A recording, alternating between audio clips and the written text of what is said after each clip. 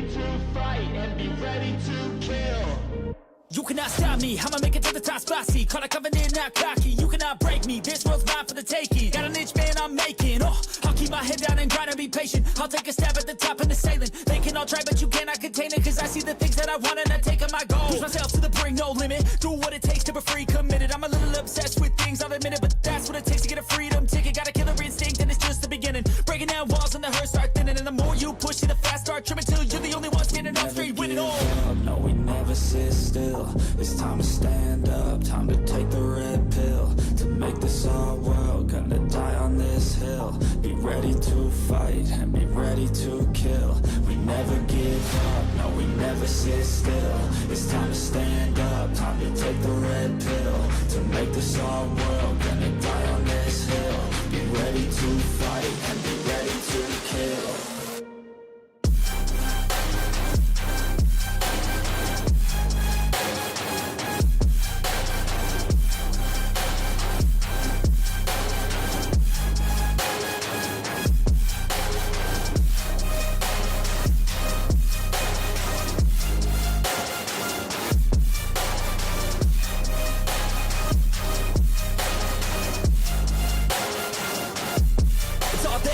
You just gotta wanna keep chasing, put you everything you're facing. Keep up with the pace and adrenaline rush starts racing. Get through all the things you hate in. Don't let the others in charge of your dreams. They just don't know what it takes to be seen. You see the ship take control of your team. And if you're alone, then a one-man army. So you better be starving, and you better be carving. Through the hate, keep marching.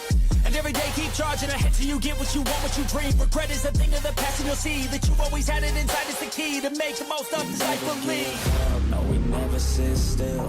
It's time to stand up, time to take the red pill. To make this our world, gonna die on this hill. Be ready to fight and be ready to kill. We never give up, no, we never sit still.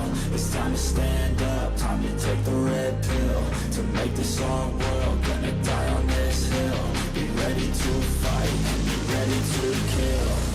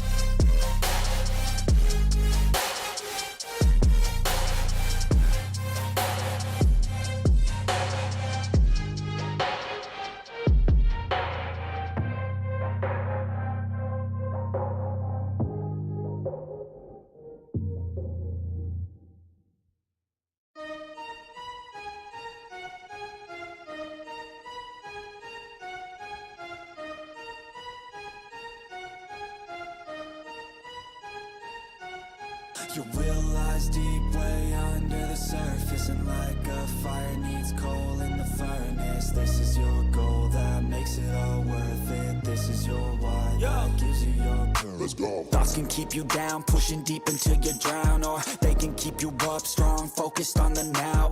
Glass half full, or has it been emptied out? Well, that's all up to you and your mind. Do you doubt anything, everything, not a thing? Make my thoughts work for me, manifest what I need, what I want, what I see. I could be anything, I attract all the things that I see. I believe I'll achieve as I breathe in and out again and again. I don't doubt, I sit and I plan, and I found out that I can execute if I'm driven, if I listen, if I learn all the wisdom. Read some books, something written, watch the best. Teach a system, I invest, never hidden, I ain't scared. Ain't no chicken, I take dares. I'll be winning, you get back what you're giving. Find the reason that you're living, what you're good at, all your gifts and what you love. Take a risk and find out what you've been missing. You realize deep way under the surface, and like a fire needs coal in the furnace. This is your goal that makes it all worth it. This is your why that gives you your purpose. You realize deep way under the surface, and like a fire needs coal in the furnace. This is your goal that makes it all worth it. This is your why that gives you your purpose.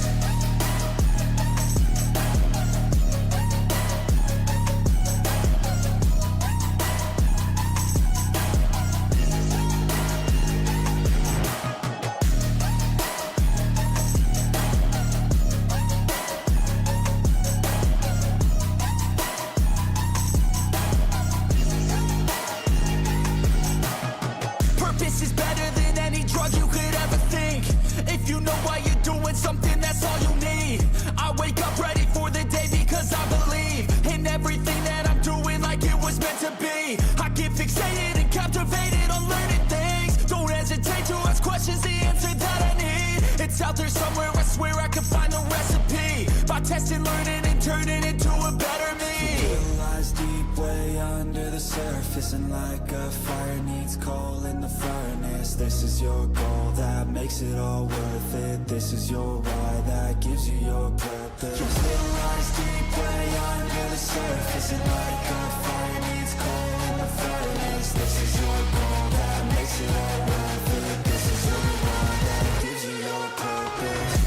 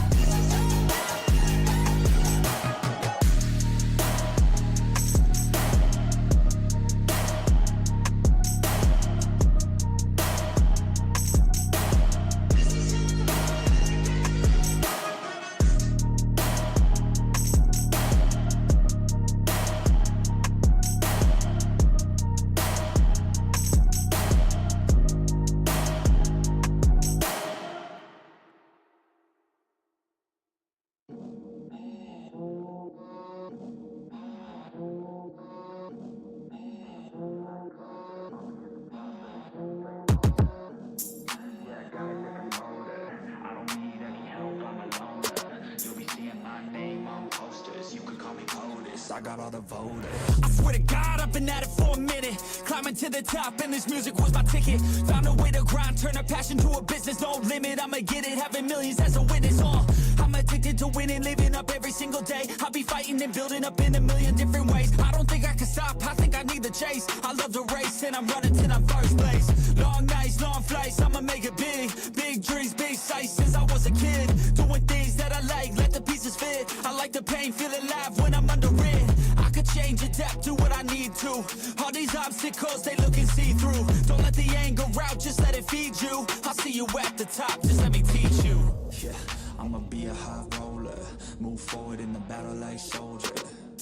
In the game like closer. I'll be at the top of the chain, straight owner.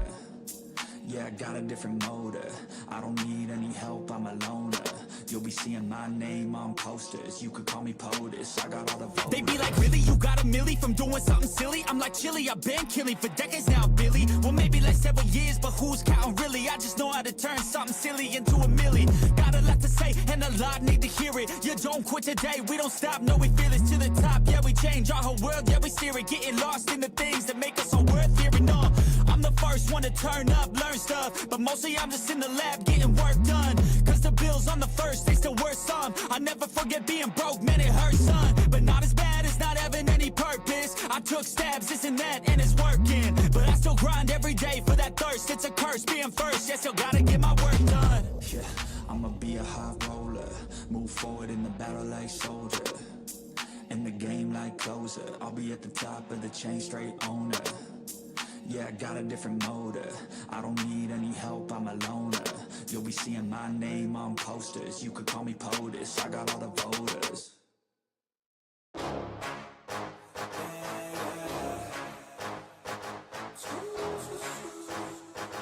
Yeah, let's go. New year, new me, turn it up a new degree. I'm gonna make it to the top if it's the last thing I see. Work hard every day, work hard, then we play. I'll be doing everything in my own damn way. Ain't nobody tell me shit, I'm on top of it. Writing hits that make other people feel like writing hits. We gon' get every little goal that we wanna get. Never quit, we don't even know what it means to quit. Write it down, what you want, what you need, what you see. Everything that you wanna be.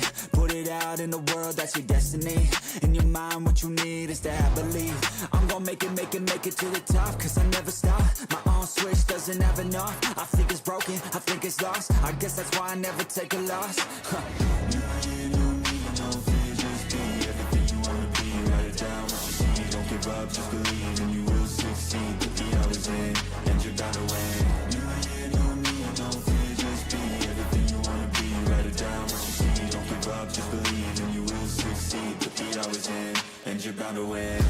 idea with yourself that you'll get after it.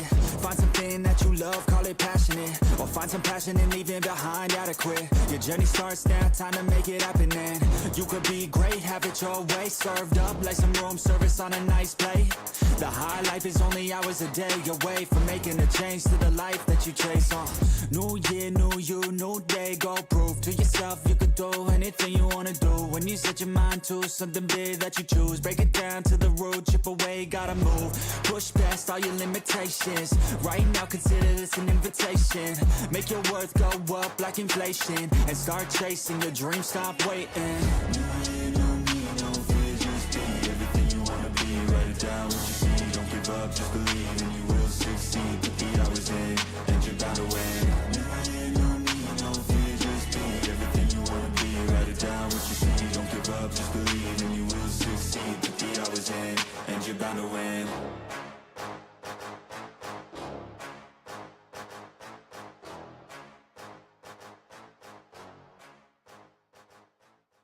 Even when you feel low, you can still go.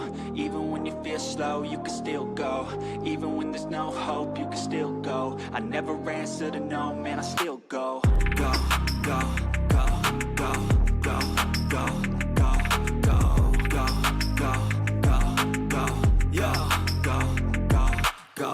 Hustle hard, hustle every single day. I'll be making moves till I'm buried in my grave. To the system, I don't wanna be a slave. I've been doing shit my way, or the highway. And in the driveway is a nice range. Cause I grind through the climb, I invite pain. You'll never hear me, bitch, nah, I don't complain. Just gotta flip the switch and you can go and obtain anything you want, anything you need. Your mind's got the key ingredient, it's belief. They'll deceive with the negativity, but I just slide right by that energy. Even when you feel low, you can still go. Even when you feel slow, you can still go. Even when there's no hope, you can still go. I never answer to no, man, I still go. Go, go, go, go, go, go, go, go, go, go, go, go, go, go, go, go,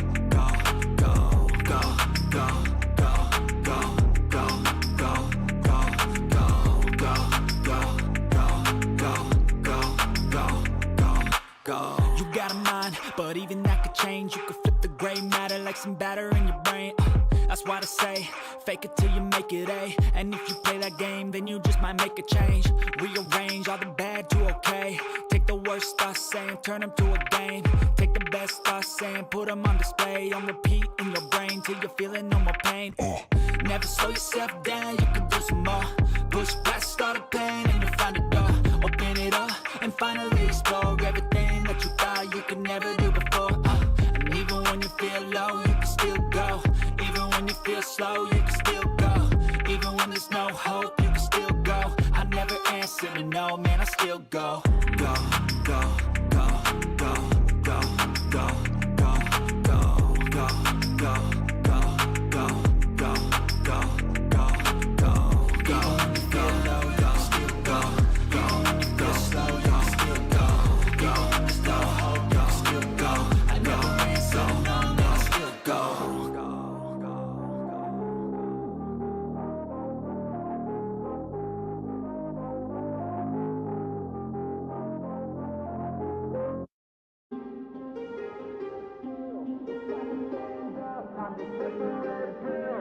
no, man, I still go. Gonna die on this hill. Be ready to fight and be ready to kill.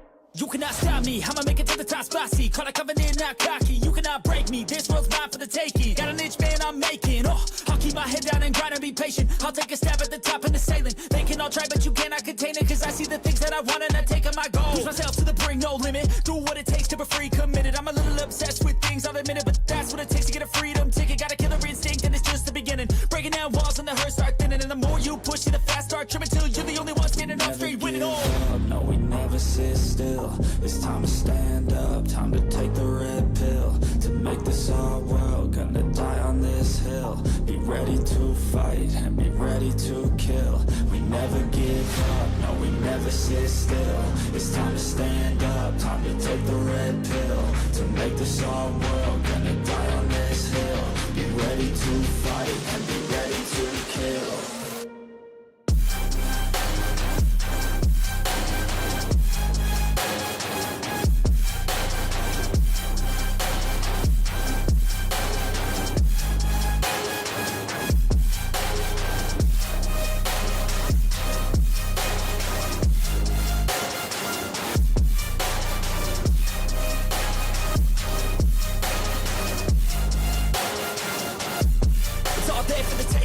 gotta wanna keep chasing, put you everything you're facing, keep up with the pace and adrenaline rush starts racing, get through all the things you hate in. Don't let the others in charge of your dreams, they just don't know what it takes to be seen. You see the ship take control of your team, and if you're alone, then a one-man army. So you better be starving, and you better be carving through the hate, keep marching, and every day keep charging ahead till you get what you want, what you dream. Regret is a thing of the past, and you'll see that you always had it inside. It's the key to make the most of this life. Believe. No, we never sit still.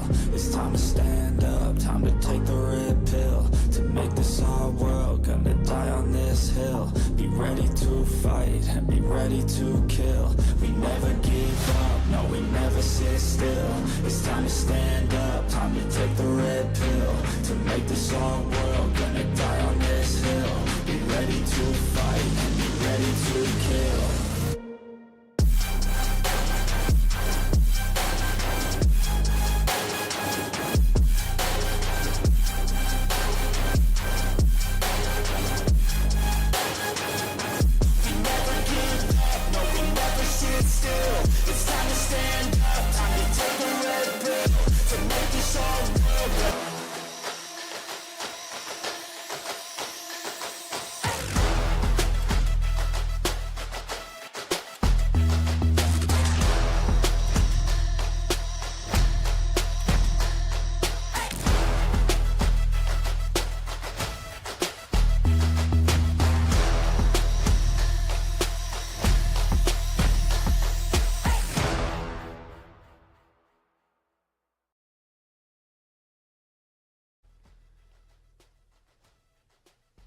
Championship Sunday here at the Plausible Gaming Championship Series Season 5 finale. 4 teams yesterday battled for the 2 slots here today. Now we play a best of 5 to decide who holds the crown at the end of it. My name's Zama77 and joined by the most handsomest caster ever in the world. It's Puffo Bob. Bob, how you doing this afternoon?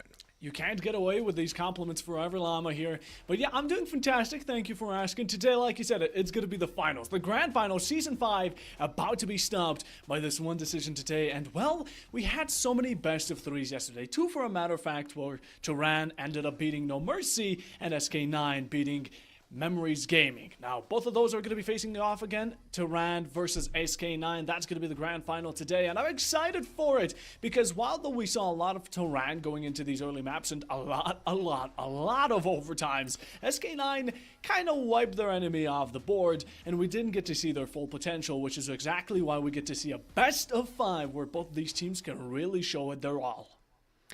I feel like that's the fun part, right? We had 2 kind of very different series. The first one on the day needing 3 different sets of overtime to decide a victor, even though it was a 2-0 sweep. And then on the other side, it truly was a 2-0 sweep. A great opener from SK9. They have been on their P's and Q's, but like you said, was it just their opponent or was it them? We'll get to take a look at this matchup here for the day, and a best of 5, what more could you want? These will be your grand finalists. Turan building after a really strong battle for themselves to book them all the way to the up here, and SK9_GG coming out as their contenders for the very final spot. And I mean, I'm excited here for it, Llama. We've seen both these teams. Now it's time to see who can end out on top. Yeah, and honestly as well, getting to look at some of the highlights from yesterday, both teams able to bring their best. And I think looking at this Turan squad, to be able to win in overtime, it tells you a lot about their resilience. But also, who I want to look at is Khan. So versatile of a player, so many kills that felt like swung their way, but to find themselves together. You see Khan there being very versatile, being able to play off that AWP, but more and more, their swings together is what is going to win them rounds. Absolutely, and that's what we loved seeing from the side of Turan. Not only were they able to play together, but even when certain players popped off, it did the team wonders. Now, of course, No Mercy had them running for their money. Some of these shots from No Mercy really brought them down quickly, but Turan in the end managed to secure what truly matters, and that's the victory in map 1, the second one as well. And I mean, took a look at these shots. Capon is definitely not to be underestimated, and as much as you talk about Khan, my eyes at the prize here are definitely going to be on none other than, of course, I would love to see a bit more of a Caro and Floria today. Now, of course, they weren't as versatile, but they get the job done. Absolutely, and it's not just about one player. I think Khan had that clutch potential, but you don't necessarily want to rely on that clutch potential every single round, because it sometimes felt like that. In some of the mid-rounds where No Mercy had sent it to overtime, had sent some comebacks and won round after round after round, it had fallen onto Khan's shoulders to really win a couple of those late battles. And against SK9, they are a team fully stacked, full of talent, and you don't want to give them a clutch situation either. No, you don't. You really don't want to give them opening clutch situations. You want to let them be and ponder on in their own patience, wondering where you might rely. Because SK9 are deadly. They are deadly, and let me tell you, like we said, the yesterday's score was absolutely brutal. I thought we were going to be able to bring it to midnight my time with these guys, but you know, SK9 finished us off a bit quicker than, of course, we expected. And you know what? I'm interested. I want to see a bit of SK9 yet again, Lam. You'll get your wish. We'll get to watch some of the highlights from SK9 yesterday, and this first map was just absolutely a snowball of the ages. SK9 ended up going plus 22 in round differential across the two-map sweep, and it felt like every single one of their players knew their timing, was hitting their shots, and for a team that neither of us had personally seen here in the Plausible Gaming Championship Series, they were ones that soaked up the limelight and used it to run over their opponents. There was nothing that could stand in their way. Look at the shots from Yoki. That's the dedicated operator. You really won't be challenging much here. And of course, from the rest of the players, like Makra, Young, Lost, they all worked really well together. Resurgence as well. And as a team, SK9, they had nothing against them. Look at them. They fantastically not only outwitted the enemies, but outgunned is just too small of a statement for them. In the end, this is going to be a clash of absolute titans between the two teams. As of course, I think this is more than a fitting battle for the grand finals. It's a perfect battle, and I'm excited to see what these two teams bring forward. I think talking about players for me, I think Vanix was kind of that silent superhero. As much as we saw Yoki having the greatest AWP clips of all time, I feel like it was the other four members that were slowly building the pieces around him. So a perfect battle, as you said. And Bob, we've got our maps. We've got our maps, like every gladiator that needs an arena to fight in. Today we have 5 of them, as a matter of fact, and the first 2 to be rather banned. Let's start on the bans. Let's see what these teams are not comfortable in playing, and I'm going to start us off here. SK9, just like yesterday, their first ban will be Train. A little bit unsurprising. Both teams, neither of them played it yesterday. Neither of them wanted to play it yesterday. So keeping that out and away can be a little bit of a toss-up map if you're not able to bring in those new changes and adapt on what the new map really brings. So that one's out. Tehran are going to immediately take out Anubis, though, as our second ban of the day. Oh, that is just breaking my heart. I would love to see Tehran on the side of Anubis. Honestly, I think they tore it apart. I think they did well, although with those double overtimes, I don't think they want to take SK9 and with their chances up there. But that's the ban's over. Llama, now all that remains are going to be the picks. And the first map we're going to be opening this grand final with, it's going to be one that SK9 was quite comfortable on yesterday, going 13-4 against Memories Gaming, and that will be none other than Mirage. It's a good first pick, and I think as we kind of go down this list, it's going to be a little bit more neutral maps, it feels like, towards the start. But neutral is something that SK9 did not have in their vocabulary. Really dominant over the course of that last series. We'll see if they can bring that into this one. Tehran, their first map pick of the day is going to be Inferno. So we'll start off Mirage, then head to Inferno. Oh, we didn't see that yesterday. And well, some maps we also haven't seen because Dust was a decider for both of the semifinals yesterday, yet we did not get to witness it. And thankfully, the bare minimum is going to be 3 maps. The third map will be none other than Dust. It's a good third selection, and like you said, it was the third map of both of our semifinals yesterday, but we didn't get to map number 3, so didn't get to see it. So a lovely pick there from SK9. Tehran is going to round out the 4th map pick with an Ancient, their final selection before the default, and it's a good one to fall back on if they can pick up 1 or 2 maps early.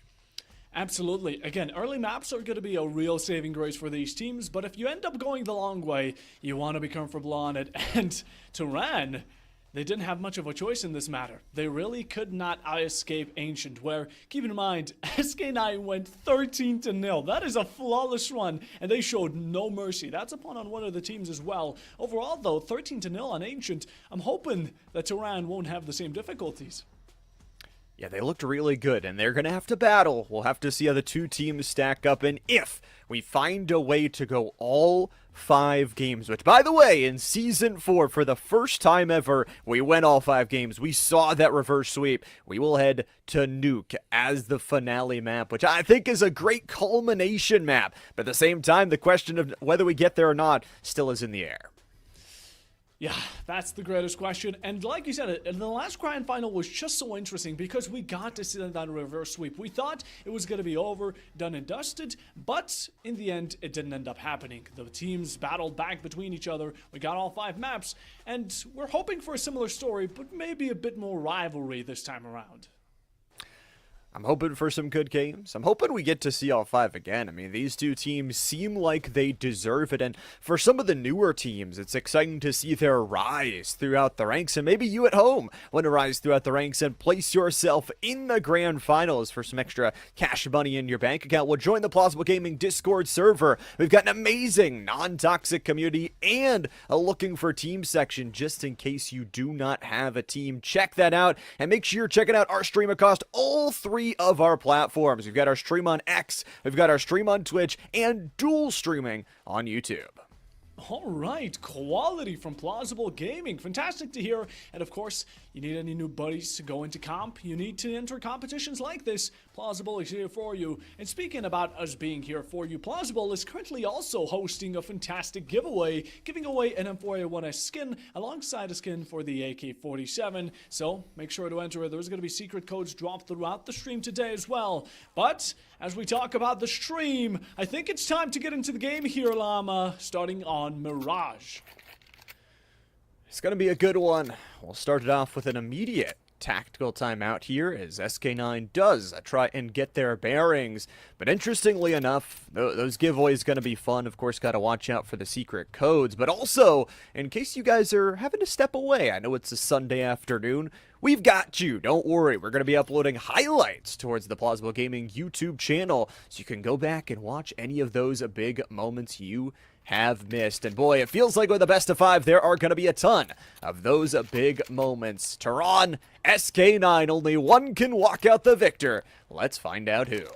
Let's find out who. The pistol here is going to be quite a determining factor for this early establishment, although keep in mind Barrage is quite a staple in the CS2 community in general, be it competitive or casual. It's a beloved map. Might be some people hate it, but that's a sinful act on its own. And going mid here as a starter will be quite interesting from the side of SK9 as they pick off a lot of damage off top. I mean, that's huge. You take the Nest player down to 26 HP, and you've already gained control of the tunnels. So you can kind of approach this mid-push from a couple different angles. With 90 seconds still on the clock, you have a lot of choices where to go. Could walk out towards the catwalk side, but Gapon could ruin everything here. The aggressive walkout into the dual swing and a little bit of damage coming their way. Nice little headshot, but the reload is going to trade him out. And that means rush, rush, rush. An apartment side hit coming through here from SK9. If they can get the clearance on this last player, should be sight going their way. And that's exactly what it is. That's exactly what it is. USPSs aren't going to be helping when you can't connect those dots, and Tehran is certainly starting to lose players just like that from the side of the market. Not going to have that approach. Floria knows about both of these locations. One up close on right, and which one do we take? Smoke is going to be fantastic cover. Bench is completely covering the enemy side. Double kill here for the side of none other than Tehran. I do believe that actually, yeah, Tehran here are starting to slowly fall, and just like that, they've gotten themselves the first round. Really good job here from SK9 to bring in the victory, starting off with just an aggressive hit. They go through mid, they find themselves in a nice position, and end up just rushing on through, utilizing that dual swing. So we'll see what Tehran could do to bounce their way on back. They're going to need to do it one way or another. It's not the greatest of beginnings, and I do love to see that they are still going to be sticking it down to pistols. All that's going to be allowing Macra to secure SK9 the opening pick here. Through smoke or not, Gap on up close could be a dangerous aspect. Gets one double. Can we find the triple? Taking it out too and making numbers even. Although on these long range, he simply can't commit to it fully. And SK9 have overloaded Turan. 2 players left to go here, only a couple of deagles. Oh, that reload is gonna cost you your life, but Resurgence has found a way back on in. SK9 with a 1-round lead, trying to make it 2. But look at the damage that's already done. They've lost 3 players. That is huge for an eco round. And Khan, we said it, it falls on their shoulders so many times. And again, oh, the timing is just too slow. How much can the deagle do now? When in the hands of Gapon, and definitely can bring due diligence. Young and Resurgence get it down, stick it through, trying to back up on CT until they do. They both rock AKs, which is going to be a fantastic gun to have in this situation. They just need to hold themselves correctly. Does he get the first rather? Yes, he does, but not the second, that's for sure. Youngs with a swing takes out what was remaining, and Turan going to be losing their second. Although with their third, they're going to slowly start being able to back themselves up with better guns. Yeah, I mean, 4 kills is not too shabby there. We'll see what SK9 do end up sending in towards this 3rd round as we hit ourselves into a technical pause. We're going to look at this replay here, and it's that early mid damage. The trade-off from Gapon did so much damage on that double kill, and then the re-rotate in back from Khan. It's a good enough set of player kills that you damage the economy that you lost is not able to actually buy into the full AWP. Has to settle for some lesser scoped weaponry, but to the looks of it, it looks like Turan might have invested enough into those deagles that they're buying into full utility, which means they don't have enough to buy into full guns. Absolutely. Not going to be the best technical pause coming around, which is going to be great here for Turan because they've lost 2 rounds already. And while though this is normally in CS2 tradition, of course, the first 2 rounds, the one to come out with the pistol usually ends up connecting with a second. Now Turan not only get a moment to talk it out while Todd is still slowly reconnecting here, they can get a strategy PS because slowly throughout time and map, especially in a best of 5 here, SK9 can start kind of showing their gaps. Turan can adapt slowly, see what their playstyle is, and on their CT side, they can take some dap to try and learn their pattern. I think you've got to recognize this pattern quickly. This is honestly a pivotal round. I know it's only round 3 of our first map, but SK9 were so clean yesterday that if you give them this momentum, it seems like they're just going to run away and never stop. So you need to figure out what is eventually going to happen, and it looks like Tot, maybe the player disconnected NOA from Turan, so making sure we play a full 5v5 here and get the best grand final possible. And SK9 just kind of looking at what they've built up. Both teams are investing very heavy into flashes in this round, and you know, it makes sense. This is a map that, especially through mid, has a lot of longer angles, but it means that Turan might go for something a little bit cheeky, especially with lesser weaponry. That is true. That is true.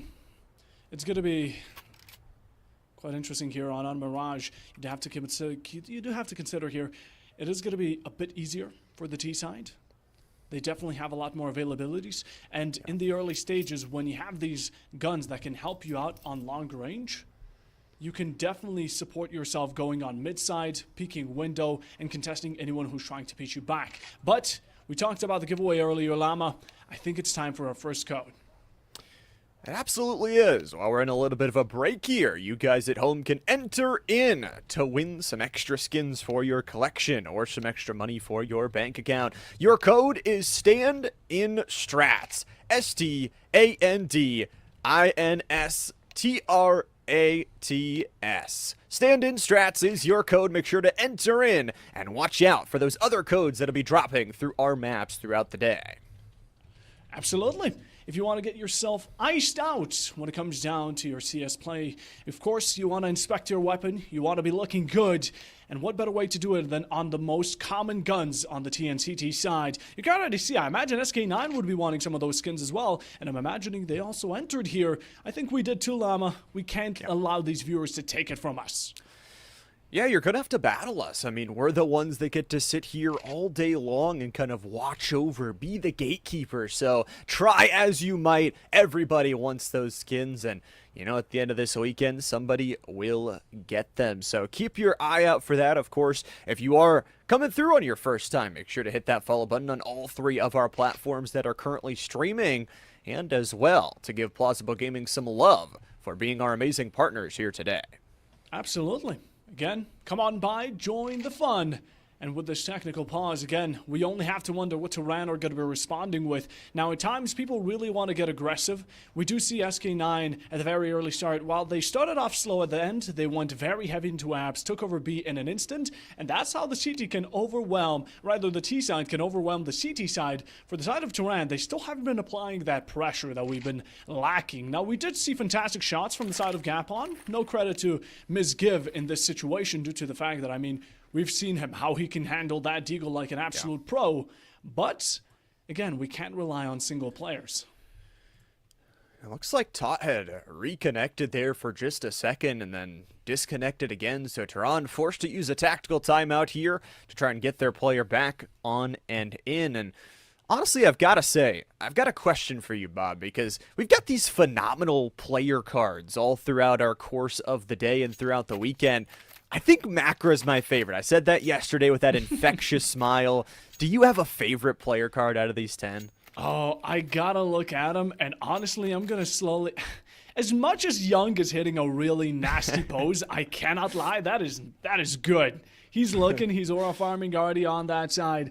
I feel like Khan is just such a cutie. Khan is so wholesome. He looks like I just want to hug him. He brings such a sunny smile to this match that honestly I can't stop looking at that beautiful face. It's pretty awesome getting to see the smiles, getting to see the players in their full force. And, you know, Yoki's kind of got that hood up thing going, just like a little bit of hair poking out. But I've got to say the hair too, especially Toronto's got some barbers. I need to go find what they're using. Ooh, that is true. We do want to get lined up for our next cast here. Although, yeah, definitely. Credits go here to Macra. His smile definitely going to be outbrighting much. Yoki just hooded up, and the rest. It's a fantastic overlay we have here, and I'm loving it in general.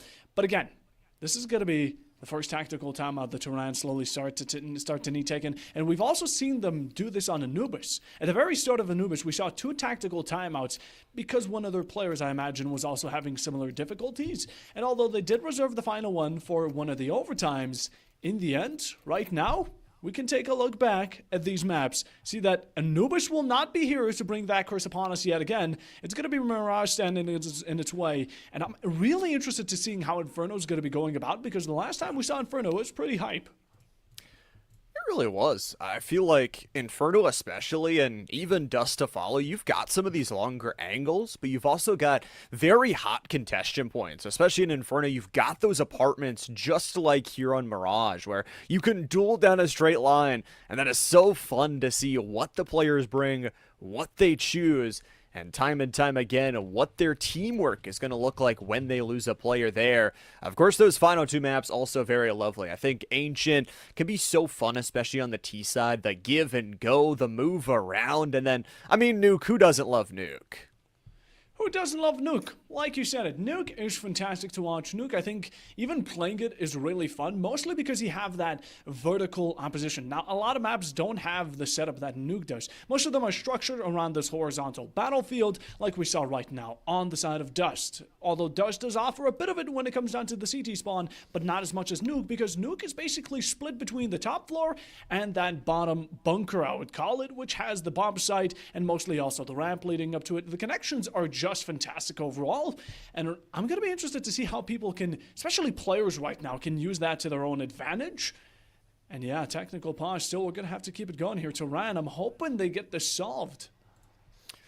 Yeah, Tot still nowhere to be found. Had reconnected there for a second, but currently lays dead on the steps of that CT side spawn. And again, kind of going back to what was the overall economy here for SK9, changing up a little bit of the utility usage, but also for Yalas, they're the only one without an AK. We thought the damage was going to be there. We thought 4 kills was going to be enough, but we forgot to mention that SK9 got back-to-back bomb plants. That first round was relatively clean with almost everybody securing a kill except for Yalas. That's the reason they don't have as much economy as the rest of their team is. They just haven't earned any kills yet, and they've been kind of that bait to start, and look at that, Todd is back up on their feet. And one thing I do want to mention, I feel like Turan are really good at dragging enemy teams into the deep water. While though for SK9, they start off strong, they start off fast, and they catch their enemies off guard, when you give Turan that space, they slowly start taking you deep. They take you into that overtime, and even when they feel exhausted, that is nothing to what they can really muster up. So currently, while Turan, they might not be on the best starting side, they still have got the artillery to back themselves up. Well, let's see how the artillery goes. You can see all those throw lines coming through mid. Lots of nades, lots of smokes, and lots of mollies to follow here. Cutting off the tunnel's re-entry. Yoki, a huge shot to the head of Gabon. And it's going to be left to the 4 remaining members of Turan. It's the M4 from Todd and Akaro on this first side lurk. There are so many players right outside of this archway, but SK9, if they know this, they could just send himself across catwalk. Akaro's gonna find the body of Yoki, but get quickly traded out. Fantastic. Quick on their feet, and the refrag is going to be imminent. Todd, although had a bit of difficulty, he's going to relieve him stale for a moment. But Makra's position here is going to be huge for SK9 as they look to deny it. Little do they know that Palace is completely overtaken. And Khan, the final, like you mentioned, it seems religious to leave him as the final hope here. Trying to sneak in here isn't going to be safe. It's not a winning battle. Resurgent takes his life. And just like that, 0-3, SK9 are going to boot him down, and this is going to be Turan's final hope to possibly come out with a round with semi-decent guns or a possible save. Yeah, I mean, at this point, you're on full round loss bonus, and on this replay, you perfectly said it. I think the person to watch here is Makra. I mean, just absolutely runs over the Palace side, clears out Sandwich, and nobody else was there to watch it. So after you hit that headshot, it's so much space, and SK9 with 4 AKs in their inventory, they never lack on their speed. They're immediately back to it here. Capon, the deagle shots have been good before, but they're down to 24 HP. Youngs takes the first blood of the match as SK9 continue to roll. Oh, and yes, they're rolling, but it's not just them, it's their heads right off their bodies. Turan have slowly started to take picks, while though Gapin did exchange a lot of that age before. The Molly won't be supporting Yun, not only taking away his position, but at the same time forcing him to switch that position. And just like that, SK9 have now found a troublesome situation, with Khan also picking up the AK, and Akaro on that MF4A1S, gonna be a dangerous one, and trying to sneak right towards Apps. It's still being checked by the side of Todd. I do believe he spotted them. The information gonna slowly start coming out. They're hiding in well. The utility right around the corner, but little does he know one's right above him, and Youngs takes him out. It's okay. Both teams are missing their lineups. Sometimes you hit a wall. It happens to the best of us. Gabon is going to hit ahead, though, and take down Yoki out of the battle. Health bars are low from SK9, but they've still got the bodies, and they've got the weaponry. A flash will delay the entry from Turan, as the pistol from Gabon is after going to do a ton of work. Long-range shots there from Resurgence. Gets one. Youngs gets the second, and the smoke will only delay for so long. Akaro can't get the jump through the window. SK9 goes 4 straight rounds. Turan were lacking a bit in that teamwork in their final moments, and it honestly hurt to see as much as they were able to get themselves back up with pistol headshots coming out as the grays they could have worked off of. In the end, they were not complacent enough. They did not work together as one. They kept on swinging 2 players, and in a 2v1, of course you're logically going to lose. But once you repeat that, all 3 of you disappear in a second. Talk about disappearance. Where's the defense gone? Yalas is going to burn down one. A quick trade coming through from Akaro as they reinforce that mid position. SK9 really good at getting those first bloods and just starting it off really good. But this time around, the player to watch is Yoki. The clear out of Palace could give them so much information. Gabon and Gru are going to try and reinforce this site as Akaro takes another head off the body. They know the position of Yoki. The problem is they can't full commit to clear it out. Gabon, a huge kill onto Makra, and Yoki's position continues to be pivotal. Turan yet again We've seen it from you before. Can you execute correctly? You saw the dink possibility in just a split moment. SK9 try to play it safe, and they have plenty of time. Still a minute remaining. Capon trying to get back to a safe moment. So he does. Reconcile with your teammate. Get in a similar position. Go for the refrag game if you must. Or simply take him out one by one. A counter there with a shot onto Resurgence, making Yoki be the last survivor standing. 40 seconds now. Hopping off.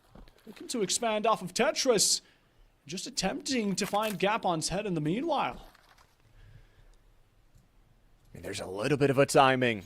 If you can find this first one, Jungle's there to reinforce. There's a smoke molly combo. Gapon's gonna send it.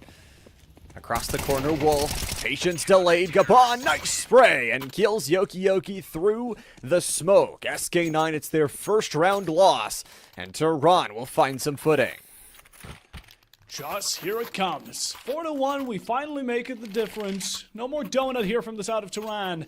And slowly that adaptation is going to be coming through, but hopefully you're able to persist it for more than one round. Although with a single round, they were able to deliver SK9 to a really bad position as Loss is forced to a Deagle macro on that Mac 10. And while you can play some positions up close, majority here, when it comes down to Tehran's hold, will be difficult to do so.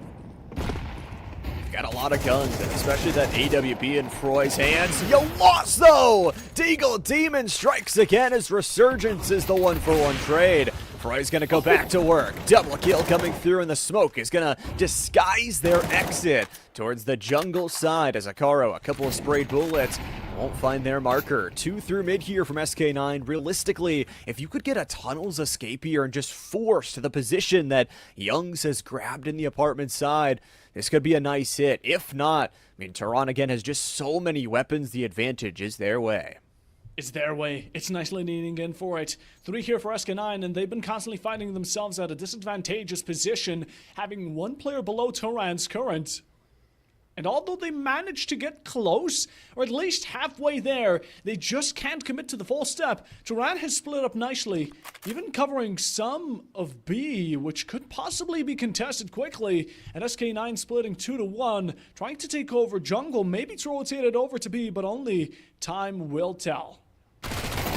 Gonna walk into each other here. Macra's gonna get the upgrade up for the kill on the short angle. Freya's got a huge kill onto Macra though. Trading back away that weapon. The problem is the bomb was back near spawn up the stair steps, and SK9 are gonna have to make a really long rotation. Youngzer, the position is heard. You are dead.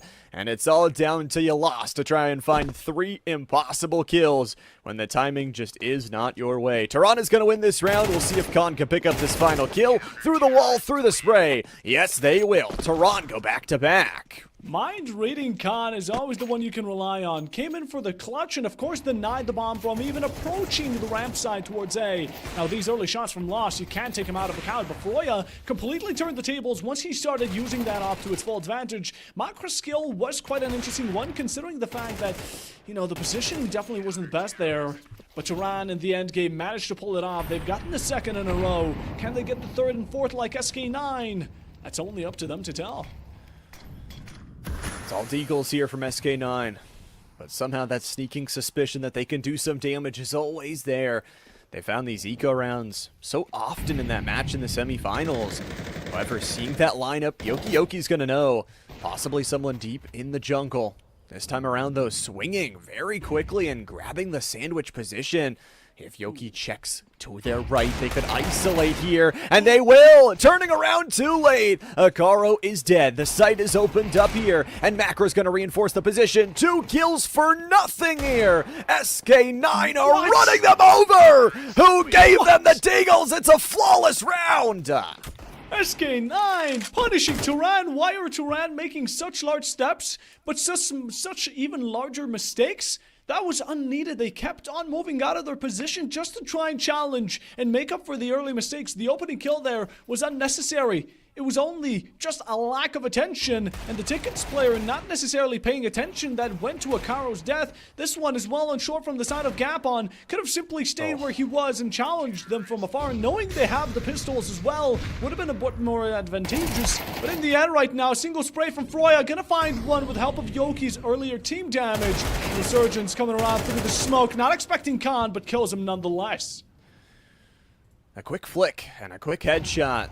SK9, another round where they've got that opening kill. They've got the follow-up kill as well. And they're up in a one-player positive scenario. Karo's going to go back towards the archway to try and defend here, but there's just too many places to look, and Macra's going to be waiting on the inside of this one. The tunnel escapee will find themselves into a safer spot. The bomb is actually lurking over towards apartments, though. Single shot there, and it's more than clear. CZ75 on top, and again, it's that Tech 9 situation. You can definitely get away with a lot once you carry that gun. The flank here, not successful just yet. HP too low, and Yoki make sure it doesn't go abroad anymore, as SK9 have overtaken both sides but B, with the final two players sticking around trying to defend themselves, but they are completely outnumbered. Todd, last one from Market. Can it be allowed for the Slaughter Resurgent coming around, taking the final, and just like that, Turan are yet again 4 rounds away from SK9's score. A nice re-extension of the lead, and that Deagle round was beautiful, but that last round was just an absolute picturesque show of fluidity, just moving around the map with style, and they don't do it too late. We saw earlier in this half where it took SK9 too long to move across the map. This time, they have 50 seconds left when they turn away from that B bomb site. They're up 4 rounds, as you mentioned now. Let's see how many more they can make it here. Khan's going to get a great spray through the flames and earn themselves first blood. That's that early aggression. A bit of a gamble always tends to work on Ram side if you can pick up a good MP9 or even shotgun kill. And let's take a look at who's right next to. Is it Todd? Yes, no, rather it's going to be a Karo sneaking in your enemy backlines, but it doesn't matter as most of them get shut down. With the support of Khan, though, who has wiped out anyone trying to push onto A, SK9 have found themselves with only 2 players to run on even basis. Mid not controlled, but looking to possibly back off and go ramp, Palace as well. It's all down to how well Turan can read this. SK9 here do have 2 players, and they are on the T side, so theoretically, should have a 2v1 for whichever site they do choose. It's going to be Khan here first. A flash and a Molotov in the inventory.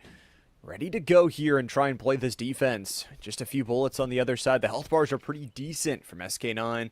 Of course, you lost the lowest member already on a double kill. Has half their kills of the entire map in this round, and Todd's going to reinforce. All of a sudden, it's a 2v2, and Todd takes them both down. A double kill from Todd and Khan wins Turan the round. They got a 50-50 between a 50% HP Todd or a fully stacked Khan, and they ended up going the worst route they possibly could have, going up against the challenge of the man, the myth, the legend, and just like that, Turan are back up 3-6. It's 1 round, it's still looking decent, they can even it out as SK9 have certified themselves a split on draw. But with 150 right now, counting is down, going into round number 10. 2 more remain here, or rather 3 more rounds remain in this first half. And at the very beginning, you do not want to be peeking into Yoki's up, because that's where actions have consequences.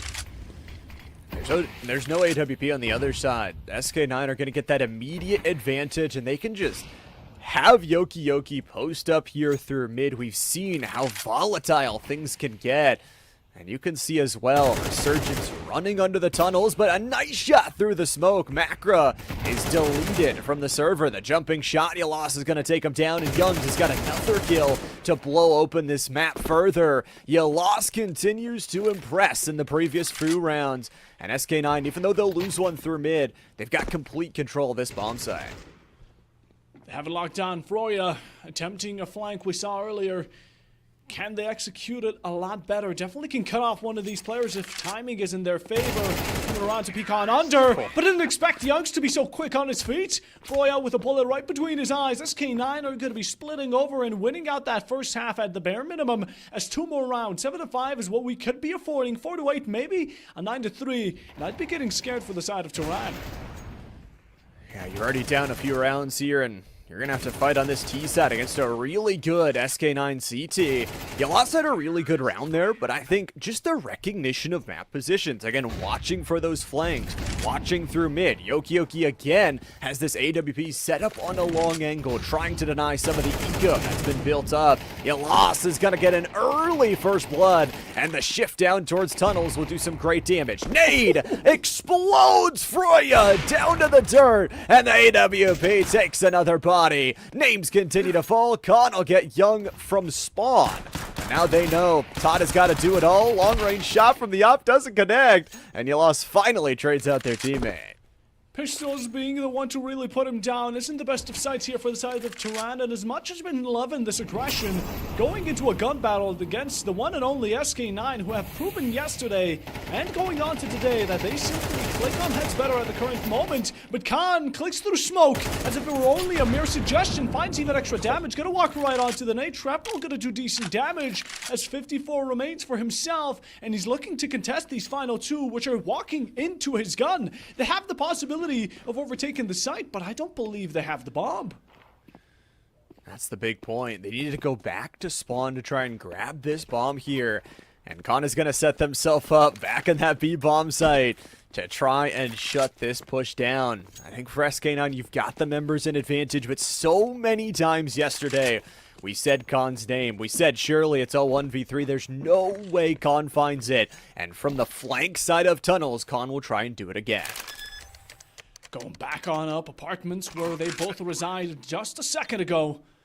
Khan here unexpectedly going for this long flank. He's being so silent that SK9 can't pick an angle to watch him from, but seeing where he was last, it's only logical. He does a small hop, but little does he know that they're both on his left. A shot there looks to contest him in a one-on-one battle as they're both hiding, wasting time, stalling. I do believe he knows the position, finds one. That's a good beginning here for Khan, but time is slowly starting to run out, and he needs to act accordingly. He's going for the defuse. He doesn't stick it on. Rather, he doesn't. That's going to be where Lost finds him.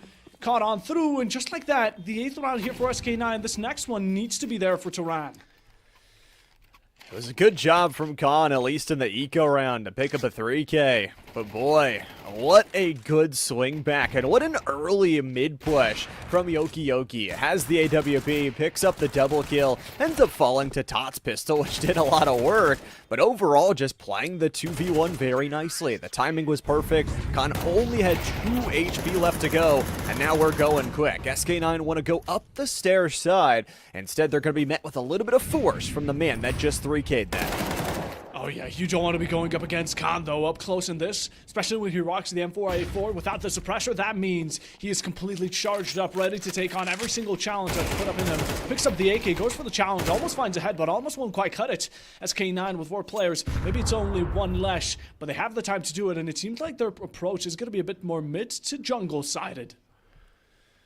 I like it. I mean, you push out Kapan, who has historically been very good in this map specifically. You do wonder, though, where it goes after this, because you've still got the bomb back in spawn side. There's a lot of players here towards the A side. There's the feet found, and Kapan will actually find the headshot on Resurgence, and didn't lose too much HP. Still has 40 to boot here, and Khan repositioned back up towards the scaffolding. We'll find the headshot lineup here.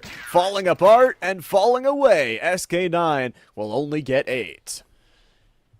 And Turan will only get 4. Just like that, it was the minimum required, at least from my perspective, but they managed to successfully have that quota to comfortably go on to the C side. The shots here were still immaculate. Turan were facing no issues throughout this round, and if only they could have carried this through the early beginnings as well, although they've nicely set themselves in stone and ready to pull it in for themselves. This pistol round, though, is going to be important for both teams to try and pull it. I think for Turan specifically, you lose this round and one more on top. SK9 would turn themselves 6 for 6 in pistol rounds across the weekend. And that is just not something you want to see for a team as good as them that was, again, plus 22 yesterday. Khan, the early nade coming through, but the shots are good. Headshot for headshot. Turan's got a double kill, and Macro and crew have to reinforce from the market side. Turan has got some great space, but the smokes are eventually going to fade. Tot's got another. Yoki, Macro, they've got to do it all. Macro's finding that shots, but do they know it's the flank coming in on time, and Gapon shuts it down. Gapon with the final Turan, only 3 away, and that's definitely going to be looking better going into this following rounds. Now, of course, unless they lose their composition due to pistols being a bit more unexpected when the dinks come around and throw your camera out of the orbit, here it's a good beginning for Turan. like we saw it for the side of SK9. Turan can start picking it up for themselves. It's only down to the response once we get to those bonuses that SK9 can slowly return some of those favors as well. Early damage onto Akaro. Now, it won't be fatal. A slap on the wrist at the bare minimum, but the aggression from him seems to have fueled the fire. I feel like they love to pour gasoline on the fire that is their offense in these eco rounds. You wonder what Youngs and Resurgence can do here, especially for that USP from Resurgence. Is going to send this one back on in towards the bench side. Grabbing some information, but they're getting slowly closed in on. Froya's not going to get that closeout kill. Finally jumping, killing off of the flash of their teammate. After they clear out one, there's still another lurking inside, but no longer. Youngs dies. Gapon's spray is good for a double kill. And now it's all down to Yoki, who has a pistol and no more life to give. Turan, a good back-to-back. Good back-to-back indeed.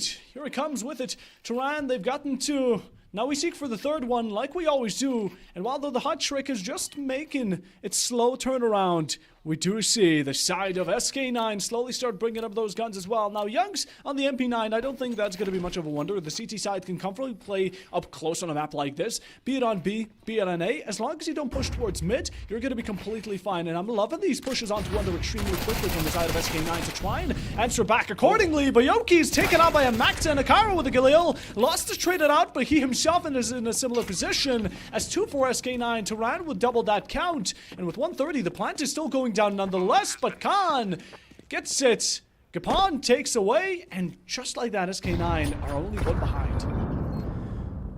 I mean, if Resurgence can do some work here, it can be their round. I think the biggest thing right now is 11 kills for each of these two players. They found it before. Resurgence won't find it again. Young is just going to grab the rifle and head on the run. The chase down coming through from Khan. The turnaround as the utility over top. Young's down to 69 HP, but will find an extra kill on top. Turan is starting to turn the tide, showing us the team they were yesterday. And Froya may just be a little bit too far behind on that timing. Bomb will go boom. Turan is up to lucky number 7. And Youngs is the only one from SK9 that survives with a rifle. Now they can get themselves a bit more back from the side of Turan. They're looking golden again. They haven't been too greedy. Now Gapon, not the greatest on economy, but I'm hoping he is going to be able to support himself by dying just a bit less. He's been having kills as well. There's 3 players, Khan, Gapon, and Akaro, who have been really doing due diligence to the side of Turan. For SK9, we definitely can't take Kiyoki out of account, but we can for losses. He'll be the first blood to be drawn. Resurgence, a lot of pressure under them, and blood spilled on the catwalk side. Yoki, an incredible Ferrari peak, sends the wheels screeching on Khan. Turan is now down 2 players in a round where they started against a full eco. Yoki's tap spray will not be good enough for a kill, but this reinforces beautiful. They've now got secure positions on Ticket, on the inside of sight, and they've locked down the other side of the map. It is important to note that the rifles are split. Yoki here on this A site, while Young with that AK is split over towards B. For Turan, this matters a lot because finally they're ready to reach the breaking point where they can count up the same rounds that SK9 currently rock. But if they can't, it's going to be back to trying to shadow behind the enemy lines, and that's difficult when you're on this attacking side, trying to push yourself onto site, especially with less players, no intel, and little confidence from the side of Froya as he needs to be constantly aware of his surroundings. That's a bit too difficult when you're completely stranded alone on mid side. You still even it out though. Resurgence is taken out. The B-hop not successful. Although the push from Todd definitely going to make a difference as A overtaken, but you need to watch out for CT. So they do, but not for too much as Todd is now traded back just as equally. Boblin actually gets down. Thought Yoki was gonna swing it, and he just does! Nobody's looking for Yoki! The quadra kill, the sealer of the dealer, and the eco round decimation from SK9 gives them some life. Oh, Turan! If there's someone Shifi side, one already died, the other two just didn't bother paying attention. The communications didn't seem to prioritize the one player that was closest to them, so they let him get away with a triple kill in just a matter of seconds. Yoki could have been erased, and in that situation, they would have had a 1v3. Even a 2v1 would have been better than nothing, but the fact that Yoki just swings in from one spot without having much of a clue, but besides the one objective in his mind that currently rests, which is kill your enemies, he got away with it. 2 rounds between the teams. Turan have this one. Otherwise, they're going to be forced back down to the pistols. Looking at the side from Todd and Nicaro. Doesn't feel great to lose that economy, but it also doesn't feel great to lose Resurgence. Nice little trade hunt to Kapan, but is it enough? He lost a good swing out through the smoke, but it's going to be a nade on top of the van. That doesn't truly find any bit of damage other than the 2 to the health, and that didn't matter for Youngs, who slays down Akaro, and then resets back up on the van side. 2 players here from Toronto, they've got to commit towards this apartment side, and it's just falling apart. Youngs, the spray, the bullets, 1 left in the tank is enough, and SK9 has got double digits first. Turan have been missing way too many shots recently. They've been losing against Deagles, they've been losing when they have the Peaker's priority, and they've been losing in general. 3 rounds now behind. It goes so quickly by when SK9 are up on the lead. And even though they pick it up at a certain pace, they completely drop it the next second, because SK9's consistency is simply unbeatable in a moment such like these. Double digits here first for the side of SK9. They're looking to have it be that 12 or 13 count as soon as humanly possible, because they want Mirage to be there as they played it on it yesterday. Turan seemed to be a bit more lost as there's no connections. 11th already almost confirmed as Turan had lost 2 players. They're going to lose a 3rd as well as Khan dies jumping out the window. Slate on down, not too much damage either. Everybody fully healthy on the SK9 side. They're just playing well together. And you talk about hidden shots, they're going to continue to do so. The loss is good for 1, turns around, and it's a flawless round here from SK9. They're up to 11, and it doesn't seem like they want to stop anytime soon. Needing to ride the wave, this is your only opportunity. Turan, I don't know what's been happening, but a tactical timeout would be my best suggestion now. All of them have practically been wasted due to the very starting technical difficulties we had, and hopefully SK9 won't be needing much more. But look at their team play. It's completely different. Turan keep on going for these solo swings and not working off of each other. They could possibly, even with pistols, one swings distracts the enemy, the other one takes him out. It's a simple chemical that you can work off of, and the reaction is just about as great. SK9 walked them out, and that's what I'm talking about. Turan can't prioritize who they want to take out, and with these final 2 standing, 1 short, 1 coming out from jungle, Foya is going to be a victim for the last, and SK9 on match point.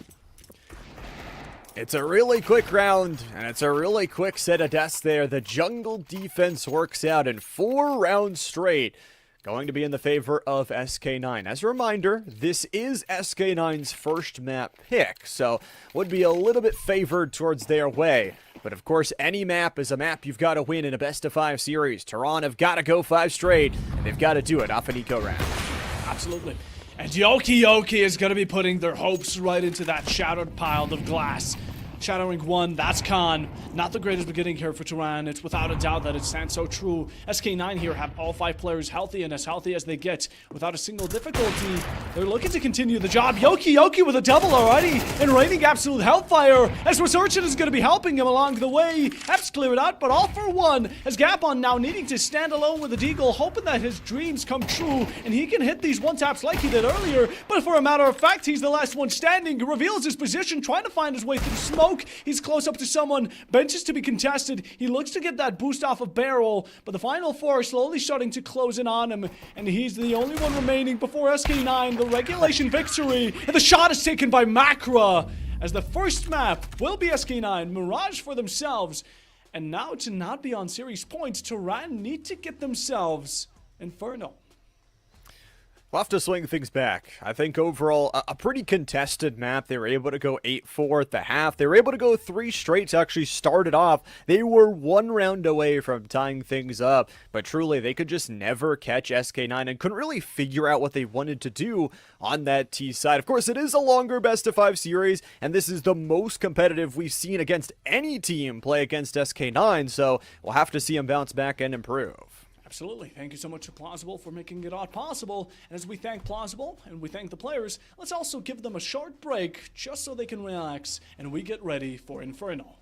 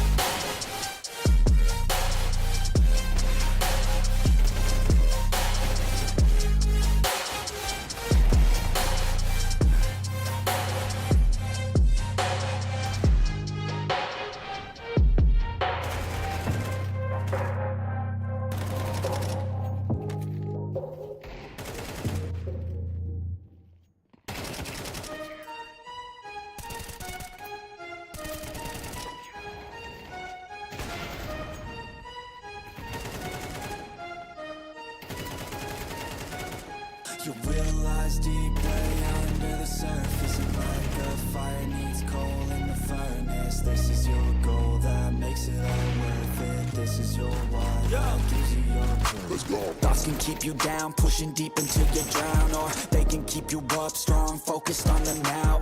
Glass half full, or has it been emptied out? Well, that's all up to you and your mind. Do you doubt anything, everything, not a thing? Make my thoughts work for me, manifest what I need, what I want, what I see. I could be anything, I attract all the things that I see. I believe I'll achieve as I breathe in and out again and again. I don't gotta sit in a plan, and I found out that I can execute if I'm driven, if I listen, if I learn all the wisdom. Read some books, something written, watch the best. Teach a system, I invest, never hidden, I ain't scared. Ain't no chicken, I take dares. I'll be winning, you get back what you're giving. Find the reason that you're living, what you're good at, all your gifts and what you love. Take a risk and find out what you've been missing. Yeah. You realize deep way under the surface, and like a fire needs coal in the furnace. This is your goal that makes it all worth it. This is your why that gives you your purpose. You realize deep way under the surface, and like a fire needs coal in the furnace. This is your goal that makes it all worth it. This is your why that gives you your purpose.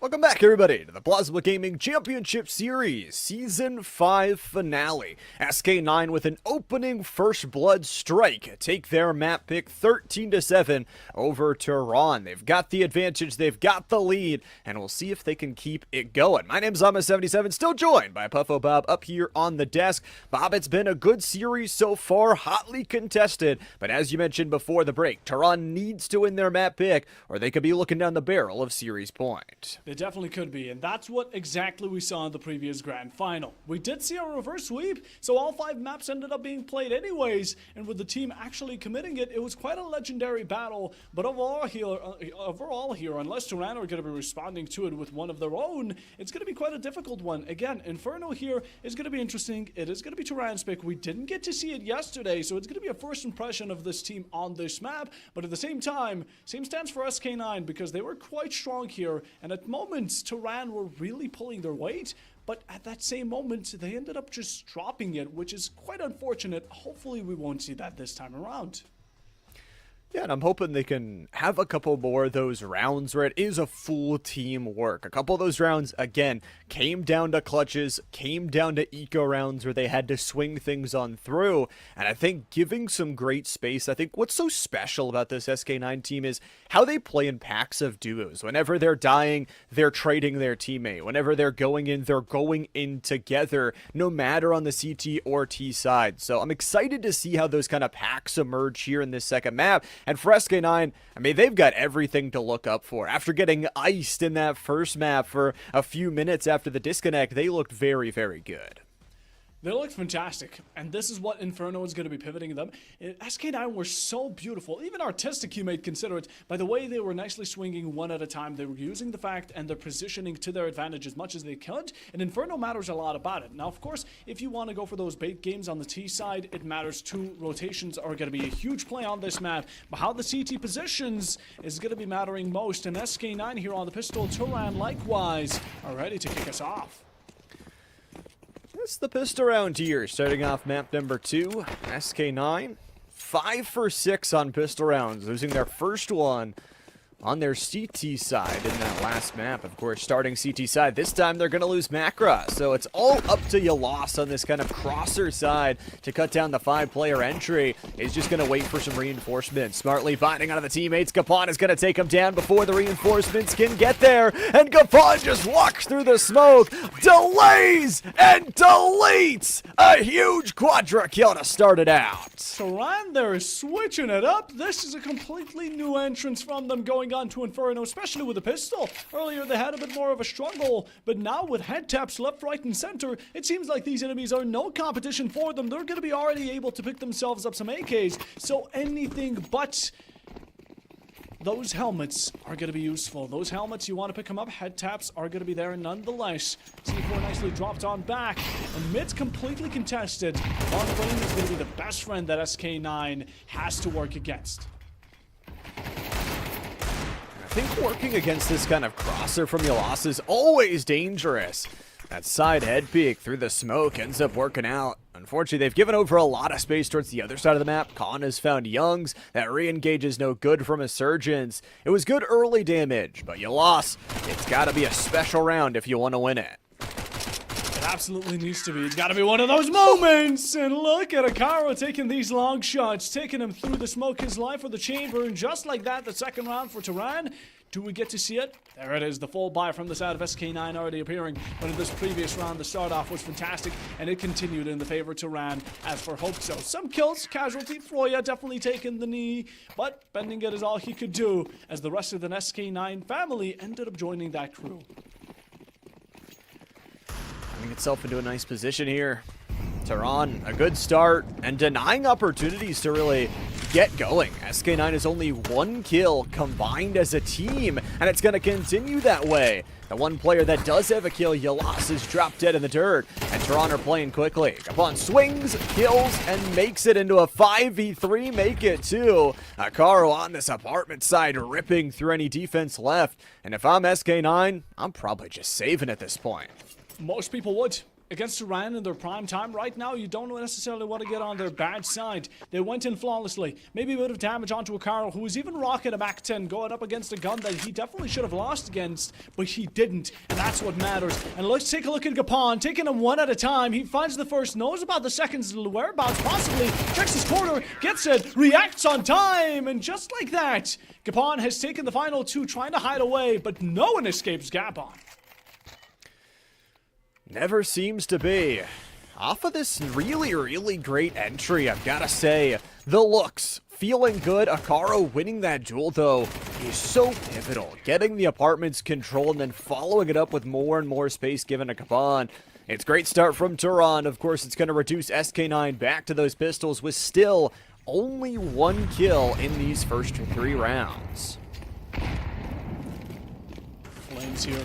Banana side, we love the call out, but as much as we love it, mollies and smokes are going to be your best friend from both sides, and especially when you want to enter or deny that entry. SK9 enters in beautifully because it's going to be delaying the side of Turan as much as they can. They've been coming in so hot and heavy that SK9 have not been able to react in on time. The boosts here are really interesting, but look at SK9's position. I mean, they're simply not giving into it. They definitely could with the D-goal, but the second this is going to be dissipating, it's going to be a lot of trouble spelling out for them. As Akaro takes the first, second there for Khan, as A is going to be contested likewise, and not a single one to take him away. And all but one remains. Yoki with the D-goal, trying to maybe disrupt the enemy's economy, but that's just the most he can do. Turan is having one heck of a map to start. Disruption is going to be good from Yoki as they swing back. Get a huge headshot onto Frore. It's going to be bomb planted, so Akaro and crew, the HPs are not in a great spot. Single bullets could take down Khan. Akaro and Taunt not too great as well, but a swing through from the shoulder. Akaro cleans it up, and Tehran continues to win. They cannot be stopped here. They really can't. I mean, they're showing the performance that we were seeing from the side of an SK9 once they were on that T side on Mirage previously. But now it's Tehran's turn. They're ready to flip the table, and so they did currently with 4 consecutive rounds without much mistakes, I'd call it. Again, they used that positioning against SK9. And, well, while we're talking about greatness such as this gameplay, Llama, you know, we were talking about some secret codes earlier. I think it's time to drop one by. It's definitely time for another one. Reward our audience for being so amazing. Your code for map number 2 is Close Quarter Clutch. CLOSEQUARTER CLUTCH. Close Quarter Clutch is your code for map number 2. And make sure to stay tuned as many far maps as we go, as many codes as you will get. Just like that. Make sure you enter them on by, heighten up your chances as much as you can. But in the meanwhile, Tehran now continue their streak, or at least hope to do so. 2 of the players here for Pistols, Loss and Makra, still hoping to buy him out. This tactical timeout definitely going to be serving well. We didn't see much early, sadly, as there was no need or availability from each of these teams. The op here from Makra, I'm surprised it's not on Yoki, but maybe he can prove us wrong. That'd be lovely. I mean, it would be awesome to see shots hitting. We've seen Makra play different shots, different ways, but nope. Makra's gonna playing from the dirt, yet to earn a kill, like 3 members of the team combined. Tehran has been very deadly on these entries.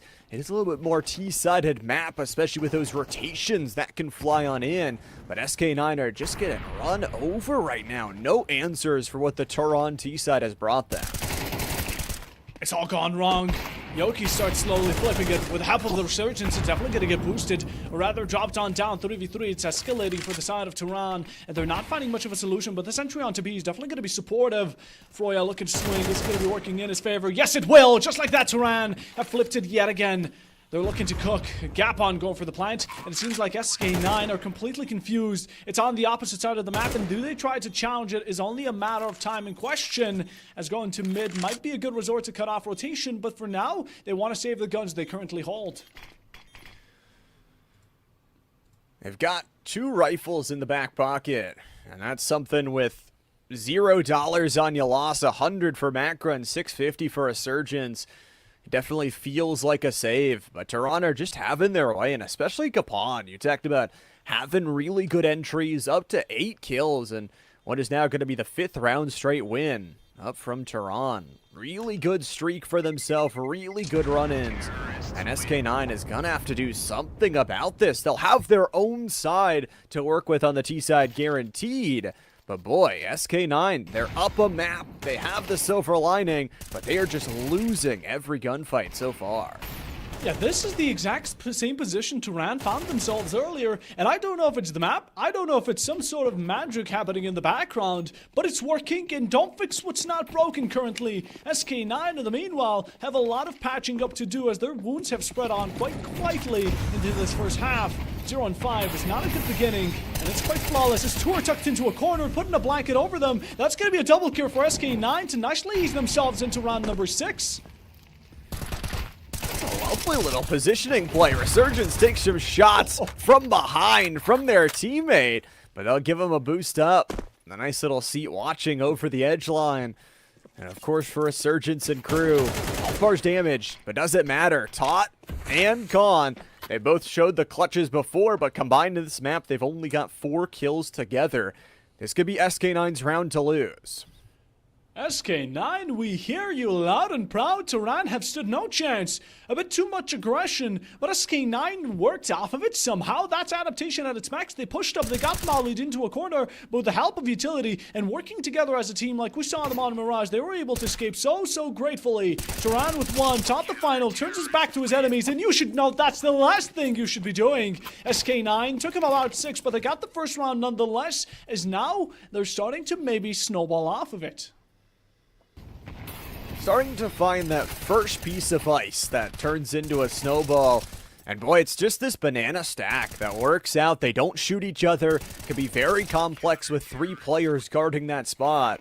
But they end up getting their first round win of this half. It's got to be more than that if they want to set themselves in a good position switching towards the other side. And I love this. Yoki, just unaccounted for, earns the first kill, senses the AWP on the other side. Looked like a shot connected there either through the wall or on a body. Second shot is right towards the upper body. It's 4 straight kills for Tehran, and they set Yalos into a clutch scenario.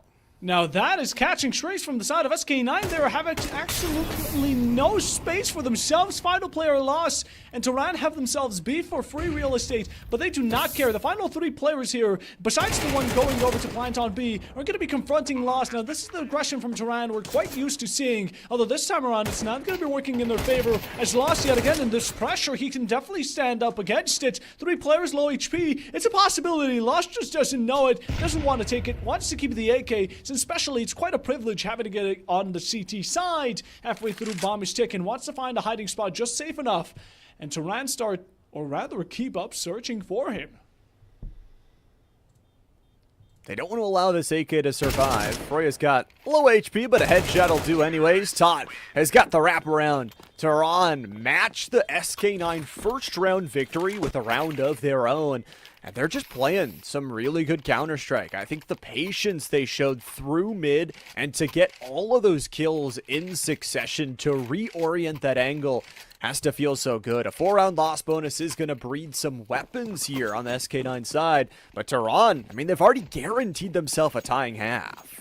Yes, they have, and SK9 are not prevailing so easily. They've been having a real difficult battle here with Tehran, even though they gave him hopes without one aggression towards banana side. Look at the adaptation, double mollies from both sides just to ensure their safety, and maybe have the top click, the clock tick down just an extra bit. Well, a fantastic shot through the smoke. Luck takes Han's head. A second one there for Yoki, and the only retaliation being from Makaro's side, and he himself faces difficulties when shrapnel is right below his feet. 4 against 2, Sky9 there. It does seem like they can really work well around this banana side, and even when you get free shots, Tots only takes advantage of one. The second one right around him, but he just seems to ignore him, doesn't spot him, tunnel visioned, 1 left, and it's going to be none other than Gapman. 9 kills though.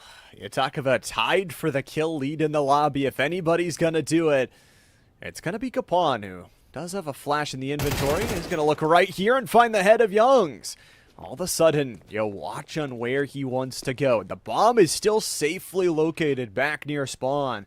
So Tehran and Gapon can go and grab that. The nice thing is, there's a 20 HP player on the other side. You've still got 40 seconds here. Gapon has got a litany of choices of where to go.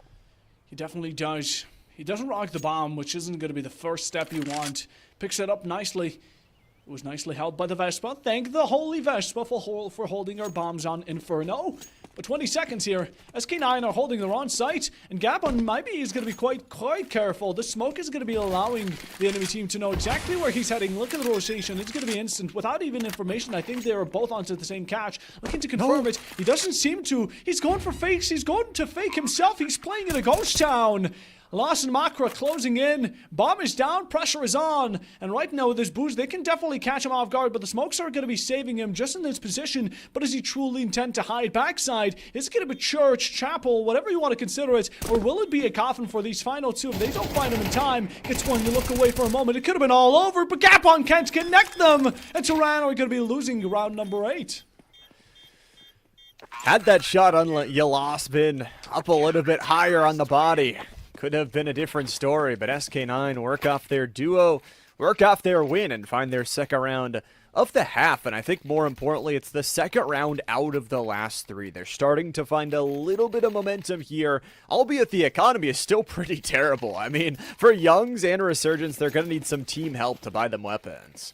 And seeing as Tehran have won 6 rounds, the fact that they're able to barely keep themselves up with AKs is honestly quite frightening. On the side of SK9, honestly, they're doing considerably better, I'd even argue. I mean, it's more than honest. You can look at the numbers, but the shots as well from Yoki, that's not what we're used to seeing. Normally, he connects them, didn't, and that could be coming back to bite you. I was expecting the lower angle of the 2, the more common, but instead that booster angle finds its way. Double setup coming through. Yoki's got the kill here, but Banana's more important. Resurgence gets that first kill, but it's a 2-stack that the first falls. Akaro gets the headshot through the smoke there, and then looks for the re-engagement. Inspecting for just a moment and then looking back, but they had to have Tot fall back to pick up that bomb, and all of a sudden Youngs is cut down the other side. So a 2v2 here on this site means that Akaro and Tot need to go huge. They need to go absolutely astronomical. Akaro's there starting us off great. Elaz going to be losing his life. It's quite ironic. The plant is going down. Feels forced to push. One single bullet going to damage Resurgence. Not enough to take him out. For Youngs and Yoki, definitely could stand for it. But the plant is down. Time is ticking. Yet again, similar situation. This post plant really brings a lot to this enemy side that they just can't seem to burden currently. Their shoulders feel overweighted.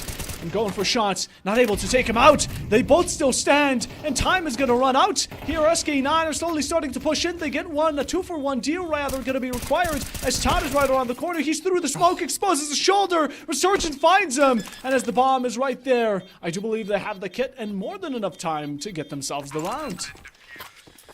That was a little scary, though. Felt like a Halloween night as Youngs was the only one with a kit. Ends up dying. Resurgence, they clean up the 2v2, but has to run, pick up the kit, and hit that defuse. The time ends up being good enough, and a good showing here from SK9 that they can win on these different sides of the map. Yoki makes up for that first missed shot, and they're starting to bring back rounds. For SK9, this is where they get most dangerous. Once they've got a few rounds in a row, we've seen them before where they refuse to give up any more. We've seen them before. We're probably going to be seeing them again. Look at the damage from the Molly. Akaro still decides to peek, and this wallbang is more than enough to finish the job. An early aggression here from the side of Turan. It's unlike them, I would call it. As much as we love seeing it, Khan is going to force to use that smoke to save his life. But not only will he save his, he's going to take another for the count of it. Now his to be traded off quickly by it. Around them through smoke, and Elias has been keeping up with the consistency on the smoke shot as Turan only remain with 2. Really good crunch down here. The important thing, though, is bomb is still in the hands of Tehran. They've got a possible 1v1, but it sets up the other way as AWP from Resurgence delivers a bullet straight to the body of Roar. Yalas is going to get a good spray down, and Tot gets no chance to cut them down. Tehran now have lost a few in a row, albeit this was a little bit more leaning towards an eco. But SK9, I just love what control they're showing. Some great lineups. That early Molly forces Khan out, and then they recognize with this barrel position, they see nobody else behind Khan, so they can reinforce their other site, send 3 players over there, and shut down anything Tehran wanted to do. Shut absolutely anything down. Now, Toronto's starting to lose it. I mean, we were at a 6-2, now we're 6-4. It's already starting to deep on down. If it's going to be even out, I'd be quite dangerous. Turan there with the opening. Fantastic with the help of the Molly just to take that extra damage in and shut it down. But Yoki keeps on persisting on Banana, and he's been getting away with it just a bit too much, although it's been favoring Sky9 so much that at this point I don't even blame them. Law still contesting top mid, gets away with a GJ every single time. Can doesn't learn a mistake. And Resurgence now trying to peek away with it. Gets one. Does the second arrive? He knows about the positions. Can't simply execute off of them. Gapon, rather, is going to be the judge. The executioner as well. Finds 2. And now it's 2 on the side of SK9 to back up for it. Nice little low nade, though. Recognizing where the bomb is going to be planted towards that inner left side. Yalas takes some spraying bullets, though. Gapon and Tot both very low. But Tot has got that AWP. That can be a game changer on a low health scenario. Watching towards Yalas's position, it's important the timing of when Youngs does swing this. Yalas has got to deal with this Chapel player as well, and with only 13 bullets to go, had to see him there, gets the spray down. That's a huge headshot. Now the AWP, what can it do? Spreading the angles, sending both of them here. Half left to go, but they've got the kit, they've got the kill, and they've got the round. Did you see that positioning? They didn't send Loss to confront the final player of Tehran and then have to walk back to the bomb with the time they remained. No, they kept him in a position where he was comfortable enough that right after the kill, he could instantly start defusing. That's what I'm talking about. SK9 just get themselves in such good positions, and Tehran has been failing to keep up with them. The race seemed to have been already ran on through, and such kills from Gapon definitely can save you for a moment. But again, relying on these double, triple kills out of nowhere is not a way to go about it in competition such like this, as SK9 on Inferno have started bringing it back, and this snowball might be able to actually draw this out. especially when we're switching sides right after this round. SK9 have already gotten themselves a good look, and Akaro dies again. The dual swing here from both Macra and Resurgence works together. Oh, you lost could find so much here. Nobody's looking utility out. There's a good spray. Khan is going to wait on the low side of apartments down the steps, but it is just a firing squad. Tot dies too. Both sides of the map falling apart. Tehran need an answer. That answer is not going to be showing itself. Khan gives us one, but there are still 4 more to remain. He's caught off guard, jumps for his life, dodges his bullets, and gets to keep that 19 HP in half. For another one, he claims it 1 against 2. Khan, the legendary hero, can he put on that keeper? Single one tap to take out Macra. Sky9 are starting to look endangered. They're about to even it out, but Khan is putting them all in the grave. There's still 45 seconds left to go, too. Can go grab the bomb. Can go for this 1v1. But now you don't know where Resurgence is. All that flash and the timing, getting to watch towards that left side look. If Resurgence isn't careful, could not find it! But shuts down the pentakill with 1 single tap, and Khan is denied their ace. SK9, a really good streak to tie us up 6-6 at halftime. Can we talk about your loss? The amount of times there has been top mid smoked off, he just walks on through. He either shoots randomly according to what the default position would be, or pushes through and doesn't give a care in the world. He's gotten about, I'd argue, 4 to 5 kills just from it, and it's fantastic work. Khan, in the end, it was so promising, but again, it just shows that Tehran have to rely on one player, and as much as I really want to confidently say that Khan could have done it, it should be the entire team working in that goal together. And that round was already broken through before the clutch factor had tried. We'll see what SK9 can do in their tier T side. If they can win this map, it would be taking their opponent's map pick, moving towards their own. A Dust 2 guarantee in map number 3, where they could close out the series. But that's a lot of words before we hit the rest of this half, because it's still all tied up for Tehran.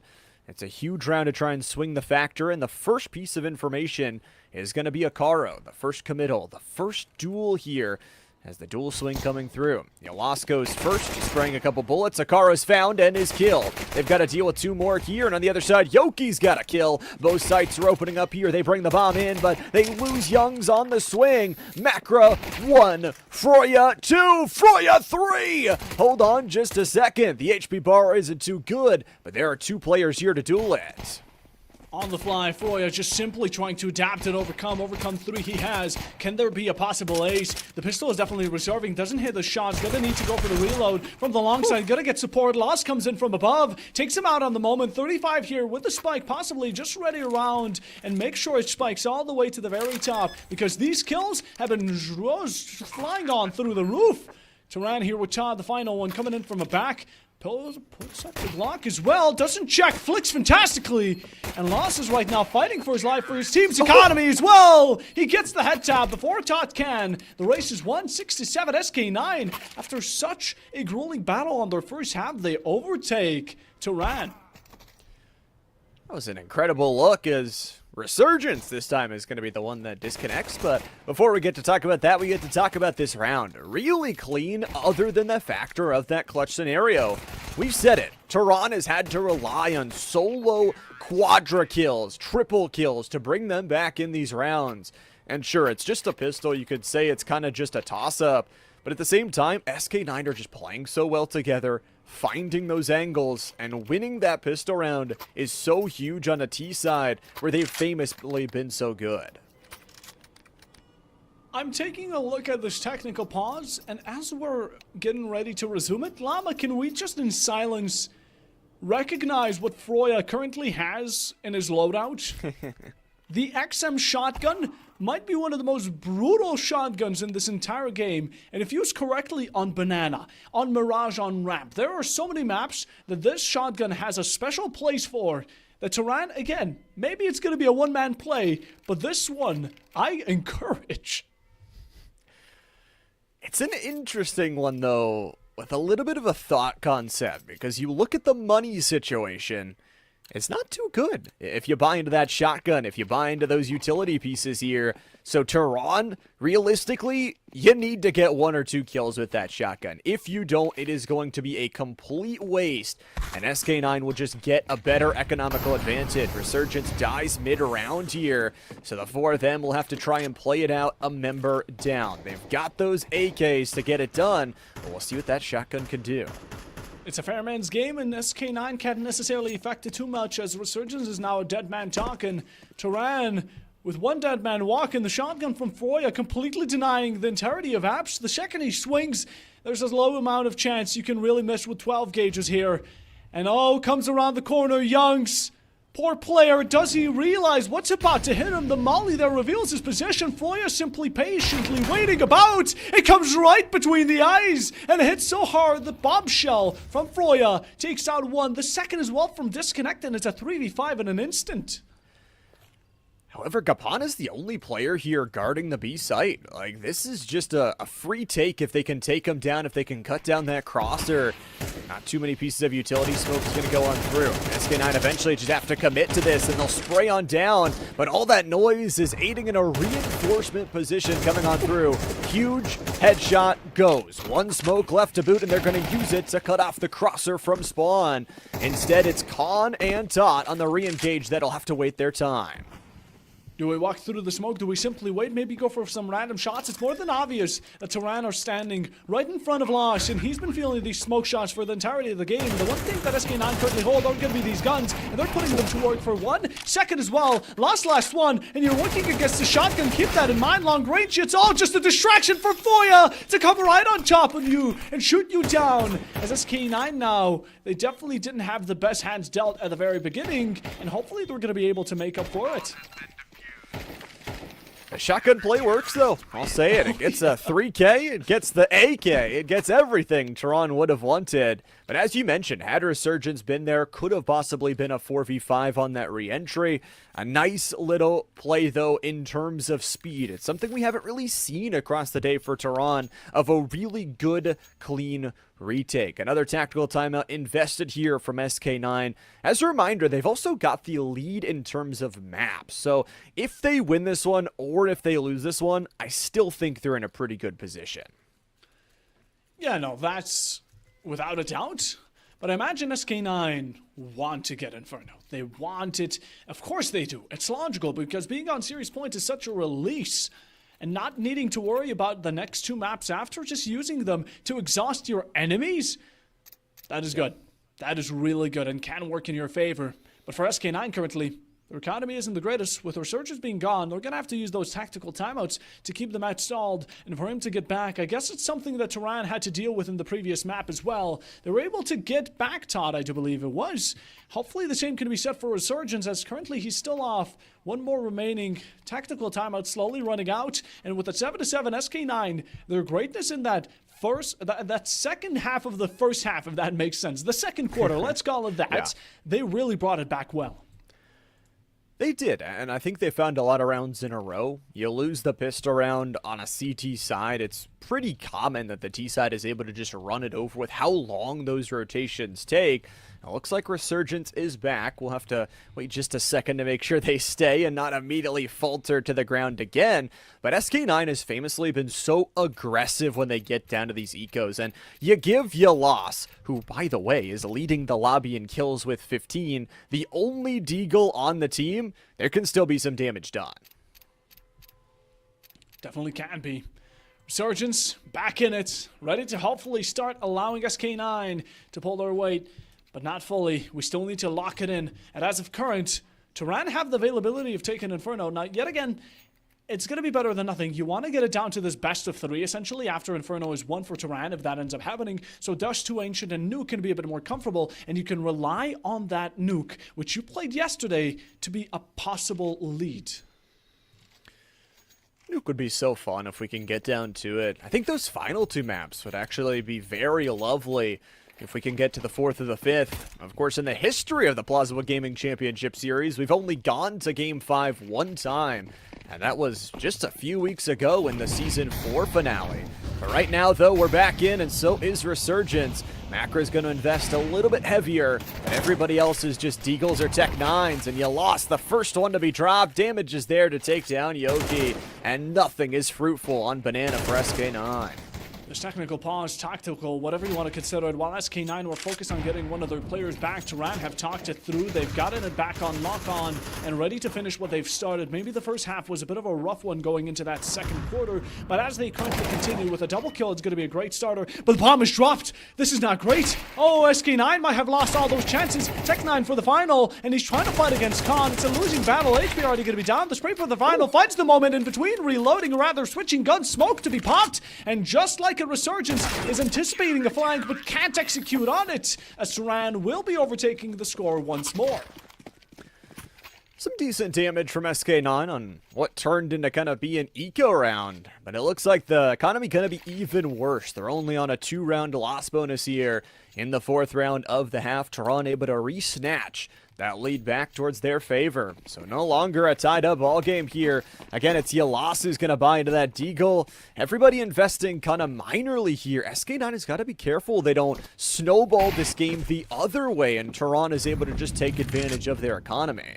Yeah, that's not something you want to have. You need to deny it by any means necessary. Turan, in the meanwhile, they're looking to be rich off of it. Mfoya earlier with the shotgun, now with the AK. Sprays down 2! And the bomb is going to be dropped just as easily. C4 on the ground, not to be detonated. Rather kept for yourself in a hostage situation. Converted in Turan's favor. One from below. Deagle is going to be great. Raining heavy, but with the bullets running out and shots through smoke unanticipated. Turan now 2 rounds above SK9. This is going to be the following round where we need to see a response. And 2 important things that kind of disallowed a response in those last 2 rounds was the denial of kills, the denial of damage, and the denial of the bomb plant. That bonus money is such a good infusion on that T side, especially in those early rounds where you're trying to recover on the money side. SK9, sure, they're going to have AKs, but their bank accounts are abysmal. The duel down Banana won't go their way either, as Khan works off the flash from Akaro and puts them into a great scenario. Now, Turan here have had many situations where they get off to a great beginning, but they're not able to fully persist it. SK9 can still rely on that factor as long as they return the loss they had onto Yoki, who was a huge player, especially on the op, but currently not rocking anything besides the AK. Fantastic position on the boost. Sees one's leg, it executes on the spawn. That's going to be a kill onto Macra. Second one here for the side of Gapon, and they're able to convert into 3v5 with SK9 hoping to recycle this round. Otherwise, the next one might just be over. I think they're just going to play patient, hope that somebody from Turan oversteps their bounds. The problem is they've dropped bomb just so far forward in towards the grasps. Picked up eventually, sent on through here, but 1 single HP point for Resurgence. I don't think that's a lot, Bob. No, it certainly is not. Ultimately, it's looking dire here for SK9. They're going to have to save it. Honestly, smart move there. You want to rely on this following round because while Turan are going to be 10-7, which is the exact same score I do believe we had in the previous round, with the teams reversed, around 10-8, 10-7, something like it. And SK9 now having a taste of their own medicine. But Gapon's getting curious. He wants to know where they're hiding, and in a game of hide and seek, he can definitely pull on some strings. I mean, Yalas and Resurgence don't have a ton of HP combined. Will eventually burn down the smoke, try and give them a safer position here. Resurgence is gonna tuck themselves in the cubby.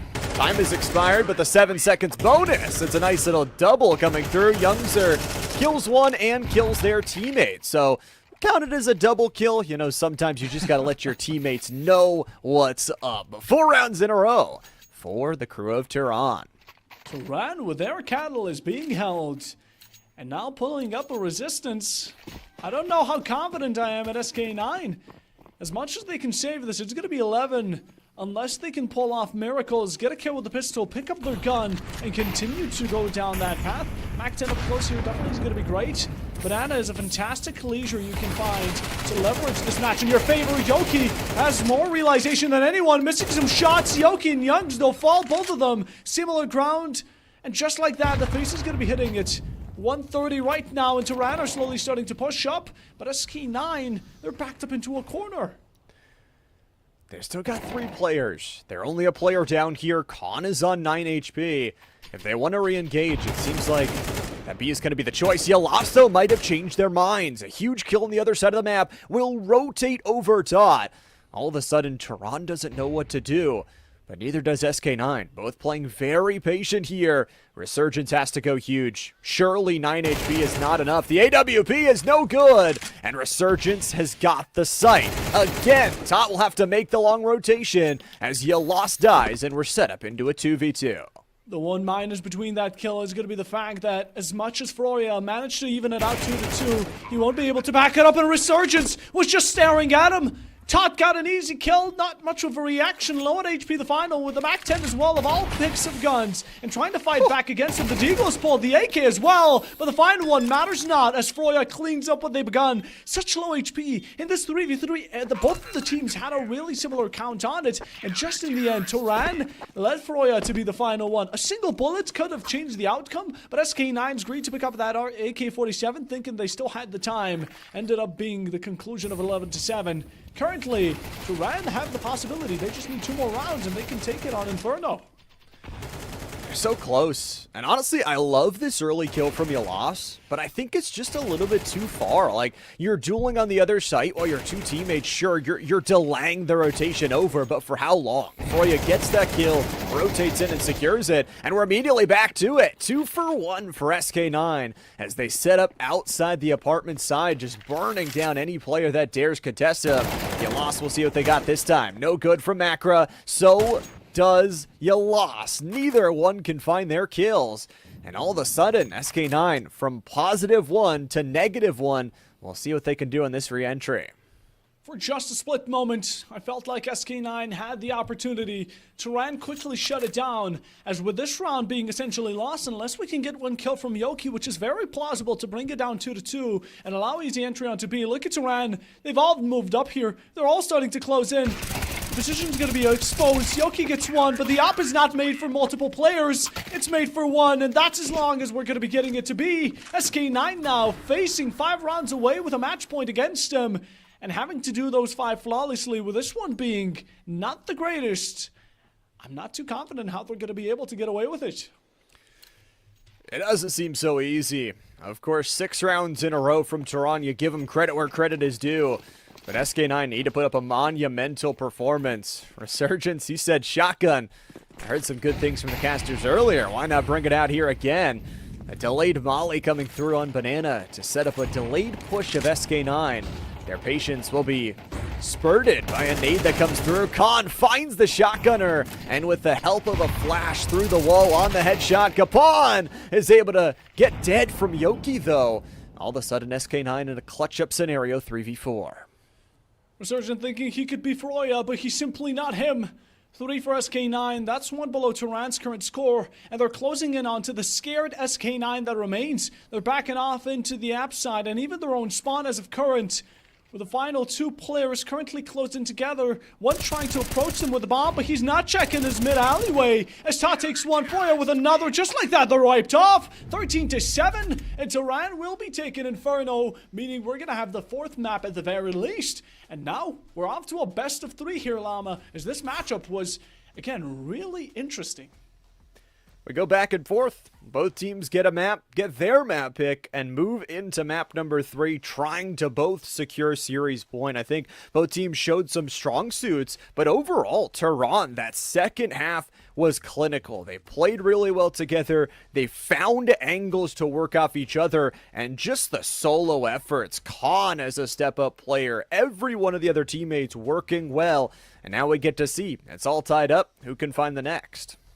Who can? So, with that in mind, let's give ourselves, yourselves, and the players a short break, so make sure to stay tuned.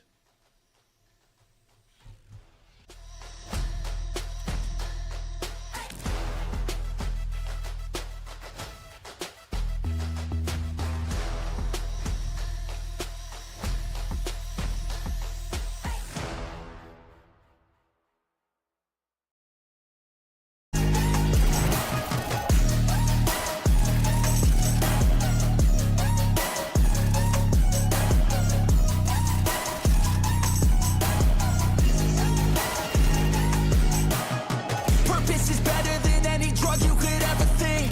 If you know why you're doing something, that's all you need. I wake up ready for the day because I believe in everything that I'm doing like it was meant to be. I get fixated and captivated on learning things. Don't hesitate to ask questions, the answer that I need. It's out there somewhere, I swear I can find the recipe. By testing, learning, and turning into a better me. It lies deep way under the surface, and like a fire needs coal in the furnace. This is your goal that makes it all worth it. This is your why that gives you your purpose. It lies deep way under the surface, and like a fire needs coal in the furnace. This is your goal that makes it all worth it. This is your why that gives you your purpose.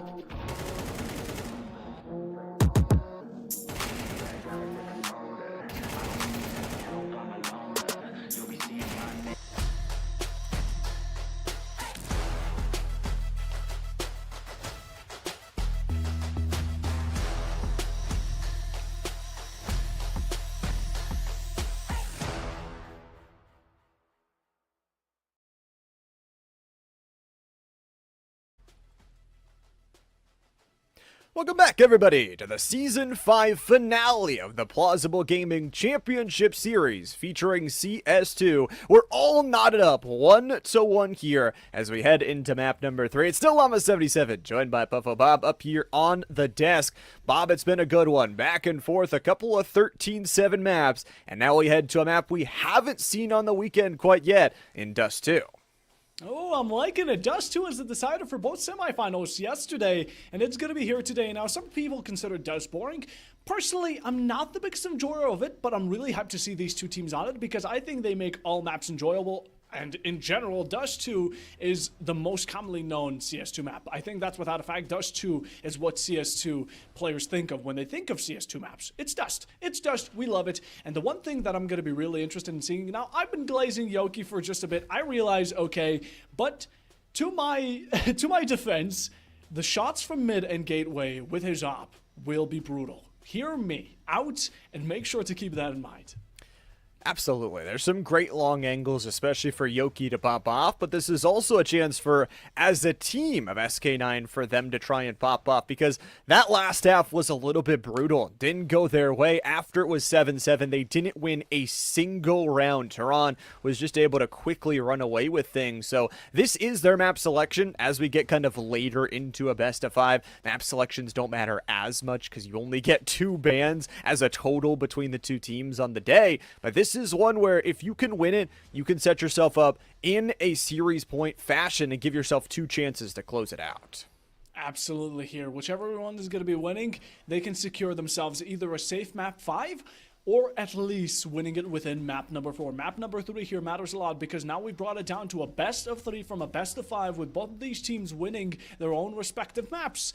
And well, it's going to be interesting. We have Dust upcoming, Ancient. Hopefully we get to Nuke as well, but it's all down to how well these teams played. And I'm going to go on a bit of a whim, but SK9, if they manage to get Dust, I'm confident that they have the strength to pull it off in Ancient. Now, I'm not too sure how strong Tehran is on Ancient, but like I said, yesterday we saw SK9 on Ancient, and they were simply unstoppable.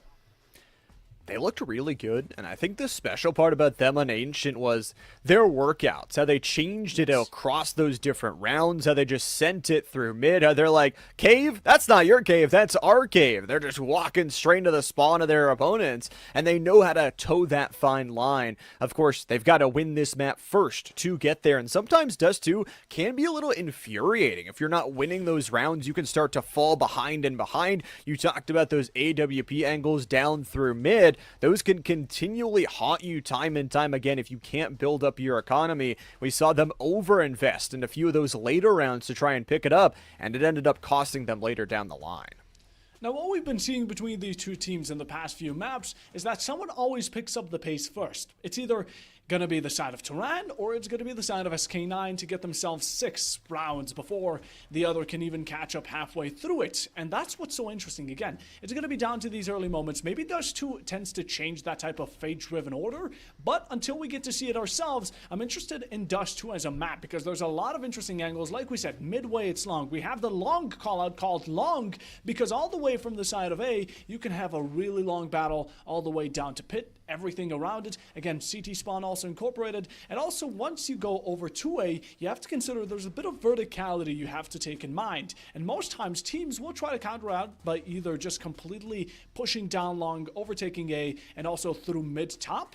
Or, of course, if they want to take B, mid is also going to need to be something incorporated. So that's what I love to see on this map, is the fact that it's not just one site. You just don't go onto the site directly. There's a lot more steps if you want to have it be a bit more safe and step by step. And I feel like you mentioned mid-top, and also that kind of catwalk area is going to be interesting to see how these two teams play it. But the wait is no longer. We've got our map number 3. Let's see it here. Tehran versus SK9, one of the two earning series point. Here it is. Who will it be deciding between the two? That's only for these rounds to say. Pistols have been quite prominent here between the two. And as much as the T side is a lot favored on many maps, this one included, I'd say, it's down here for Tehran to prove this wrong. And Froya is stepping up a very close approach here, trying to hide himself behind Car, and possibly even take out some of these players from SK9 being a bit too cheeky. I like that early run-in. And especially that crossfire angle with Kapan, who's just kind of dipping and dodging. Nice little flash out, and as you talked about, the crossfire is just so deadly. It's already a 3-kill streak, and Furia's double kill from behind. Todd'll crunch him. SK9 does not earn a single kill, and Tehran starts it off with a win. Starts it off with a win, and that will be absolutely brutal. That will be greatness there. I mean, it is a bit T-sided, but it's slightly T-sided. I'm not talking about a huge advantage here. And even then, we saw the side of none other than Tehran coming in extremely dominating with not much of a kill back from the side of SK9. They were taking them together, they piled them into one corner, and they absolutely butchered them on the spot, which allows Tehran to pick up on guns like MP9 that allow you to control this pit side and completely dominate long doors. Time and time again, though, that domination is going to shift up those sides. If SK9 can find some damage here off the Deagles, it's a little bit heftier of an investment than just the regular free guns that are earned. Akara's going to swing it, though. Headshots aplenty. That's a double combined. Akara's going to switch off to the pistol and earn themselves a double. Jumping for not another. Yoloss has to do it all here and has to hit the reload. So only 1 kill in 2 rounds. SK9 dropped the ball. Swing longs or swing the side of catwalk, whatever it may be right now. The MP9 definitely proved worthy, and with Akaro helping him out all along the way, we saw a second round. But this is where it slowly starts changing. Again, through all rounds in competitive, once the pistol is captured, the second one follows up in the majority of times, while SK9 now have to back up their own fight with this third, as they have the AKs. Galil on Young is going to be standing out at most, and utility from him to change it out, the fact that he doesn't have the best rifle, and we're going to have to rely on him to be able to stop if it comes down to an overtime. I hope we get to see some overtimes. Haven't seen any today quite yet. Yoki making sure that there is no time to live. Spray down from Young's huge. Goes in for a 2-for-1. So 2 different players earning kills here from SK9, trying to swing back their first full rifle round. However, Khan has the double flash in the inventory, bolstering up towards those double doors. And it's going to be a loss swinging first. First dies. Second will go through from Youngs and gets the kill through the woodwork. So still a +1 in favor of SK9. And they've got a ton of space over here towards A. Sky9 don't necessarily need to be going long side to actually rotate. This is going to be that favor of Catwalk. You can nicely rotate stairs, get yourself onto side. The plant is going to be about as easy as it gets. And as long as you can hold off CT spawn and the side of Long, of course, it's going to be as easy as it gets. Akaro and Tot slowly approaching. Now they can take all the time they want, but they're going to need to get a bit faster. Long shots, they're fine for first. Going to need to reload. Two teammates to take out one. Resurgence finds a kill. A head tap from the side of none other than Tot as he's battling both out, and with a single hand stops this entire push. No kit in the inventory, but little does it matter. Tehran able to actually does pick up a kit on the run on in, so good stuff there from Tot. Will be able to get themselves a defuse of the bomb, and SK9 damage is enough, but if I'm gonna be honest, round 3 is one you desperately need to win on the T side. Their money is gonna be broken open again, and we just get to see a phenomenal mid-hold over and over again. Tehran has set their sights on clutch scenarios, and Khan has been the man to bring it back. But Tot's incredible shots are just that, incredible. Incredible. There's no other word to describe it. It's round 3 in a row. Going to be booting them down just a bit. We see 3 AKs. The SSG as well. Galil and Makra. Although utility a bit higher than in the pre-air rounds. SK9 here. In the meanwhile, though, with a 0 still standing in for them, and I've been talking about how certain teams tend to win 4-6 rounds in a row, Tehran is currently holding that position, but can they maintain it? As the push through mid is slowly coming about, but SK9 are really slow in their movement, and that's not working great when you're facing Khan. Khan is so good at this first engagement. And again, you look at the inventory, it's double flash. That's a re-engage man if I've ever seen it. Sends it on over. Yalas is going to clear the other way, and still no space gained down mid. You see Khan kind of back up to a little bit more of safety. I think pivotal is going to be Yoki working off of Catwalk. If they could find a kill, especially on Dekapon, that could really change things. Maybe you lost, though, with this longer angle. T-sided AWP could find something. We'll find their man, but it's not an AWP, excuse me. It's just a shot through the box, but doesn't matter. You lost, don't care. It's practically is an AWP. But Froya says, you want to see an AWP? I'll show ya. It's a trade on the other side of the map, and a 2v2. 2v2 just like it. A bit of damage. Early one. Not going to be discouraging Euphoria from keeping that AK, or rather op, close to his own. Trying to challenge them both. They're both on a low at HP, and that's going to be the worst case when you're facing an AK. Still finds one in return. Khan right now, single bullet away from certain death. Yoki right around the corner. Do we go for the plan? That's definitely when Khan is going to be feeling to push up and trying to go for it. A dangerous situation. Picks it up. Goes for the defuse. Rather, the plan fakes it out. And with a spray, Yoki clears them all out. That's going to be the first round here for SK9 as Tehran. Not the best of beginnings. It did take a Yoki 4K to bring it over the line. But gosh, I mean, Khan did so much early work. Comes down to just a 1v1 clutch scenario. I like that long duel. And from Yalos kind of investing there to try and earn themselves some confidence. Of course, if they had not swung through the smoke, hindsight is 2020. Could have just won the round. There's no more time to get the plant on through. SK9, though, get there first. They did lose a lot of players, but Tehran on the other side of the ones with the eco. Yalos gets the headshot onto Akaro, opening things up. The flash combination. Youngzer is stuck in no man's land as Yoki trades out top. Froya, the shotty doesn't hit. And SK9 have just got one Khan to deal with. But that is the man, the Khan, the one to cut your team down with the FAMAS, who's already got a kill.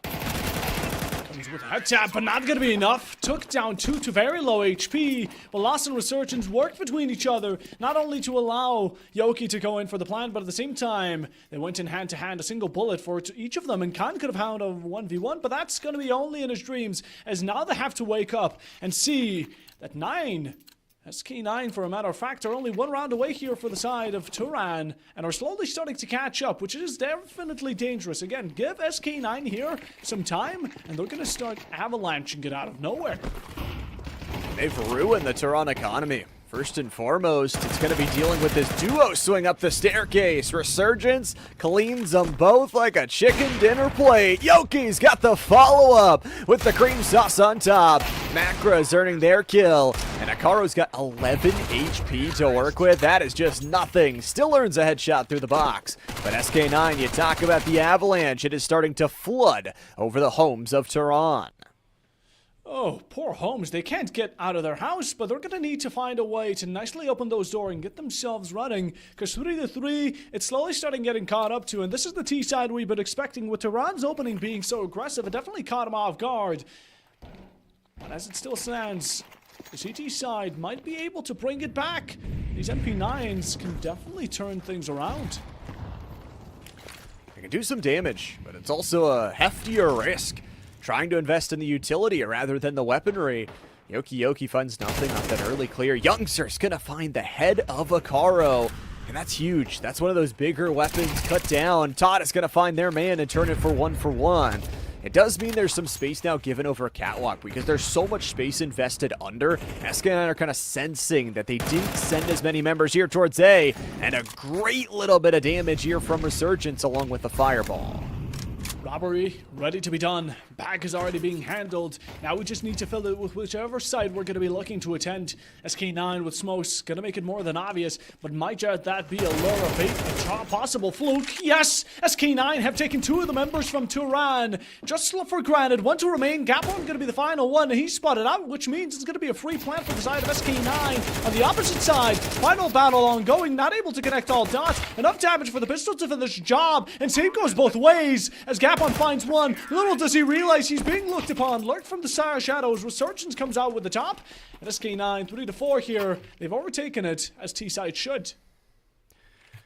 4 in a row here. They found those push-ins. And honestly, a really good bit of, again, fluidity. This team's so good about finding waves into these different sites, focusing A with 1 or 2 players, pulling players under. Under is the worst position to be in this map because you have so many different angles to look for.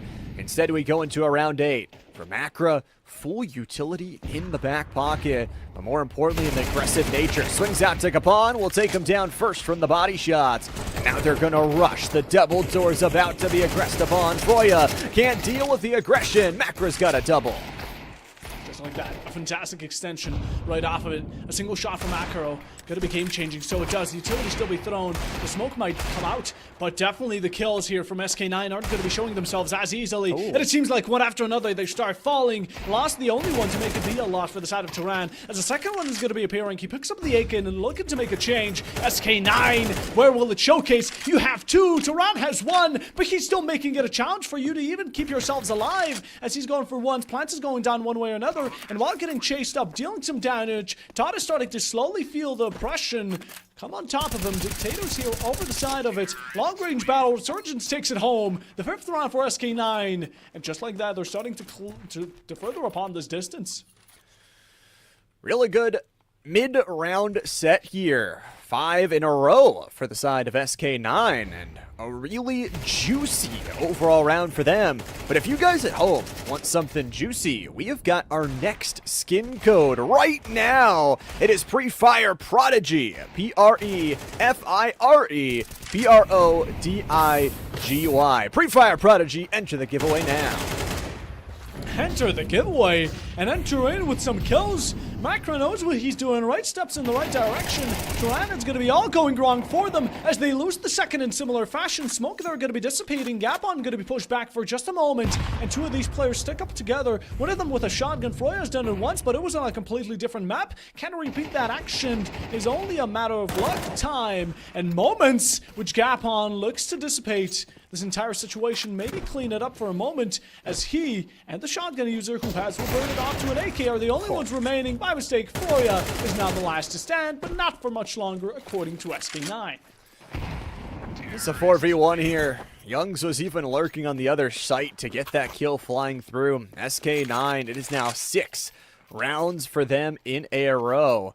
A quick little technical pause flying through as well for Tehran. I mean, on this replay, you'll see just more positions they go aggressive on, especially that catwalk gets blown open. Sure, you take down Macra, but Yoki has already aggressed onto A long. They send 2 players going that way. And SK9, I mean, this is what they did yesterday. As a reminder, both these teams had to battle through BO3 semifinals to get towards this position. SK9 went plus 22 in regulation of their 2 maps across the series.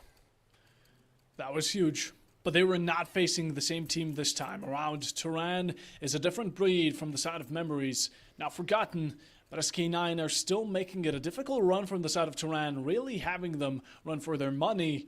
3-6 is already a decent score on the side of Dust. We can get ourselves the 7 or the 8th.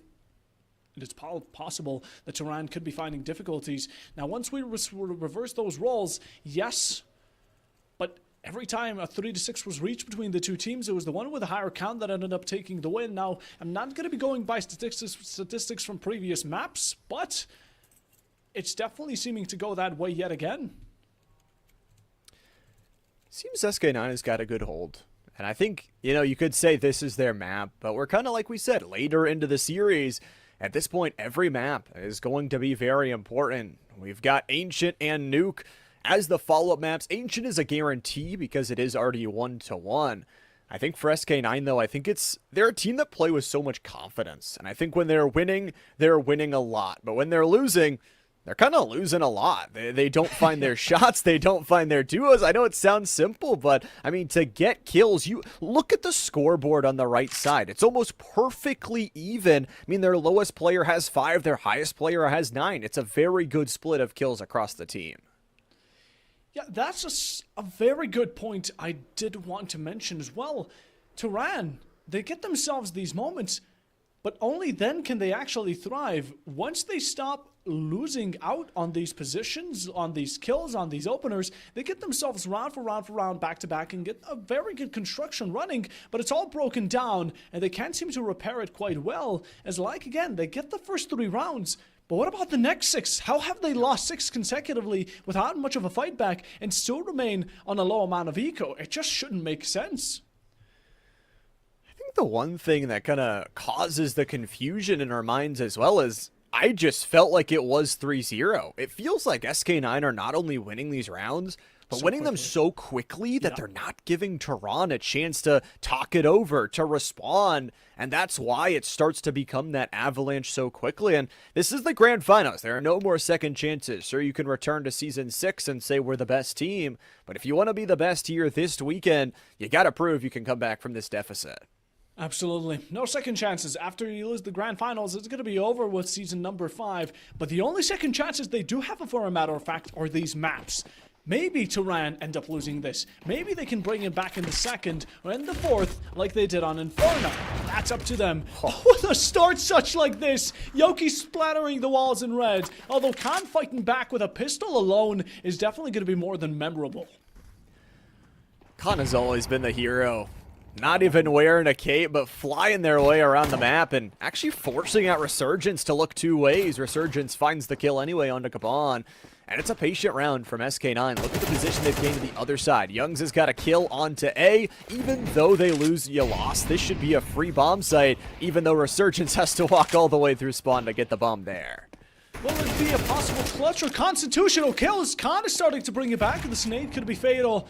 It doesn't land on through. It doesn't get the fatal blow. The deagle might surely. Yes, it does. The wallbang connects just nicely. All down to Akaro, who rocks that SSG. Could be deadly for Yoki. But Resurgence, it's going to need to be a head tap to make sure it counts. And rather, for the moment, he's currently saving. He's right at that midpoint of the map and waiting for confirmation to surely know where these 2 lie. Go for the plan. The smoke is going to be there. Rather the flash to make sure he's at bay for as long as he possibly can. The damage. Yoki on 18. A single one to finish it out. He's going for hip fires. It's going to be quite mysterious, but he gets him down either way. All he needed was pistols, but not being able to finish the job makes it work for naught. SK9, not only did they get to keep their lives, but also the 7th round.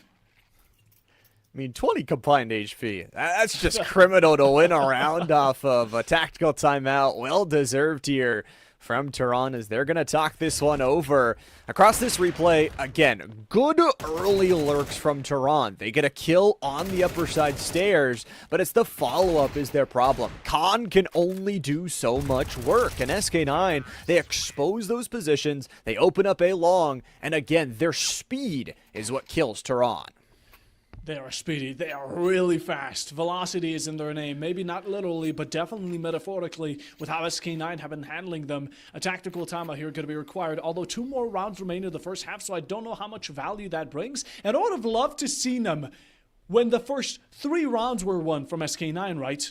Not right now when it's 3-7 and 7 have already whisked on past by us, but maybe Tehran have completely missed that opportunity because of how fast SK9 have been winning these rounds. I mean, it's quite comical. I'm still in the situation where I feel like it's still a 3-0, but SK9 just suddenly magically popped 7 onto the scoreboard. They've been quick about it, and they've been decisive. They've got a full set of utility for this next round as well. I think for Tehran, you can say what you want about the 9-3 curse, but I would much rather have a 7-5 half than possibly have to come back to that snowball. And I think for SK9, overall throughout the day and yesterday, their CT side has been very, very good. They've been solid. That last map kind of excluded away from the stat pool. SK9 know how to play, and especially on those long angles, what scares me the most is if Yoki has a good first couple rounds on the CT side, they're getting op and they're never looking back. Look, call me Mr. Krabs, but I'm going to be really sad to see all that money dissipate into nothing, because even if SK9 lose these following next 2 rounds, Resurgence is still going to be more than wealthy, and Yoki as well. For some of the sides of Tehran, we can see that players like Tant and Akaro can buy for their teammates, which is why I'm assuming Gapon is also on $0 rocking that op, which is going to be a good start here, especially if we want to pick onto mid, which SK9 have been constantly pushing. They've been going at it time after time again, and they've been winning a lot of those times, which is what makes it dangerous. Now, at the early stage, we saw Tehran get really aggressive on that mid catwalk and bottom mid as well when it came down to the MP9 play. It worked once. They haven't attempted it yet. I want to see it brought back. I want to see it as much as the next guy, too. At the same time, for Tehran, they've got a lot to think about here, especially in this pause. They've got not necessarily full utility for this next round, but they've got a lot of money. I mean, you talk about 5K on Akaro, 6K on Taunt. Now, that's obviously, of course, before they buy their weaponry, but the exact same time for SK9, they are on full setup. You talked about the money that's in their pockets is really good, but they're also on a little bit of an icing here. We talked about this kind of in the past couple maps. Whenever they get on this little bit of a streak, usually it hasn't stopped them, but this is a lot of time to think as SK9, whereas we've talked about they've been going quick.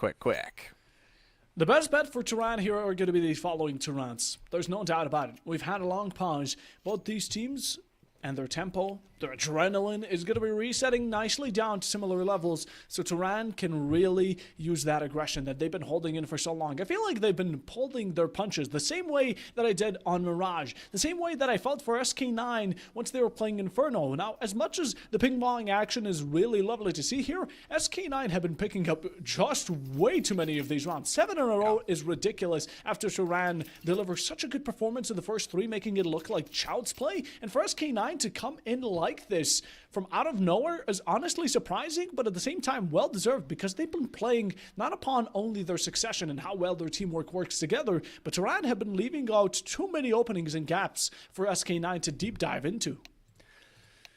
I mean, it's a widespread map, but at some point you've got to be able to find your way in on this CT side. Of course, if you guys miss any of the action on either side of the Counter-Strike showcase here today for the Plausible Gaming Championship Season 5 finale, make sure you check out the YouTube, as we're going to be posting all of the biggest moments, highlights, and plays over there. And of course, if you want to be a part of this, or you're looking for anyone to play with to join you in competitive or casual play, Plausible Gaming has a fantastic Discord and a tool in it that allows you to get along with others, meet new friends, meet new foes, and that's what matters most. When you get into competitions like these, possibly one day you're going to end up on a match like this yourself, so make sure to join the Discord, follow us on all socials to see when more show matches like this are going to be popping up. And right now, a tactical timeout from the side of Tehran as they're just trying to get it all together. Yet again, some of these players, it seems like they're back in already, And I think action is about to kick off yet again.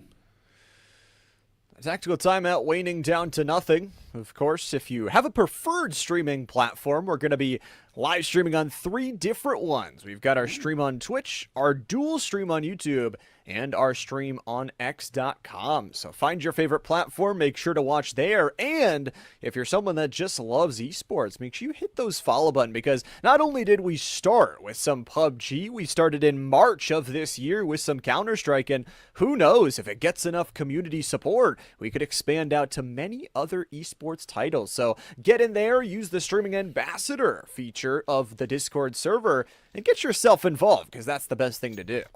There's no cons, only pros, and only wondering how good it truly can be. For some, it might sound too good to be true, but little do you know, we only speak the truth here. And now the final tactical timeout.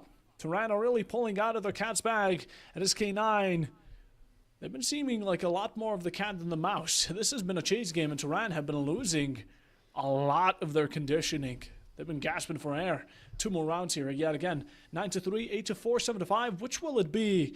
These are going to be the rounds to decide it. We slowly start heading in. We get to see the side of Turan have it be fully stacked. Still waiting for Todd to confirm his loadout. But both of these sides have utility. They have the guns. And I imagine that SK9 won't be having an issue in this first half with them anymore, as now we dissipate and we return to the action. Looks like possibly dealing with a issue on top. It's just going to be on a standstill. An early blind shot comes through from Gapon on the trade. A nice 1-for-1 goes on in. But it's the starter fuse here from SK9, and they're burned. And how fast they go. Youngs has got the right side look and got the kill onto Froy. That means that it's a technical 4v2 here, with possibly Tot out of the mix and a lot of choices on where SK9 can go. It's hard to direct my thoughts here at Turan, because yet again, I love to see the duo play. They get the refrag, it's fantastic. That's what we've been looking for, right? But the next second, they send a player out to play aggressively towards B. It just makes no sense. And this is the exact same way that SK9 are slowly going to start faltering, but they make sure that once one dies, it's going to be information for the rest to work off of. Low HP on Young, but it's still 3 players nonetheless. Plant is going down, and Turan need to make it count. SK9 are just going to bide their time. Tot will be stuck in the cement boots in the ground tier, as Akara will have to do it all. 1v3, and I mean, there is some money left over, but it's all on Tot, who, like we said, is stuck in a way, may not be able to use those funds. So possibly just a save look, and Youngs, I love this. Just send down mid, a look for the op shot, but they're going to get punished, actually. It's actually Resurgence who finds the quick 1-2, and that's going to be the round. SK9 securing 8. Akara, a single bullet there. Could have changed it all. Could have been a 1v1. But not being able to use that pressure to support yourself, it rather throws you off edge. 8-4 being the worst. Not the worst here for SK9, but not best for Turan, as they're going to be having to face it in the second. And yet again, this is what I'm talking about. Young's perfectly executed. Maybe if you lost that battle, it would have been a great gamble for the side of Turan. But seeing as they already have one player who isn't capable of playing, it's just not a worth going run. Khan, though, starts off great. He still persists, and, well, he sticks around to find out. Same goes for the second, and Turan are already 2 down. It could be even more, especially with Tot AFK. Youngs is going to find themselves a kill and then an easy kill to follow. The double kill flies in, Resurgence sniffs out something, and the shotgun is no good. SK9, even though the Ooga Booga Ooga Looga curse is activated, they've got 9. Starstruck for a moment. 9-3, SK9 heading over to the CT side. Maybe not the most favorable, but with how they've been wiping this floor, call them the cleanup crew. Turan have been just merely specks of dust. 3 rounds at the very beginning, 9 in a row to lose. Not the greatest of looks here. Hopefully we're able to consistently keep it up better once we go onto this T side. But I do believe without Tot, it's going to be difficult. He can only remain there as a possible distraction for anyone going for a flank. Just being greedy to get that 1 kill. And look at the fantastic move. They just simply rotate off to mid and try to contest loss here. Long-range shots and a crossfire is what they're going to immediately duel into. I like the shots from behind. Yalas has got a teammate here too, but Kapan has got the early kill for them. It's a 2-for-2 here, but the car trade is not enough as Yalas moves back in, earns the headshot, and Gabon basically has to pull off this 1v3. Tot still AFK in the game, but maybe just dealing with a connectivity issue. Gabon still has full HP here, at least on this retrade, but it's a headshot from Yoki, and that should be the round. It is quite unfortunate. Macro is already ready to go to their spawn and claim this final. And Todd being just a number for the KD, quite unfortunate. A possible backstab, do we get to see it? Yes, we do. SK9 on double digits, 7 above the side of Turan, and it's just heartbreaking to see that they can't play on full power going into Dust 2. And I imagine it's been quite a burden for some rounds now. And without a doubt, it's been really putting them down into the mud. Although, we're going to have to simply stick with it. If we can get some 4v5s in our own hands, it's possibly going to be making the score a bit better. But in all honesty, in a 4v5, SK9, they can work it quite well. And yeah, Gap on taking them out as early, so there's no time to be wasted. Youngster's gonna get the quick flame down as well. Turns it into a 5v3. Tehran's going heavy here, but Yalas is just killing everyone that steps to him. Tehran trying to duel quickly here, but with the eco, Gabon will get themselves one. Froya's got another. It's good damage, but damage is not enough. SK9 are on 11. A bit of a streak aided by the early AFK and death of Todd. But they are putting on a clinic. It started before that in the way they were able to run it back. And this is sort of what we saw yesterday. Their round streak continues, and they have a chance to go to series point if they win 2 more. Final 3 players in the prior round being in a combined of 40 HP really hurts to see the Deagle player not being able to tap them all out of the competition. And we talk about taps, click that mouse, left mouse button, Resurgent finds the opening. And that's going to be already a counted second since Turan already have one on AFK. Third is gone, and just like that, it's practically a 2v5 if you think of it considerably. Ooh. But a single tap here from none other than Gapon is going to be making sure that Turan have SK9 eat their bullets. Kavana's just going for the highlight reel plays, and I respect it. It's going to be Khan dying down mid, though, and a double coming through. Gabon, the only member left to go here. But saying that, there is an ace up and available if you can take down all 5. The health bar's low for both Makra and Yoki. But Yalas and Youngzer would probably take a quick headshot to the dome to take them down. But I like it. Gabon is not going to stray away. Has the bomb, is going to go for it, and is going to be seen. Nice inspection, gets the tap! Gapon with a fantastic performance. He's already done it once, he's done it twice. Can he do thrice? Yes, he can, even have blinded. Simply no challenge up to him. And the last 2 SK9 are trying to do honorable 1v1s, I imagine, presume it. One of them is going to be side side, the other holding him at mid. Yoki finding the final fight. And just like that, SK9 on match point. Turan with 3 rounds. 9 away from that even out match points overtime conversion. And I'm not one to be breaking the rules here or trying to break the morale, but I don't think this is going into overtime, Llama. Yeah, if I'm a betting man, the line on this one is probably like -1 million in favor of SK9, especially with that kill onto Akaro. Hold on, though. There are 4 players up and moving from Tehran. They've got everybody. We'll see, though, if they can push their way on forward. This AWP from Yoki is too good. Devastatingly delivering another one to the ground.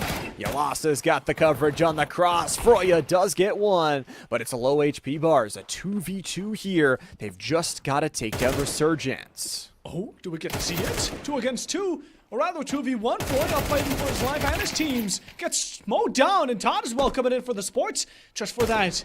Against the final, a single tap for the AK. And Youngs puts him in the final coup de grace. And like that, series point is going to be SK9's to claim. Now, of course, we're going to have to see the response here going into, of course, good old Ancient, which yesterday, SK9 were quite good on. Quite good on. For the side of Turan, though, we haven't seen him yet, and Todd does seem to be back in the game, possibly making it either map number 5 or a finish in map number 4. It was a really fun map number 3. For the first 3 rounds, I think. It was a really good streak from SK9 to move their way on back and just really steamroll over. It's sad to see a 5v4, but sometimes those things do happen. And Bob, I'm really excited to see what this map number 4 has holding for us. It's going to be the one, but until we get to it, we're going to be going to a short break as always, so stay tuned as we'll be right back.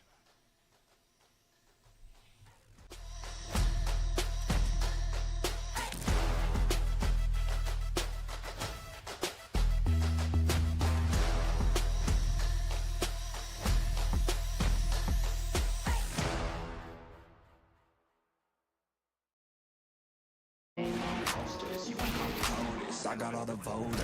I swear to God, I've been at it for a minute. Climbing to the top, and this music was my ticket. Found a way to grind, turn a passion to a business. Don't limit, I'ma get it, having millions as a witness.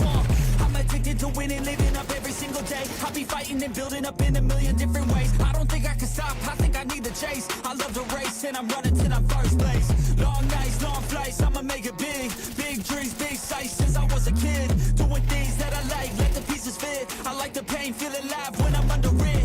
I could change, adapt, do what I need to. All these obstacles, they look and see through. Don't let the anger out, just let it feed you. I'll see you at the top, just let me teach you. Yeah, I'ma be a high roller. Move forward in the battle like soldier. In the game like closer. I'll be at the top of the chain, straight on that. Yeah, I got a different motor. I don't need any help, I'm alone. You'll be seeing my name on posters. You could call me POTUS, I got all the votes. They be like, really, you got a milli from doing something silly? I'm like, chilly, I've been killing for decades now, Billy. Well, maybe like several years, but who's counting really? I just know how to turn something silly into a milli. Got a lot to say, and a lot need to hear it. You don't quit today, we don't stop, no, we feel it to the top. Yeah, we change our whole world, yeah, we steer it. Getting lost in the things that make us all worth hearing of. I'm the first one to turn up, learn stuff, but mostly I'm just in the lab getting work done. Cause the bills on the first, they still worth some. I never forget being broke, man, it hurts, son. But not as bad as not having any purpose. I took stabs, this and that, and it's working. But I still grind every day for that thirst. It's a curse being first, yeah, still gotta get my work done. Yeah, I'ma be a high roller. Move forward in the battle like soldier. In the game like closer. I'll be at the top of the chain, straight on that. Yeah, I got a different motor. I don't need any help, I'm alone. You'll be seeing my name on posters. You can call me POTUS, I got all the voters.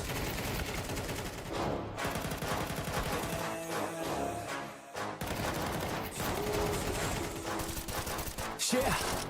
Let's go.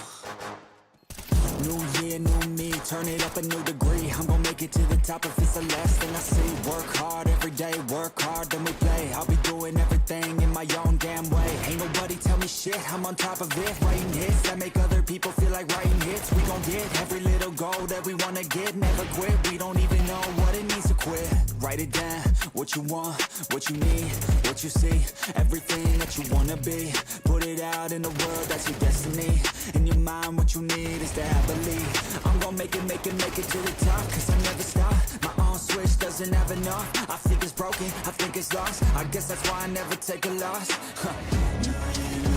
No fear, just do everything you wanna be. Write it down, what you see, don't give up, just believe. And you will succeed, put the hours in, and you're bound to win. No fear, just do everything you wanna be. Write it down, what you see, don't give up, just believe. And you will succeed, put the hours in, and you're bound to win. Make a deal with yourself that you'll get after it. Find something that you love, call it passionate. Or find some passion and leave it behind, adequate. Your journey starts now, time to make it happen then. You could be great, have it your way. Served up like some room service on a nice plate. The high life is only hours a day away from making a change to the life that you chase. New year, new you, new day. Go prove to yourself you can do anything you wanna do. When you set your mind to something big that you choose, break it down to the root, chip away, gotta move. Push past all your limitations. Right now consider this an invitation. Make your worth go up like inflation, and start chasing your dreams, stop waiting. New year, new me, no fear, just be everything you wanna be. Write it down, what you see, don't give up, just believe. And you will succeed, put the hours in, and you're bound to win. New year, new me, no fear, just be everything you wanna be. Write it down, what you see, don't give up, just believe. And you will succeed, put the hours in, and you're bound to win.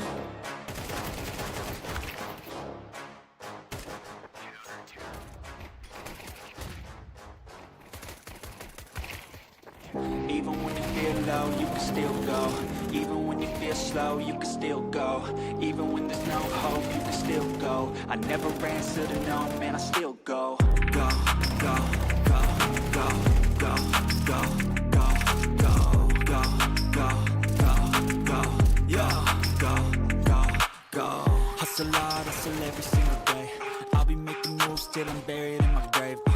To the system, I don't wanna be a slave. I've been doing shit my way, or the highway. And in the driveway is a nice range. Cause I grind through the climb, I invite pain. You'll never hear me, bitch, nah, I don't complain. Just gotta flip the switch and you can go and obtain anything you want, anything you need. Your mind's got the key ingredient, it's belief.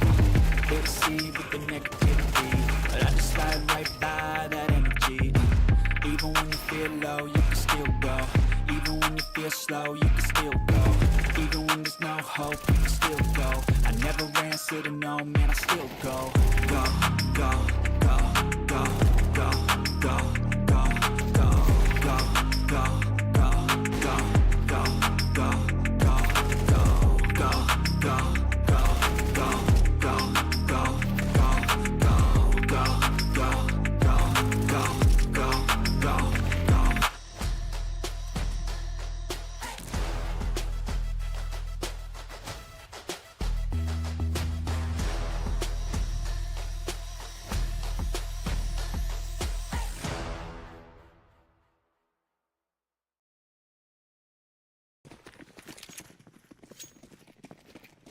The Plausible Gaming Championship Series. We're here for Season 5 and our grand finale. We're wasting no time as we're back into map number 4. SK9 on their T side have already made it all the way up through mid. Llama77 and Buffo Bob ready to bring you the action. And Gapon brings you the first blood. Yoki's got some space, but no, it's a quick trade of a 2v2. And SK9 has got the site.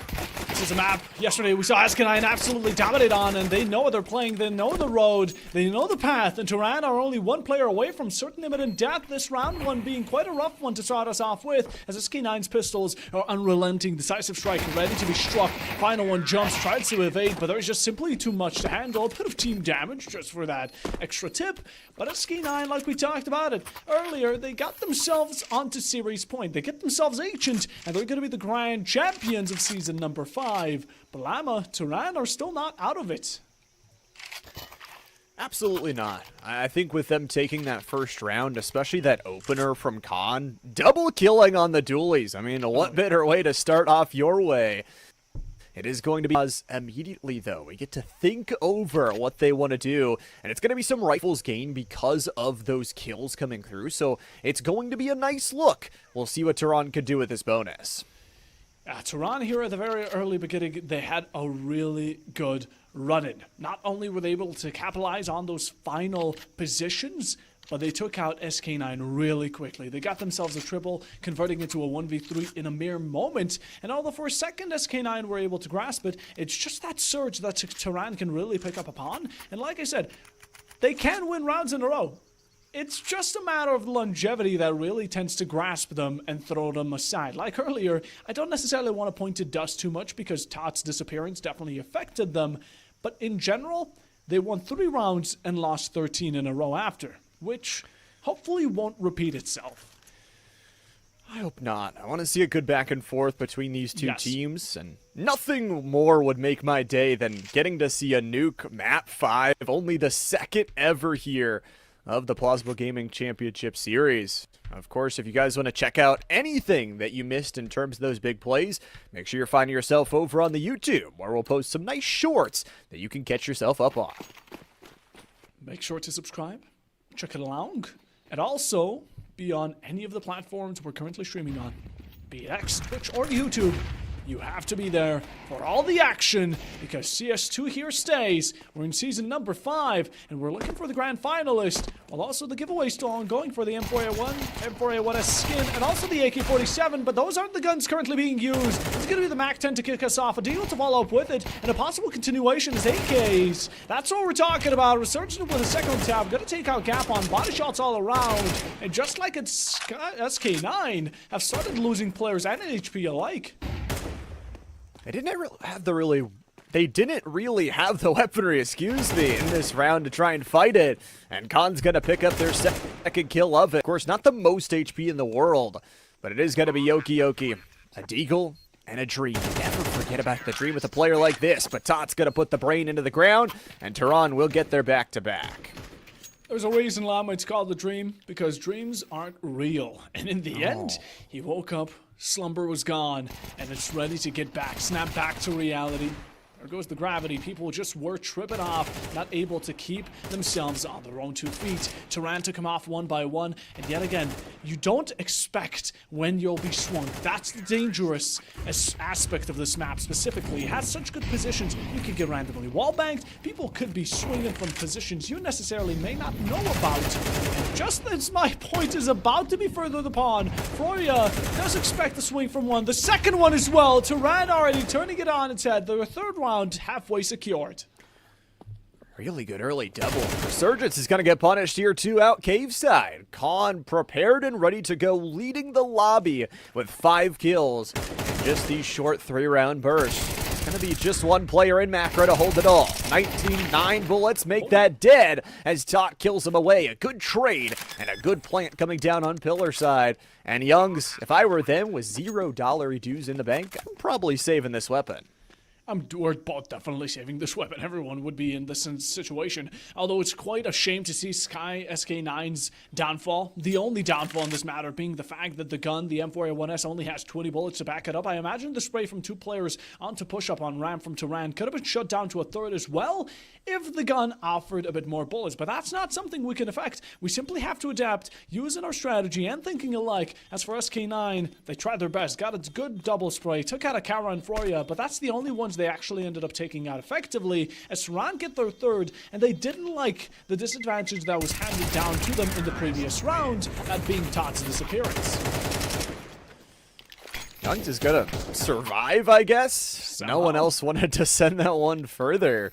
Somehow, some way, gets it further. But yeah, as you mentioned, Tot is back, is activated, is actually second on the team in terms of kills, and they're playing really well together. Off of this replay, it's just a dual swing down mid. I mean, SK9 don't necessarily need to push this further, and once that smoke cuts off the mid entry, there's just no one to back you up. So it's a good little double there from Macra, but they run out of bullets, they die. The damage is good, but the round resources are lost, and it's back to an eco for 3 on SK9. Back to an eco indeed. SK9 here going to be looking a bit more core. Besides Young and Yoki, who are able to back themselves up with the AK and M4A1S, definitely keeping it from the previous round. Now shutting down B here, the CT side definitely should be trying to play on its favor that it currently holds, as Turan are somehow flipping the pan here and really starting to stir up these eggs. Although the split of a 4-1 is definitely interesting, especially good to cut off mid. It is going to be nobody right now occupying it. Instead, Kapana's going to be occupying bullets in the head of Resurgence. A nice little bit of patience will be punished. Turan is opening up the spawn side. The reload punishes Akaro, and maybe that's enough to do it. Youngzer, Yoki, 2 with rifles, but both have to enter from that spawn side. They've got to diversify their angles and find a way to fight this. Yoki looking to split the sky. He needs a double kill finally to get themselves in a plausible spot, but look at the time remaining. We don't even have a kit here to offer up. It's going to be difficult to find it within time, and Young Yoki both realize that at the same time they're instantly going to be going off back into their own spawn, possibly going into cave to ensure their safety. But overall, the opposite side of the map is where they're going to be safest. Bomb about to tick. Tirana with their 4th round. We've seen it on Inferno. We get to see it on Ancient. Is this a confirmation that a map 5 is to be had? Let's see what Youngzer can do here. And we'll just get that 1 kill. I'm hoping we get to see that map number 5. The confirmation would be lovely as we get to see what the maps are going towards. Nuke, that decider waits in the wings just in case they want to go to that sweet finale. We're currently standing on Ancient, and Turan off to a great beginning here to bring us. They won out Inferno. They're looking to win Ancient to make sure number 5 is confirmed, while Mirage and Dust ended up going into the favor of SK9. Is now with the technical pause. It seems like Turan are yet again having a bit of difficulties, but that matters not, as up until now they have been really displaying greatness. I'm hoping this isn't where it gets brought down, because the potential is absolutely immense on the side of Ancient. As much as we saw from SK9 and how really well they were playing here yesterday at this exact same moment in the second best of 3 coming into the second semi-final, SK9, they showed what they had. For the side of Turan, these are hidden sleeves we're getting to see. They're finding different tricks. They're finding different ways to open it up. And of course, if you guys want to open up your inventory and possibly find something brand new in the form of a skin, make sure you enter our next secret code. It's Save by Strong. SAVEBUYSTRONG. Save by Strong. That is your code as Tehran looks to close out round 5. Dropping bomb behind. Macro there with the opening shot. Splitting it nicely. Mid always has been pushed up and never went into the way of SK9 as they simply do not learn. You do not approach Tot. He approaches you, takes you out, and that's a double. Traded for one. Gapon might have not been the best opening here, but it definitely served that a second will make up for the mistakes as Tehran, retaliation against you is starting to show. Some work is good here from Macro, especially you get that AWP activated in Resurgence. I was gonna say, took him a few more bullets than they may have wanted.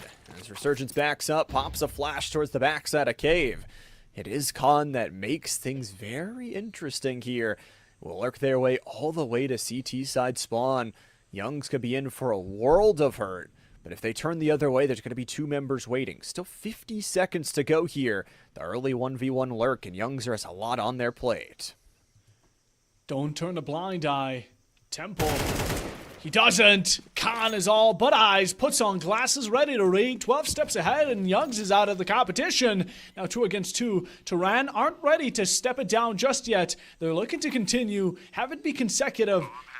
And with plan down, they're looking to gratify and nicely solidify this type of turn they have, but with a shot onto a cower, Resurgence is going to make Khan's job that much harder, whose flank right now is as imminent as it gets. The smoke definitely difficult, but the second he pulls out the AK, it's going to be known. It's hard. Maybe. I don't think so. Resurgence spots him, trades him out just in the nick of time as he was searching for him. Comes in the final moments, and SK9 now with our first round.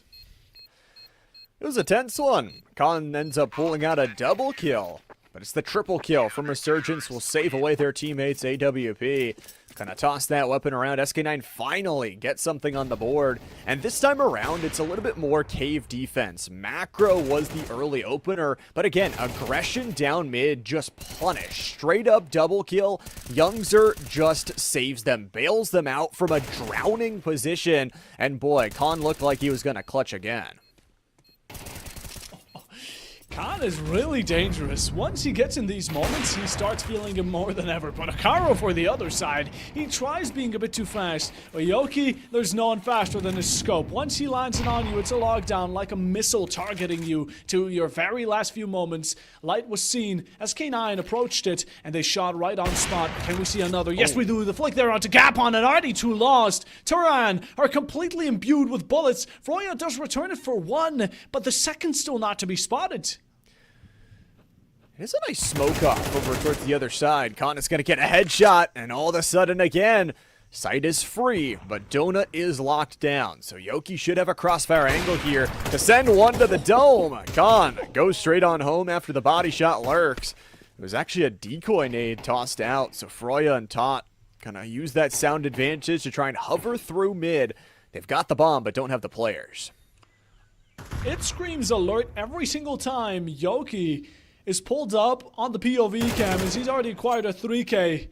And there's possibility of an ace here coming around for the first time. Yoki's surely the one to do it. He's one of the 2 remaining players. Loss is holding down onto B side, and that's what we're slowly approaching with time being. He finds one. It's going to be down to the 2 final offers remaining. Yoki picks up the AK random shot for hope, and as much as it would have been a consolation prize to get such a flashy ending, it comes around for the flank that Loss is waiting about for. Yoki slowly approaching the backside of Froya's, who might not realize where he stands, coming through Cave, nicely lamp around it, and these 2 final players, refragging is going to be their best go-to. I mean, they've got to go quick, though. Neither one of them have a kit here, so getting this kill is fundamental towards this retake.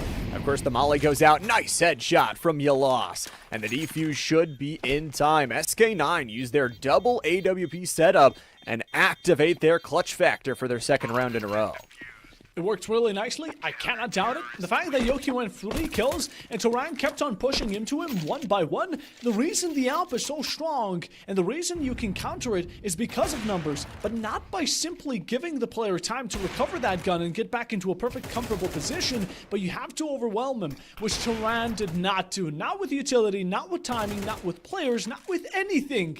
And like that, they were molded into a ball of Swiss cheese. The final one there with a single tap from Loss to finish what they started. As Turan now are going to be already 2 rounds still apart from the side of SK9, but for how long that's going to be persist is another question. How long can you keep him at bay here? Turan seemed to be chomping at the bit to try and earn something. Akka is going to go for one, and it is just decimation. Welcome to the meat grinder. 4K quadra kill from Resurgence and survives to tell the tale. Holy!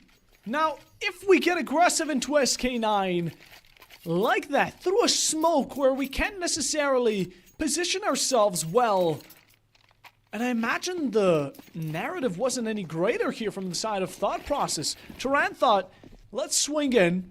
They put down a smoke, so we can catch them off guard if we all go through one. But all SK9 truly needed was 2 players to cross-hold that, to take out every single one of them. And now the response is going to be Tech9s, which Froya definitely finds the first one with. Lost, though, returns it for double, possibly, as that's an opportunity sneaking itself right around through that smoke. Teammate, watch your back, though. And your loss is going to make sure nobody's watching Tot. It's way spread out across this map here. And a duel from Kapan and Khan go their way. It's going to be the AWP and M4 that have to put in truckloads of work here from SK9. Down a single round and now equalized on the player. That's Yoki's first kill of the round. But Macro's position makes it very interesting because that bomb is set all the way back. They hear the footsteps and they'll earn themselves the kill. Doesn't even need to be a headshot. And it puts Khan once again into a position all too familiar. All too familiar. He's gotten enough muscle memory to work off of it. But not all of those have been victories, which of course can't be expected from Khan. But it's the only thing Turan are right now relying on. It was a rough round. It's been a rough couple of rounds. And a 4th one is going to be lost in a row, just like Turan won the first 4. SK9 getting back on track here. 25, the bomb being held hostage. As Khan, any step in the wrong direction, and not only will you drop to the ground, but the possibility of that plant, the possibility of your comeback as well. He's simply waiting for any sound call. SK9 worked off of it, so he should be able to as well. Goes for the mid plan, trying to get as much possibilities to deny any coverage from the diffuser. It's going to be greatness. Cut off any of these players, and it's going to be overdone and dusted. Yoki holding him for a long time. The patience between these 2 players is going to be excellent. But he's just waiting for the right move, right moment. He finds it. That's one spray. Shuts one down. And knows the last one is going to be caved into the wall bank that was attempted earlier. Time running out. We do not have a kid on Macra, and he's going to need to play this really safe. The up picks up from Khan. He gets the shots, and Turan get the rounds back, as now hoping to recycle what they've lost. Sometimes lightning strikes again, and it feels like Khan has got it bottled up, ready to go with the energy, leading the lobby in terms of kills. And yeah, no kit was a big factor in this one. I really like what SK9 did in the mid-round. They found so much space across the board, but the problem is 2 deagle shots that ruin their game plan, that put them down to 2 players, and then it's just Khan. I mean, what is there more to say? An incredible pickup, an incredible shot, and I'm going to be honest, there wasn't time anyways. No, there most definitely was not time, but it still puts that cherry on top to see Khan get out with both of those kills. And what SK9 are thinking is something I wouldn't imagine of them, but the timing. He looks away just as Youngs could have found himself amongst the dead. Living couldn't have been one way to describe him if that op shot went off. But checking away, revealing himself, and hiding his head really went for a bit of a toony conclusion. Young still finds one in the end, which could have been all prevented if Todd would have been a bit more patient. Froya definitely does make up for that mistake as Resurgence falls, and Turan 4 against 4 with SK9. Khan's got a good spot too.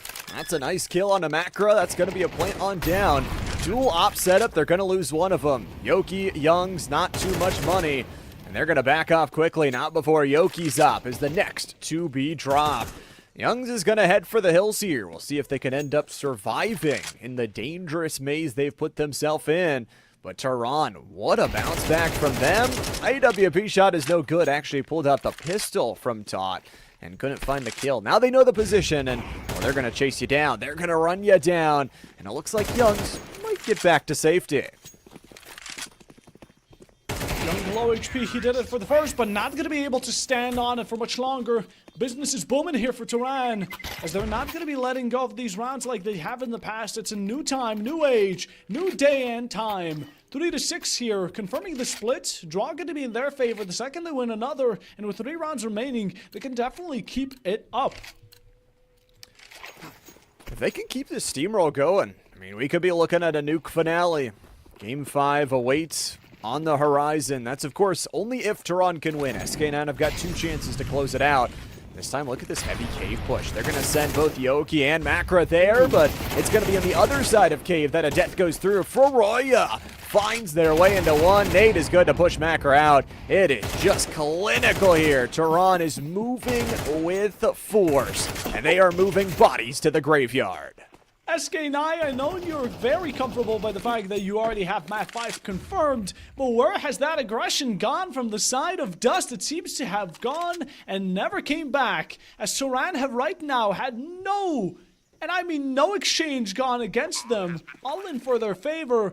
Ready to cash out. Young with the MP9, trying to ruin the economy for anyone that might be caught slipping a bit too close in his comfort zone. But the bomb is down. Tehran are still booming with cash, and they're going to continue doing so. They approach it, goes in for the jump, doesn't find the wings of glory. But the last one who does will be Tot. No one else than him. Tehran, 7-5 is the least they can work with. 2 more rounds to dedicate that. They've got a good streak as well. 4 to start out the half, 3 to end out the half so far. And boy, Khan has just been playing perfect. Still leading the team in terms of kills, still leading the lobby in terms of kills. But also it's about that positioning. Youngs is able to get just 1 kill back. That's all the scraps that the team gets. They're going to be working off of a low economy, especially because you're on that CT side. It's a bit more expensive, especially having to buy in towards those kits. Nobody on SK9 bought a kit in this round. Look how quickly Khan is there to overtake ramp side, push up for it now. Although he lost, does take him out. It was a great adaptation, as early we did see SK9 completely deny them when they tried pushing up ramp, and Khan wanted to decline any options from it. Cave is overtaken from Froya. We've seen how the confrontation between Khan being so quick on his feet has gone. Not same for him. Every time Froya has entered this cave, he's always come out with a kill. And also able to extend possible wall bangs there. But I do see that Makra's not shooting back. He doesn't want to reveal his position. It's because they have a really good crossfire. They're banking on this hold of 2 players. They're also banking that Youngser, can hold that other side. They can hold them down and work away from where that bomb is headed. It looks like Yoki's going to go for the extra bolster of positioning, but nobody's checking behind. Nobody's checking ramp. Akaro gets the first off the headshot. Tot falls. You lost. Needs to go huge. And does! That's a double kill. Flying in with the smoke denial and has a flash to pop. It's going to be a 3K blinded. Added on top of the early kill. 4 in a row from Yalas as SK9 get bailed out. Yalas, that is granted. Justice given for the side of 9SK or SK9. But in the end, the one mistake that I end up recognizing was that even if one of your players ends up sticking on that crossfire, it doesn't matter much. Makra can sit around there. But the fact that he killed Khan in that same position, the information came through one way or another. So trying to hide your position on it doesn't make much sense. But as if we're off to the final round of the first half, there's a lot of exchanges already happening on quite quickly. 3 against 3. Very quick setback for both teams. Looks like it was a heavy mid push. Both teams wanted to try and duel it, and just the timing. Resurgence is going to go down to the headshot of Froya. And all of a sudden, it's going to be smoke comboed out to deny that right side look of the big old square garden here. Loss again is put in a really tough position to try and hold everything down. Youngs is going to be on a rotary position to possibly hold for that other site if it's that hit. Once those flashes and mollies go out, they know huge shots through the smoke to connect. 8-4, icing on the cake for Turan. He took it away in Floria. He still gets away with it. The teammate Flash helped him. And Khan there with the support. He's either active or passive. Khan is always there to help Turan on this midway. 8-4 there is going to be a good split. Specifically considering that Turan is now going to be going over to the TC side. And Ancient SK9, where's the performance from yesterday? It's fallen apart, and we said it, they're a confident team. When they cannot get those mid pushes working, when they cannot find every single round going their way, they start to falter. Turan wants to send it to one more map, but of course SK9 will now get their chance on T side. This is where they are so deadly, especially on this pistol. An early smoke is going to deny off part of that backside square. Foroya is the big entry man after Yoki takes down Khan. This is a full 5-stack on site. The big man Khan not going to be as big any longer for either to support him, and of course it is a bond between these players, as King9 simply have the quantity here, while Turan can offer quality. The USPS will not be able to carry you through this one. 4 against 1, they pile on top of you. A shot in the back of the head from the side of Loss, even trying to kill his own teammate. His KD needs to be risen up by any chance necessary. And like that, it's the first round here, possible second considering CS2 terms, but not to be gratified just yet. And it's not enough to push them over the line quite yet. They're still down 3, but it's a great start. It's like we said, their T-side hits have been really good, especially early on. We've got to watch with this mid-push as though. It's gonna be a fight. And Macra says, die. It's a double from your loss. Resurgence and Macra earn their kills as well. Poor Khan, 1v5, but in a situation like this, he's the man you want. It's not the man you want, it's always this man. That's kind of the thing, it's never anyone else. Poor Khan has to constantly go into these clutches, and he doesn't even get a choice. He's forced into them, and honestly, the fact that he's been dealing with them so long, I can respect it. But in the end, as much as it isn't a surprise considering what terms Turan were on, having them be fully on pistols, and this quad coming out of absolutely nowhere. Like the light switch was flipped on, and we saw absolute orange, okay? But in the end, it was still really fast, and Turan didn't do much damage at all. Only ended up being a little bit of armor damage. How about this? Gavon takes down Young. It's going to activate a crossfire. Resurgence, they'll trade the site for their double door control. Llama's going to go down here. Kapan is going to go for the re-entry, gets themselves a double. They're going to work off a duo, and the nade catch to the utility. Kapan tripling. Khan will steal away the pentakill possibility, but surely it's just a final kill. Quadra from Kapan. Turan, they say we can lose a round quick, but we can also win one pretty quick too. My eyes are hectically shaking trying to catch up with all the action that's currently been unfolding. I mean, can we take a look at it for a moment? SK9 entered into site yet again very quickly, tried to gamble it away. The second they did so, we saw that with their pistol. And with a pistol, it can work a bit more because pistols, I wouldn't consider them the necessary 50-50s. But they kind of are. You either have it completely your sided or the enemy side. That's how at least it has been when it comes to the trade-offs between these two teams. And while the pistols may have worked, the enemy has now stacked up guns enough to fight you, and they've been confident and ancient. Turan have been nothing but absolutely menacing. Feeling good, but the menacing can only last you so long. It's a 1-for-1 as the 3-round lead could go to double digits here for Turan. I like the both though. Khan just goes, finds the timing in perfection, and doesn't die to the AWP.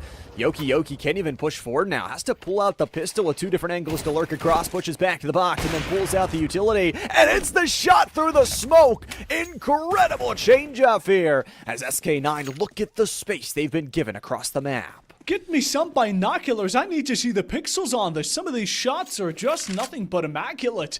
Turando 3, SK9, same count. It's going to be good with numbers, but who's better with tapping those heads? Now, Turan this match definitely has been the number one upon that lead up, as they require this map, it's down to the wire, and they need to pull out all of the energy to make sure it goes to map number 5. And as SK9 slowly exhausts them, we'll have to see if this will be able to surge them on through to the next one move. But up until that happens, there's no competition because Gapon's putting them all down. There it comes, a one-man army, spray with a single magazine, and not a single piece of competition as SK9, it's Black Friday. Dropping to the ground like the prices in the store. Off this replay, Khan really doing a lot of early work to put that pressure in. Insane shot from Yoki. You'll never see a better one here today. Or you might just. I mean, it's the grand finals. Come on. But Gapon, a single mag, a single point of health, and forcing the tactical timeout from SK9. That is crazy. SK9 haven't necessarily been using their tactical timeouts much in times of requirement, but mostly when technical issues struck. Same goes for both teams, to be completely honest. Although for the side of SK9, I feel like this is one of the few actual tactical timeouts where they feel like they need to talk things out. Because yet again, they're starting to see Turan in their prime. And although they can be going into nuke, these tactical timeouts could be final reservoirs for themselves to try and win out this map so they don't go on to a nuke, which is a plausibly uncomfortable map for them. While Turan, although they did go overtime yesterday, it was still something they recognized that they know the spots. I think it's also a little bit about momentum, where especially in a best-of-5 series, you want to grab any portion of momentum you can. If you lose that map number 4 when you've already been on series point, sure, you have 2 chances to close it out, but it's definitely got to hurt that momentum streak. SK9, the timeout is over. It's going to be a timeout before going into a kind of half eco round here, but a spray down from Yoki. Who cares? Take away the AK. Resurgence deals a blow to the dome. That's unforgettable. Whatever happened in that VC stays in that VC. Although Turan are going to return 2 of their own shots, but we see SK9 have picked up an AK. Resurgence is going to be bringing down yet another. This Digo looking to do due diligence as Turan from behind. AY loss coming in for another saving moment, and Turan were completely stacked, but they only have one player who can't afford himself with his own life. Taken by none other than Resurgent top mid side, takes him out, and whatever happened in that tactical timeout stays in that tactical timeout because the guns were uncomparable. We had pistols versus AKs and ops, and Turan, with their current track record, should have gotten it with ease. Absolutely. I think it was just the dual position. Even though it was Resurgence that got the 3K, Yalos was the one that fully executed towards the site, found their way into spawn, pinched them away for Turan. And now they're the ones that have the hero AWP on Troya. They're going to send out with a duel on Cave, and Resurgence will lose their weaponry. Capon will see how longer they can survive for no longer. A spray down from Macario won't get the 1-for-1. They will grab the AK and get the spray through the box, through the smoke, and through the head of Yalos.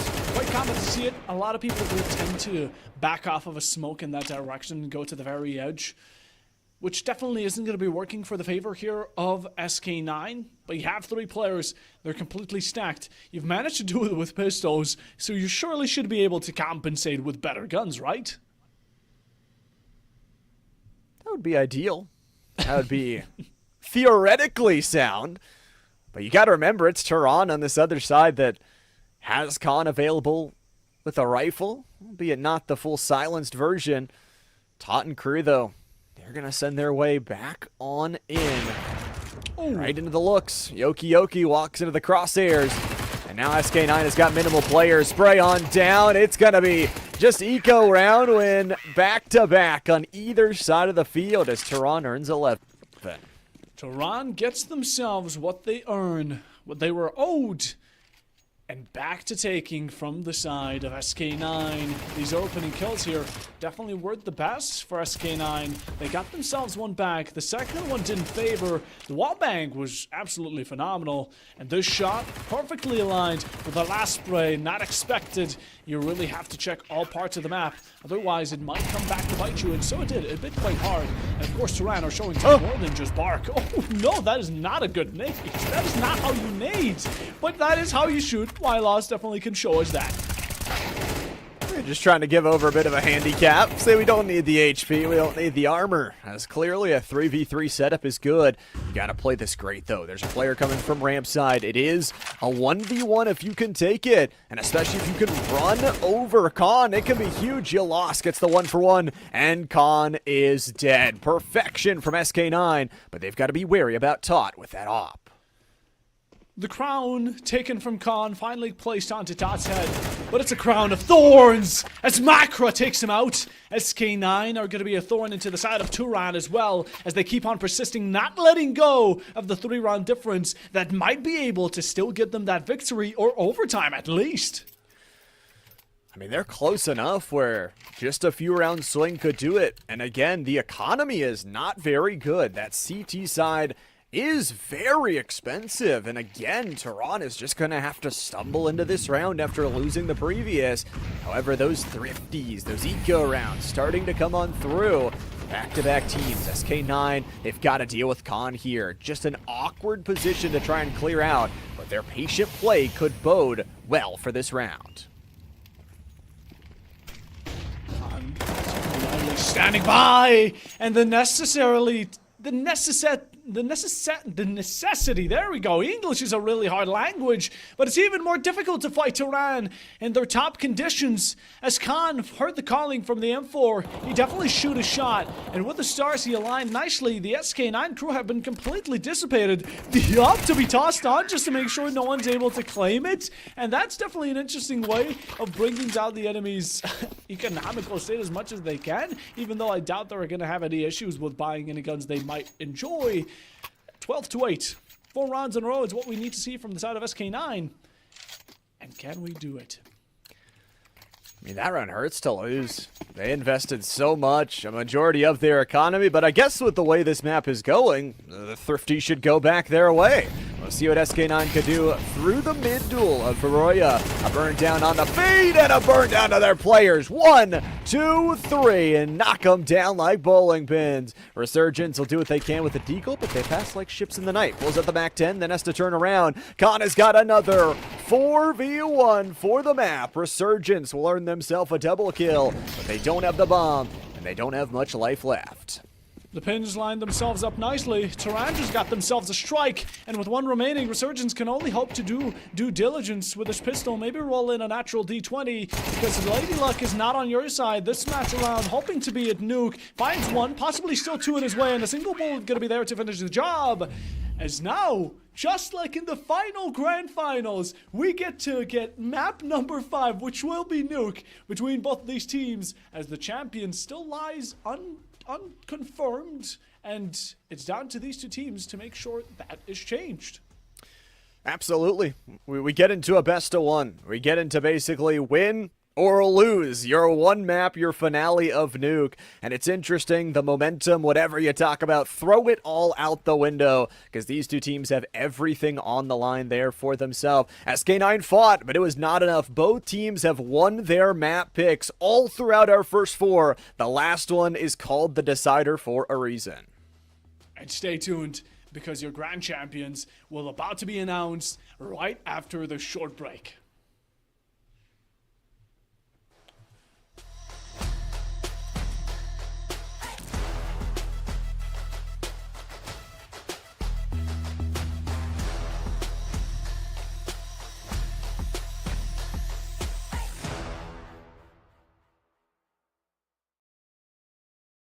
Go. You got a mind, but even that could change. You could flip the gray matter like some batter in your brain. That's why I say, fake it till you make it A. And if you play that game, then you just might make a change. Rearrange all the bad to okay. Take the worst thoughts saying, turn them to a game. Take the best thoughts saying, put them on display. On repeat in your brain till you're feeling no more pain. Never slow yourself down, you can do some more. Push past all the pain and you find a door. Open it up and finally explore everything that you thought you could never do before. And even when you feel low, you can still go. Even when you feel slow, you can still go. Even when there's no hope, you can still go. I never answer to no, man, I still go. Go, go, go, go, go, go, go, go, go, go, go, go, go, go, go, go, go. Even when you feel low, you can still go.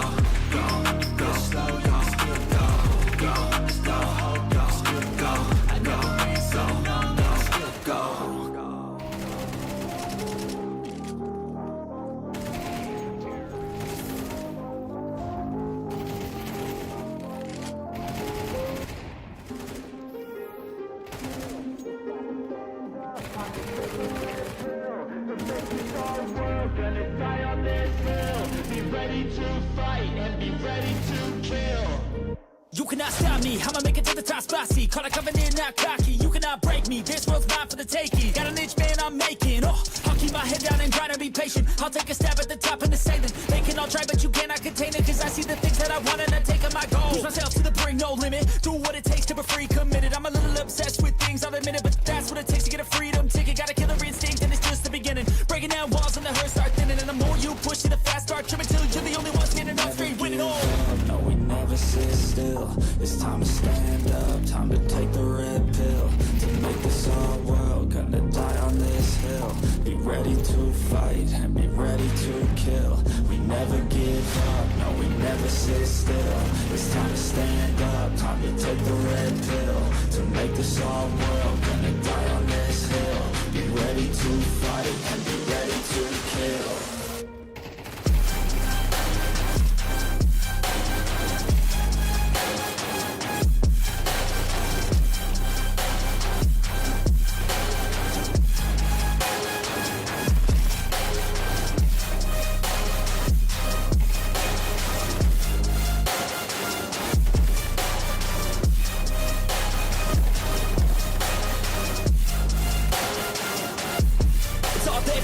You just gotta wanna keep chasing, put you everything you're facing. Keep up with the pace and adrenaline rush starts racing. Get through all the things you hate in. Don't let the others in charge of your dreams. They just don't know what it takes to be seen. You see the ship take control of your team, and if you're alone, then a one-man army. So you better be starving, and you better be carving. Through the hate, keep marching, and every day keep charging ahead till you get what you want, what you dream. Regret is a thing of the past, and you'll see that you always had it inside. It's the key to make the most of this life. Believe. No, we never sit still. It's time to stand up, time to take the red pill. To make this our world, gonna die on this hill. Be ready to fight and be ready to kill. We never give up, no, we never sit still. It's time to stand up, time to take the red pill. To make this our world, gonna die on this hill. Be ready to fight and be ready to kill.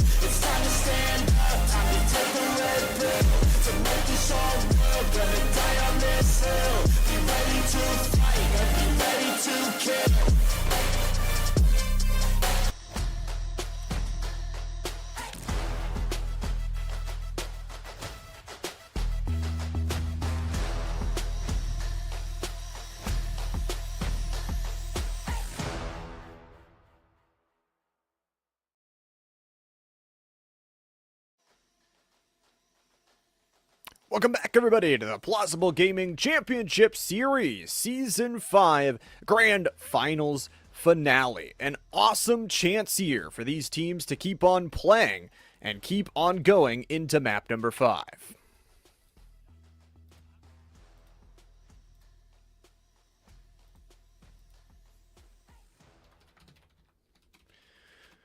Well, either way, we've got a map number 5 finale here for these two teams, both of them earning their map victories on their map selection. So over and over again, they find themselves in a great spot, and we get to find ourselves with some great action. This is a second back-to-back best of 5. This is a second back-to-back fully going the distance from Season 4 to Season 5. And awesome little showcase of teams here as well. If you guys want to be one of the teams involved in next season action, make sure and get yourself off in towards the Discord server. It's an amazing day, Bob, and I'm excited to see this fine one. I'm excited to see it as well. I mean, the grand final has been leading from yesterday. The semifinals, Turan have built themselves a fantastic run in the first two maps overtime, while the side of SK9 have built up high confidence going into flawless maps. And now the grand final is about to come to an end. 4 maps have gone in. They have consecutively played a game of tennis as one passes to the other. First map, have it be SK9's. Then it's back to the side of Turan. Then they keep it going until map number 5, Nuke, about to be underway. And all of this is thanks to Plausible Gaming, who have a fantastic non-toxic community that not only sort matches like CS2, not only PUBG, but maybe more in the future. While in the meanwhile, you can join in Discord, get yourself a fantastic bunch of friends to get along these competitions. And in the meanwhile, we're hopping into the final map, Llama. It's been a long trip all the way to here. And well, what better way to start it off than a blindsided Khan finding the opening kill? Con doesn't matter. The scenario always seems to be the showstopper. Tehran is going to go for an early set of plants on through as Resurgence has got a headshot back. But they're going to need to work from this high ground position. Resurgence especially able to pick up a double kill, but still in quite a predicament. 2v2 here, and Khan's drop down is coming through, but a nice cut down from Khan. And it's going to be Yalas who cleans up everything. The defuse, the win, and SK9 on top early. SK9 here, coming out quite decent. A good opening and a fantastic way to open up this door. Now Tehran, how they're going to close it is completely up to them, but they have visitors inside their house. They just might not want to stay for too long. The pistols here are going to be also allowing players like Yoki to pick up on the M4A1S and allowing this long-range battle to be theirs. Now, of course, while you're sticking to the outside, while the T side is trying to push themselves onto Secret, we can see that some of these players like Froya and Akara are rocking the smoke, which is going to be allowing them that entry, but it's up to them if they want to reserve it for the post plant or the pre. It's where you really invest those resources, not only in utility, but also players, because if you lose too many early, it makes that rotation really tough. Yalas is going to make it tough with a nice little wraparound 1-for-1. Freya finds a Tech-9 trade. However, it's going to be Khan that's actually watching from spawn side, cuts down the over-aggression, and SK9 have an interesting lurk. They're going to go through this kind of B ramp angle with only 2 players. This is not a round number 2 you want to lose. A surprising jackpot play, possibly? Tehran here have gone from rags to riches, and I think they're about to be booted down to broke down. Khan not allowing it, but so Macra, same stance, low HP on him, and Gabon can definitely turn the tides. Looking to pick up a gun, but not going to be focusing on that. Just looking to get this bomb down and make sure to get extra funds in the case they end up losing. A rotation really quick here from the side of the final player on a SK9's player. Coming around the right, he can't anticipate, breaking up the window. He sees the door, he's not holding a gun, but the missed shots from Macra are going to be tide changing. Another molly doesn't burn, no, but the shots definitely do stink quite a lot as Tehran, like I said, since 777 Cha-Ching, they have rocked out with a really good thrifty. And it was just patience from them. They honestly let SK9 fall into them. The over-aggression on the CT side, you lose one from spawn, you lose one from main, and Resurgence, had they gotten that flick, could have changed the entire story. But a rotation, a plant, and a heck of a round from Tehran. And a map number 5, you can't slip like that. No, you can't, because now Tehran are going to be getting back onto the same business they were dealing. Back on Ancient with a double, triple, all of a sudden converted to a quad. SK9 with a single casualty. Not a single one brought on to Tehran's side. This Deagle looking to hope, bro. Looking really to hope some light onto this darkness that is just being lurked over by Tehran. As the Deagle claims one, maybe Froya for the count. But considering the money he currently stands off, I don't think he's going to find much of an issue. Does not feel too good on the money on the other side. Tehran are very rich. The side of SK9, not as much. Trying to invest in that round as well. Only on a 2-round loss bonus. It's got to feel really bad buying into it here on the CT side. They've had some thrifties before. They've had some ability to use their eco. But right now, the biggest resource you have is rounds. You cannot give up so many of them. Yalas is going to find the head of Khan. A huge player to kill. But they are losing so much space in the site. The outward bound silo play is good. Gabon has got a really nice duel outside on Resurgence too. And it is Tehran that are running over this pure eco round. And the pistol's not going to check. Gabon puts another in the dirt. Jaw-dropping performance here from Tehran. They even get the bomb down one way or another, so ensuring that they're going to be getting max funds and max grace from whatever round they win. Not only playing it a lot more safe, but that greediness that I felt from them in the past maps, I'm not getting that type of energy no longer, and I'm hoping they can get to keep it up. 3 rounds already theirs, and you know what I'm starting to trace? Do you remember, Llama, how with SK9 on Dust, the rounds they won were going so quickly? Yeah. I'm starting to feel that inside Tehran. They're really upping the tempo. Absolutely correct. It feels like SK9 are going to have to put on the brakes, do something to stop it here. They're playing more towards the outside with Macra on that extra entry. It's the smoke kill from Yalas, and Macra getting another on the headshot swing, but Todd is still outside, and that could open up a possible secret walk if Tehran does choose to go there. For Todd, they're going to go back, grab the bomb, and Gapon is all the way through Garage. That gives them so many options of where to go. Absolutely, without a doubt. A window of opportunity to slip in through thanks to Todd. Not only from Silo, who has been persisting through round and round out. SK9 now have 3 players. Rather, get it converted to 2 for the side of Tehran. Bring him down 1 with 1 minute remaining. The T side definitely is going to be having a troublesome moment as Khan takes out 1. That's young for the count. Going to feel quite old after the clock is slowly starting to bring about the age. Molly there, a bit too late, comes in just enough for Resurgence to keep himself on site. The knife fantastically flipped, and this Molly's not going to be something to contest. Resurgence have been walking on this fire and the flames. Nate just gets avoided, and Todd with this bomb needs to make sure to rotate just in time, and so he does, and I don't think SK9 have realized it just yet, but now it comes into thought. But it's just a fake rotate. Todd actually took some damage on that initial duel. Yoki, and the player to hold them off with the M4. And now a full drop down is coming through. Todd is going to have to invest this timing to try and go for it, but the door is broken open and the shots are too easy from Resurgence. SK9 fighting back and making sure the gap is only 1 round. Making sure this grand final is really a hell of a battle from both of these teams. And while the economy is still backed up heavily from the side of Tehran due to the rounds and how they've won them, even bringing some of their losses quite close. In the very end, SK9 here have been battling really roughly. At the very end, so they had to focus on Resurgence, getting alive through those mollies to ensure this 2v1 position that they definitely got away with. And of course, the last one being good old Khan here, didn't necessarily find escape way. Although this time around, it's going to be a car starting us off, but a continuation here by none other than Wylos with a kill of his own.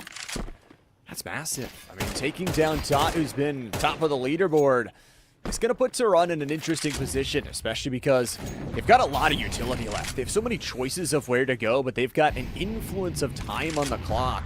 It looks like they want to head towards A, try and overwhelm what's set up from Sky9. It is going to be a nice little quick flash out. Resurgence is going to wait patiently. And 71 HP for Gapon, 14 for Akaro. Finally, it's the B-long swing, and Gapon has got a really nice headshot. A fantastic headshot. Gotta split open some gates. And meanwhile, that's gonna be another opportunity for Wylos to make sure that it doesn't go past any advantages. Tehran can't be feeling comfortable in his own presence. SK9 here, with one of their players being quite low, but that was Akaro, the one who started us off, is gonna be the one to finish it off as well. Young gets a kill, MP9 to outbattle the wits of an AK-47. Gapon wasn't able to back up his own battle. SK9 here, gonna start slowly realizing they have the player count, but getting sandwiched in is not the best ideal. You don't know about Froya's position, and with 30 seconds, Tehran have completely converted, recycled 8 for themselves, and now they're gonna be able to grab a hold of it as the spike is about to sting. SK9, they're starting to feel the very tip of it. With his bomb in their hands, with a headshot on lock, Akaro takes out 1 life. A second one. Will it happen? Not from Froya, but in a 1v1, it's a deciding matter. Both are going to be on similar HP, 14 to 50, a single count between them, and a shot from Akaro, a pre-fire to secure it, and Tehran will keep themselves at a 2-round lead. A 3K from Akaro brings him over the line, and winning 4 out of the last 5 rounds, Tehran slowly extending their lead. It didn't seem likely. I mean, Gapon's early damage was nice, but you lost. I felt like they had so much versatility in this round. Ends up just losing their life later on, and a huge shot from Akaro to take down that high ground opper. Tehran is just solo plays time and time again that they're working off of. For SK9, this round is an interesting one. They don't have a ton of weapons, but that'll be one picked up and given. Tehran have got to be careful in the crosser as Yalas is already doubled up. Wylos and Resurgence, that's what we've been seeking to find from them. The true nature actually being revealed from the side of Sky9 the second they lose that type of round, and it's not going to be the greatest of looks, but if you can bring it back to make it look at it was all for naught. Oh, Akaro, though, in the meanwhile, that is disrespect. He finds 3 in a certain moment.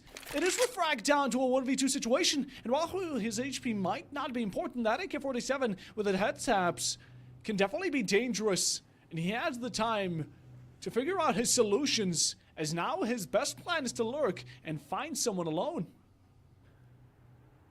I mean, this could truly find you loss. Outside here, we'll now see the pop down from Resurgence as they cut off the B-long angle. Nobody knows where anybody is. Tehran are spending their sweet time to try and talk it over. Make sure even if you're dead, giving some advice, some game plan here. As it is going to be Resurgence, who's that higher HP player, although it's only pistols, is going to hold on that B-long. So it does feel like this one is going to be all on you lost to try and take this 1v1.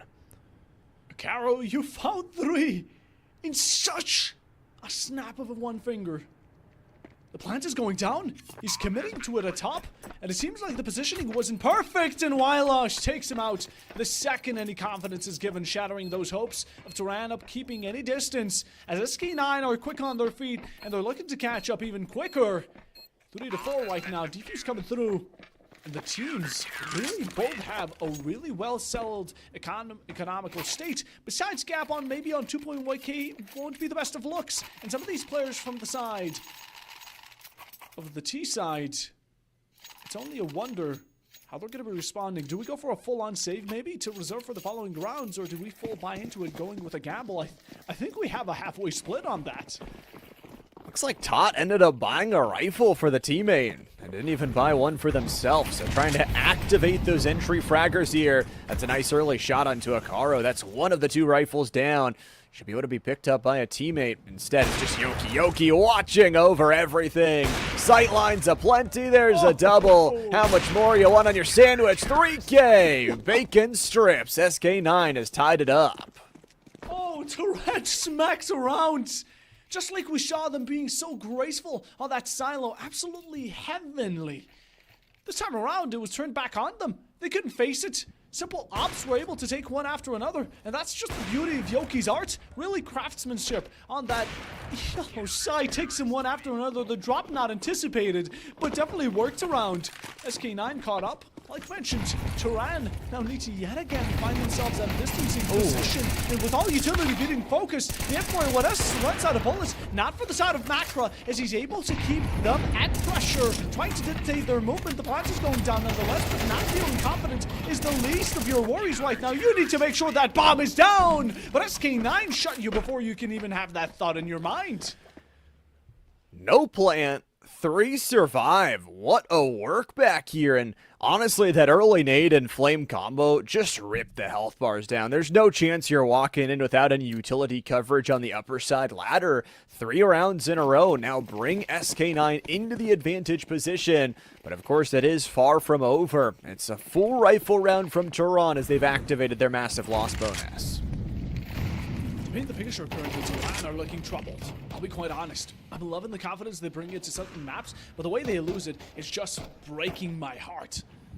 SK9, on the other hand, steps ahead, looking to play off of that fact of matter. And currently with a 5-4, these teams are battling for following rounds. And for SK9, it doesn't matter that much. They lose this round, that they're completely fine. They can get themselves back up. For Tehran, it's going to be a long run that will be quite hurtful if this is not a victory for them.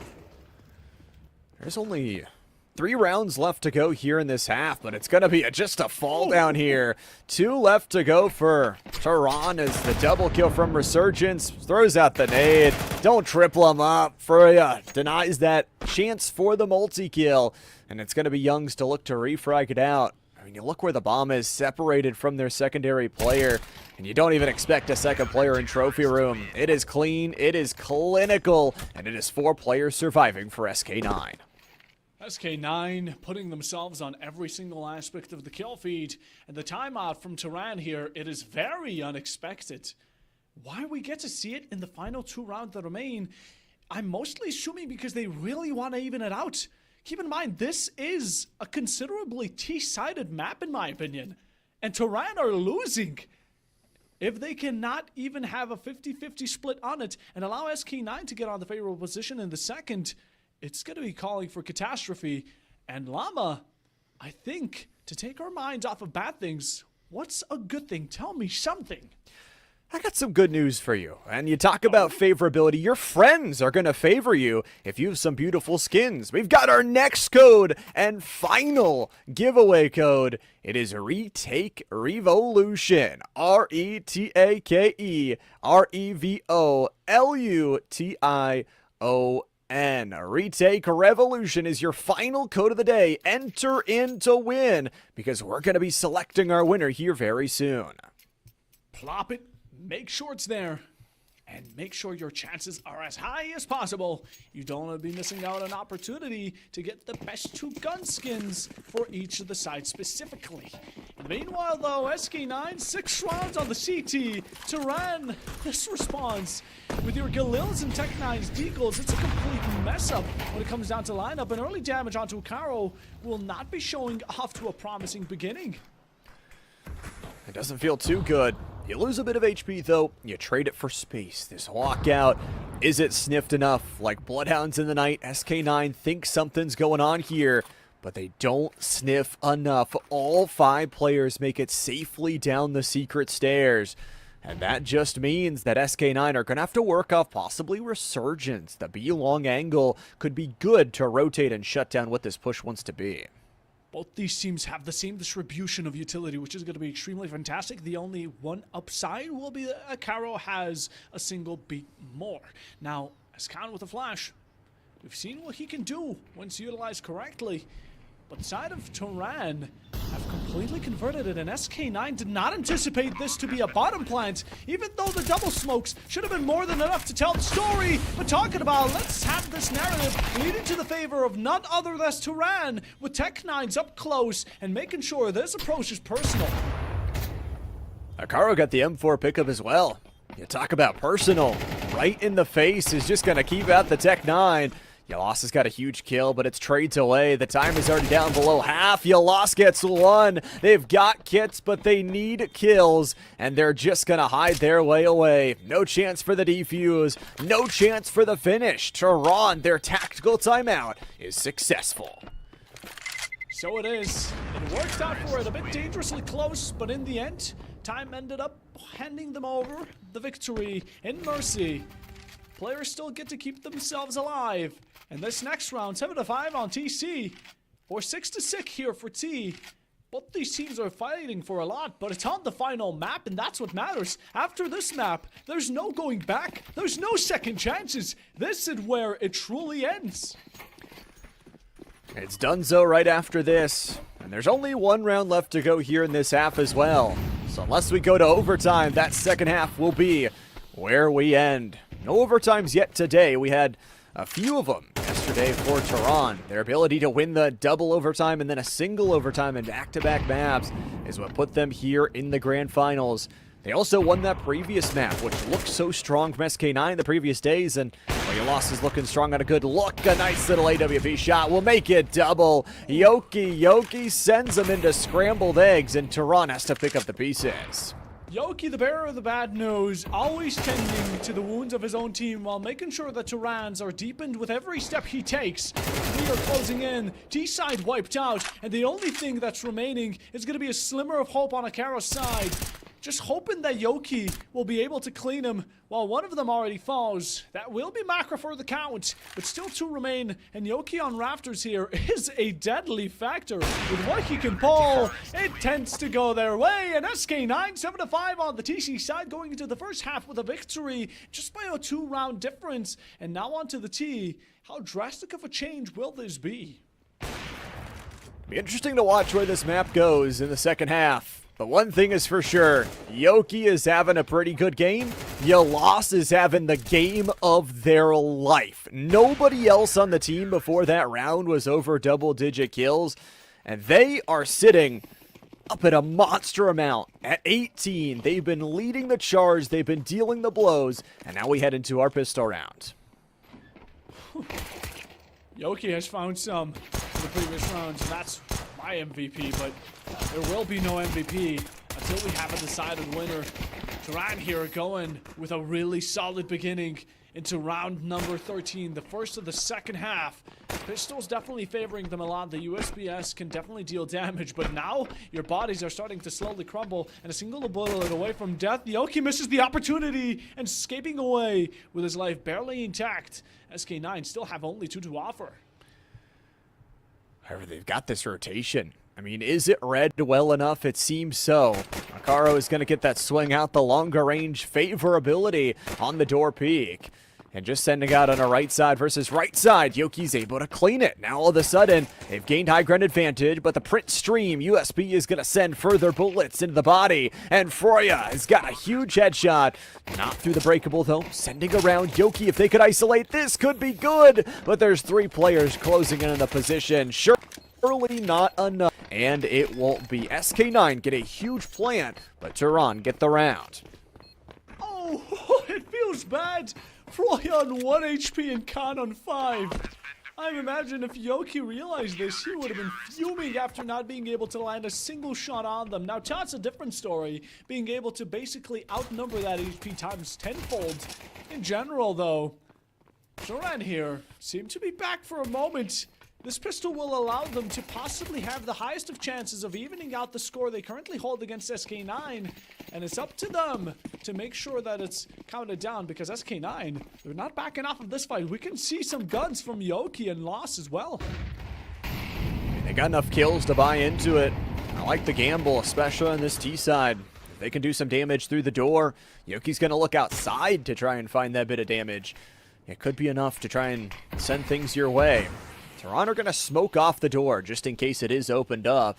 And SK9 play their patient game here. Still a 5v5. This round would be deadly. If you could take down Khan and the crew, that's an if. A big, big if. Because Khan is already doubled up. Safely secured on the B-long position. And will smoke off for safety. And they've even got a teammate right beside him. It's Khan dying. But do they clear for Akaro? Yeah, they do. Ooh, dangerous. SK9. Rocking a lot of utility, and it's been helping him out. Turan didn't try to express that gratitude of having a better economical state by using it on utility, but rather guns alone, while Sky9, or Sky, as the Sky, as a kite, they're flighting up, and they got themselves a double yet again, just after a fantastic double that was served to him right before fire. Final kill there, spray comes through, Resurgence finishes the job, and even in a thrifty, they find that piece of light just so they can nicely glide on to the 8th round, keeping the distance a bit larger than, of course, the side of Turan would have wanted it to. 6-8. This is getting so close. You can't separate these 2 grand finalists. That's what it seems like. But Resurgence has been able to find a step up here on the T side. Now onto double digits, the 3rd member of this SK9 team. Of course, they've got to turn it over into this next round. You can't give anything easy over. Kapan is going to say, easy, that's what my shots are looking like. Yoki falls to the ground on the top of the silo as Yalas earns themselves a huge kill down low. Incredible, though, the patience. These mid-round lurks coming through. Kapan just trying to search for any more bit of damage. SK9's a little bit bruised in this round and going to be even more so when they give over that rifle. Ooh, there it comes. Making sure that it's not going to be all for now. They have the definite advantage of guns, but they're still losing to pistols. SK9, how is this happening in the beginning? Completely outnumbered. Positioning is going to be great. And for the final, Turan find it. Able to back them up with the 2 final players standing strong. Not a single contaction. And I don't know how SK9 lost it, but even with Deagles, it seemed like Turan really worked well under pressure. I mean, it's just Kapan. It seems like every single time you put a deagle in their hand, they're finding 1, 2, and ends up picking up a rifle, or excuse me, a weapon for the 3rd. That first shot is incredible, but the second one comes so free outside a garage. It was just a close-in position. SK9 didn't have the space to rotate away, didn't have enough time to try and get away either, and Turan just slowly closed them in. We can't separate these 2 teams. It's only 1 round the advantage for SK9. Being completely honest, coming in with this tactical timeout, it's going to be required. It was a good round, and we want to keep it that way. For Turan to upkeep their current score and make sure that SK9 are going to be putting them down just too early, they can definitely take over. Again, this is a huge round here for the side of Turan. If they can get it 8-8, then there's the possibility of overtaking them. keeping that confidence to themselves while bringing it down for the side of SK9. It really means a lot in the mental game, but at the same time, I mean, it's all about the score, right? And currently, we're converting that to a technical pause, which means we get a bit more time to talk about what's currently been happening. Some of these rounds have been honestly nothing close, but at the same time, it's just wondrous how they get to convert it so quickly. I mean, we've seen doubles, triple kills from the side of Yoki, but at the same time, shots from Deagles like the side of Gapon can also completely change the set course of this match. And it's starting to go off course. For both of these two teams, would have loved to take it a few maps ago. Would have loved to clean it out in a 3-0 or a 3-1. But that's no longer available. It is one single map, a longer day of Counter-Strike for them to endure, and one team in front of them. I think interestingly enough for SK9, it was weird seeing them lose on that last map in which they had looked so strong on in the semifinals, but it really hasn't phased them moving here into the final map. It has not. And it hasn't brought them down either. But as they go into the second half, they have to consider, yet again, we're on the T side, we can play this carefully. And what SK9 do so well is they play together. They play really well together. Their positions perfectly aligned between each other. Even if one of their teammates die, they're able to instantly refrag it and keep it going until they find themselves in the victory, or they get a double, triple out of completely nowhere, which has been proven by Yoki. It's been proven by Laz going 22-8 currently, which is just credit where credit needs to be given. That's an insane amount of kills. That's an insane kill-death ratio. But it all comes down to the rounds. You're up one. That's the true number that matters. That's the true resource you've got to keep an eye on. For SK9, we'll see what that one-round advantage can do after Tehran was so clinical in that last round. You get to watch that kind of 4 split all across the map. I like the secret defense, going a little bit aggressive. Gapon, though, gets themselves to safety, and Yalas doesn't watch, but then notices a player to their right. But to the left as well. Seems like Yalas just not lose. That's a state of facts. The other one from Tehran, it shows that the refrag game seems a bit weaker. They didn't want to peek out to go at another battle for Yalas because they have already been exposed, and it possibly could have been a loss. That is true. But at the same time, you have to consider you need to avenge your teammates, and it's not done by swinging the load into Yoki, who catches you off guard. It's how Akaro who's currently doing it, making sure that Tehran are as close, but Yalas is not going to be standing for it, as Khan is taken out of consideration, another one to be put down, and SK9 with their confirmed plant.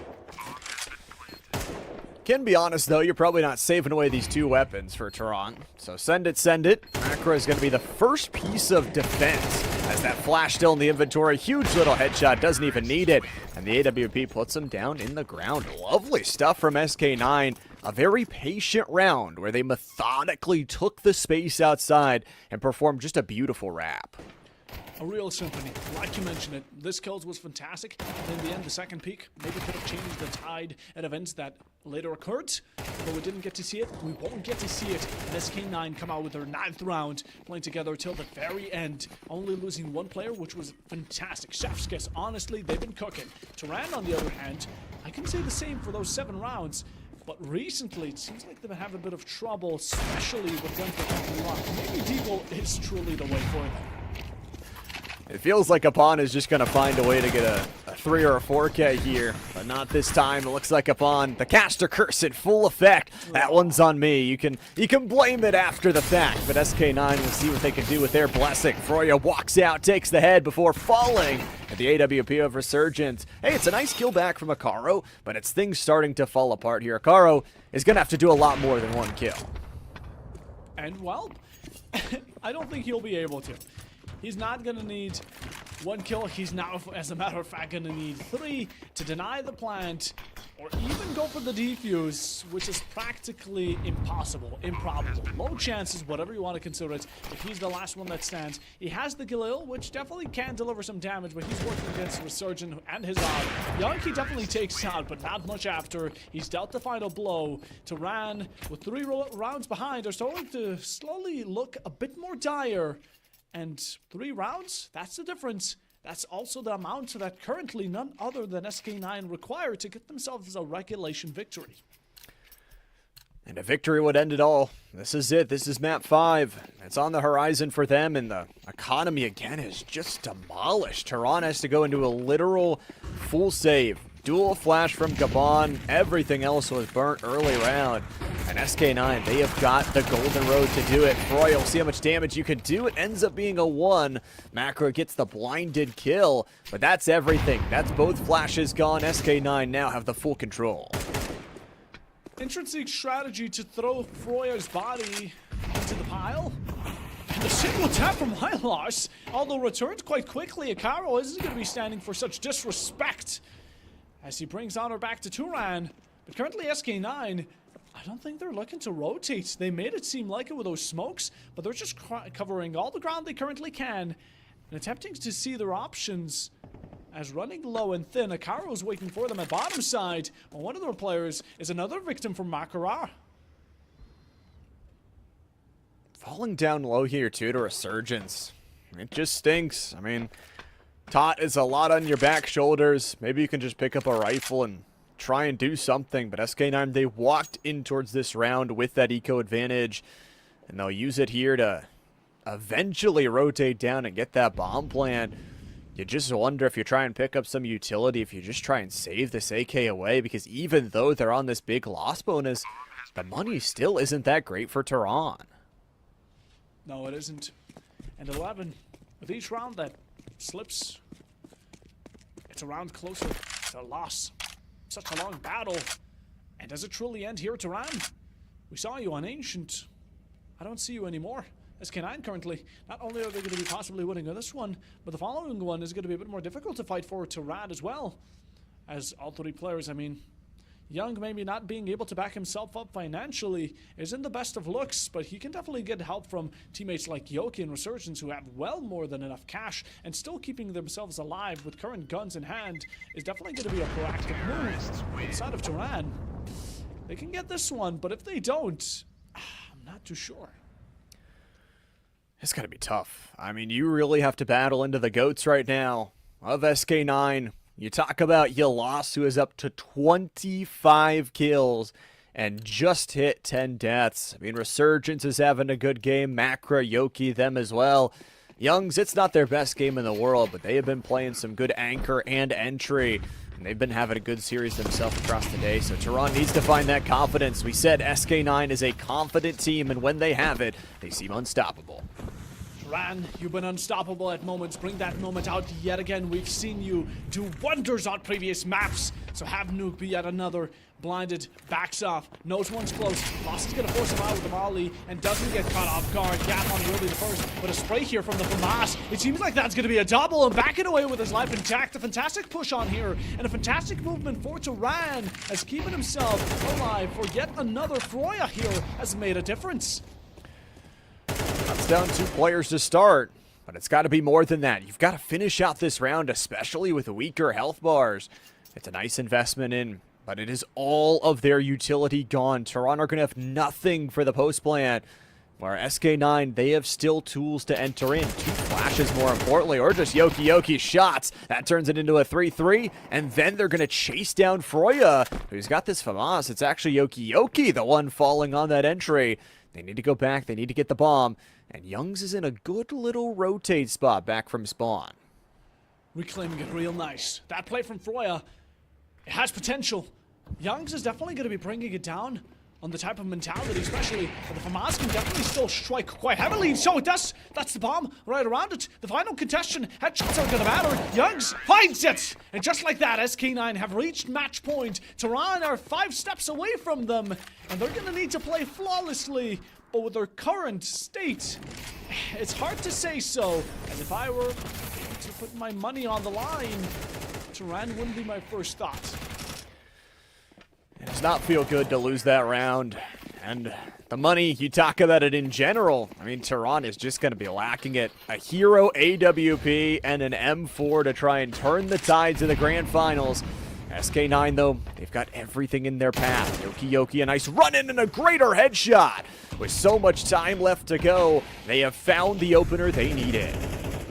They have found the opener.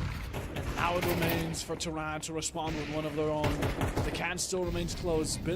beans have not yet been spilled. But with 125, we're sure about to find out the answer. Can SK9 close out the series? They're starting to approach these final contenders. Champions are about to be revealed. Possibly Gapon comes in with a swing, finds the headshot, and Youngs is going to get taken out. This is a great response, but low HP definitely won't be coming into favor for Turan. Gapon's the hero again. Picks up the AK. It is rifles for 3 and a scoped rifle for Tot. Gapon's going to go in. The nade is perfect, though. Yoki's got the shutdown here. Where do they look, though? Where do they go? It's the shot from Yoki that cuts them down. 4v3, and you talked about the health bars. They're just disappearing. Oh, they're gonna get taken out one after another. Wyloss finds the pressure, gets the shot onto the right. Froya didn't expect him in a position such as that, especially with 35 on the count. And SK9 are slowly going in for the final. They're gonna spread it all across, but the HP won't be favoring. As Tau with the op, gonna need to find a quad kill in order to completely back it up. The plant is going down, pressure's all on him, trying to go for the resource, but does not find it. As the champions of your Plausible Gaming Series Season number 5 CS2 tournament will be SK9. Yesterday they dominated. Today they had some trouble, some stoops to go over. But as they stumped, as they learned, they overcame. And in the end, they won out map number 5 Nuke, taking out Turan as their final step. Worked well yesterday. Was a little bit shakier today, but ends up closing it out in 5. SK9 champions of the world here at Plausible Gaming in our Season 5. And you know what? Taking us all 5. What better present than in back-to-back championships going all 5 games here. Incredible showcase, incredible clutches, and every one of the 5 members stepping up. They deserve the championship crown, but I mean, props off to Turan. They gave him one heck of a run for their money. Turan put in a really good fight. I mean, map 2 and 4 for Turan were so good. Their gameplay was uncomparable, and in the end, both of these teams really worked their setup. They were fantastic. They did due diligence, and I think they were perfect for this grand final. And I mean, just thank you to the players for making it such a good matchup. The players are one to thank, but we've also got a whole host of people to thank as well. First and foremost, Plausible Gaming. If you guys want to check out all they have to offer, make sure and join their Discord server. You could be the next team jumping through the ranks. Join that looking for team in case you don't have a full 5-stack. And make sure you're streaming, because that's one of their big things. Streaming ambassadors they are. Plausible Gaming just giving us so many opportunities to showcase talent here today. Absolutely.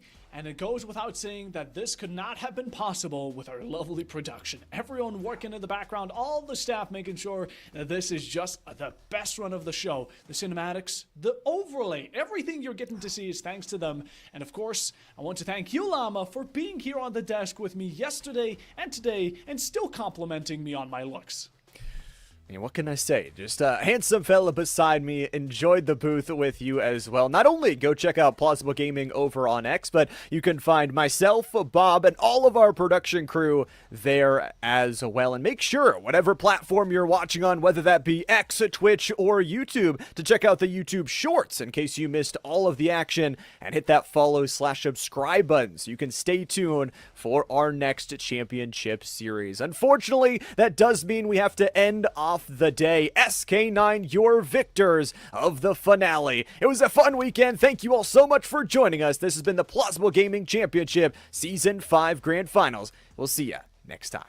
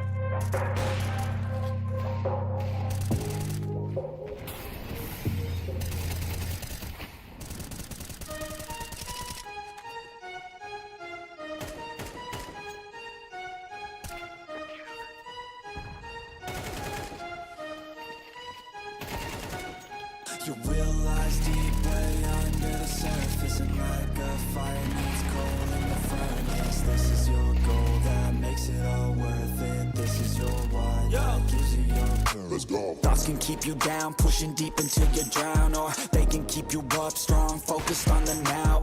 Glass half full, or has it been emptied out? Well, that's all up to you and your mind. Do you doubt anything, everything, not a thing? Make my thoughts work for me, manifest what I need, what I want, what I see. I could be anything, I attract all the things that I see. I believe I'll achieve as I breathe in and out again and again. I don't doubt, I sit and I plan, and I found out that I can execute if I'm driven, if I listen, if I learn all the wisdom. Read some books, something written, watch the best. Teach a system I invest, never hidden, I ain't scared. Ain't no chicken, I take dares. I'll be winning, you get back what you're giving. Find the reason that you're living, what you're good at, all your gifts and what you love. Take a risk and find out what you've been missing. Yeah, the will lies deep way under the surface, and like a fire needs coal in the furnace. This is your goal that makes it all worth it. This is your why that gives you your purpose. The will lies deep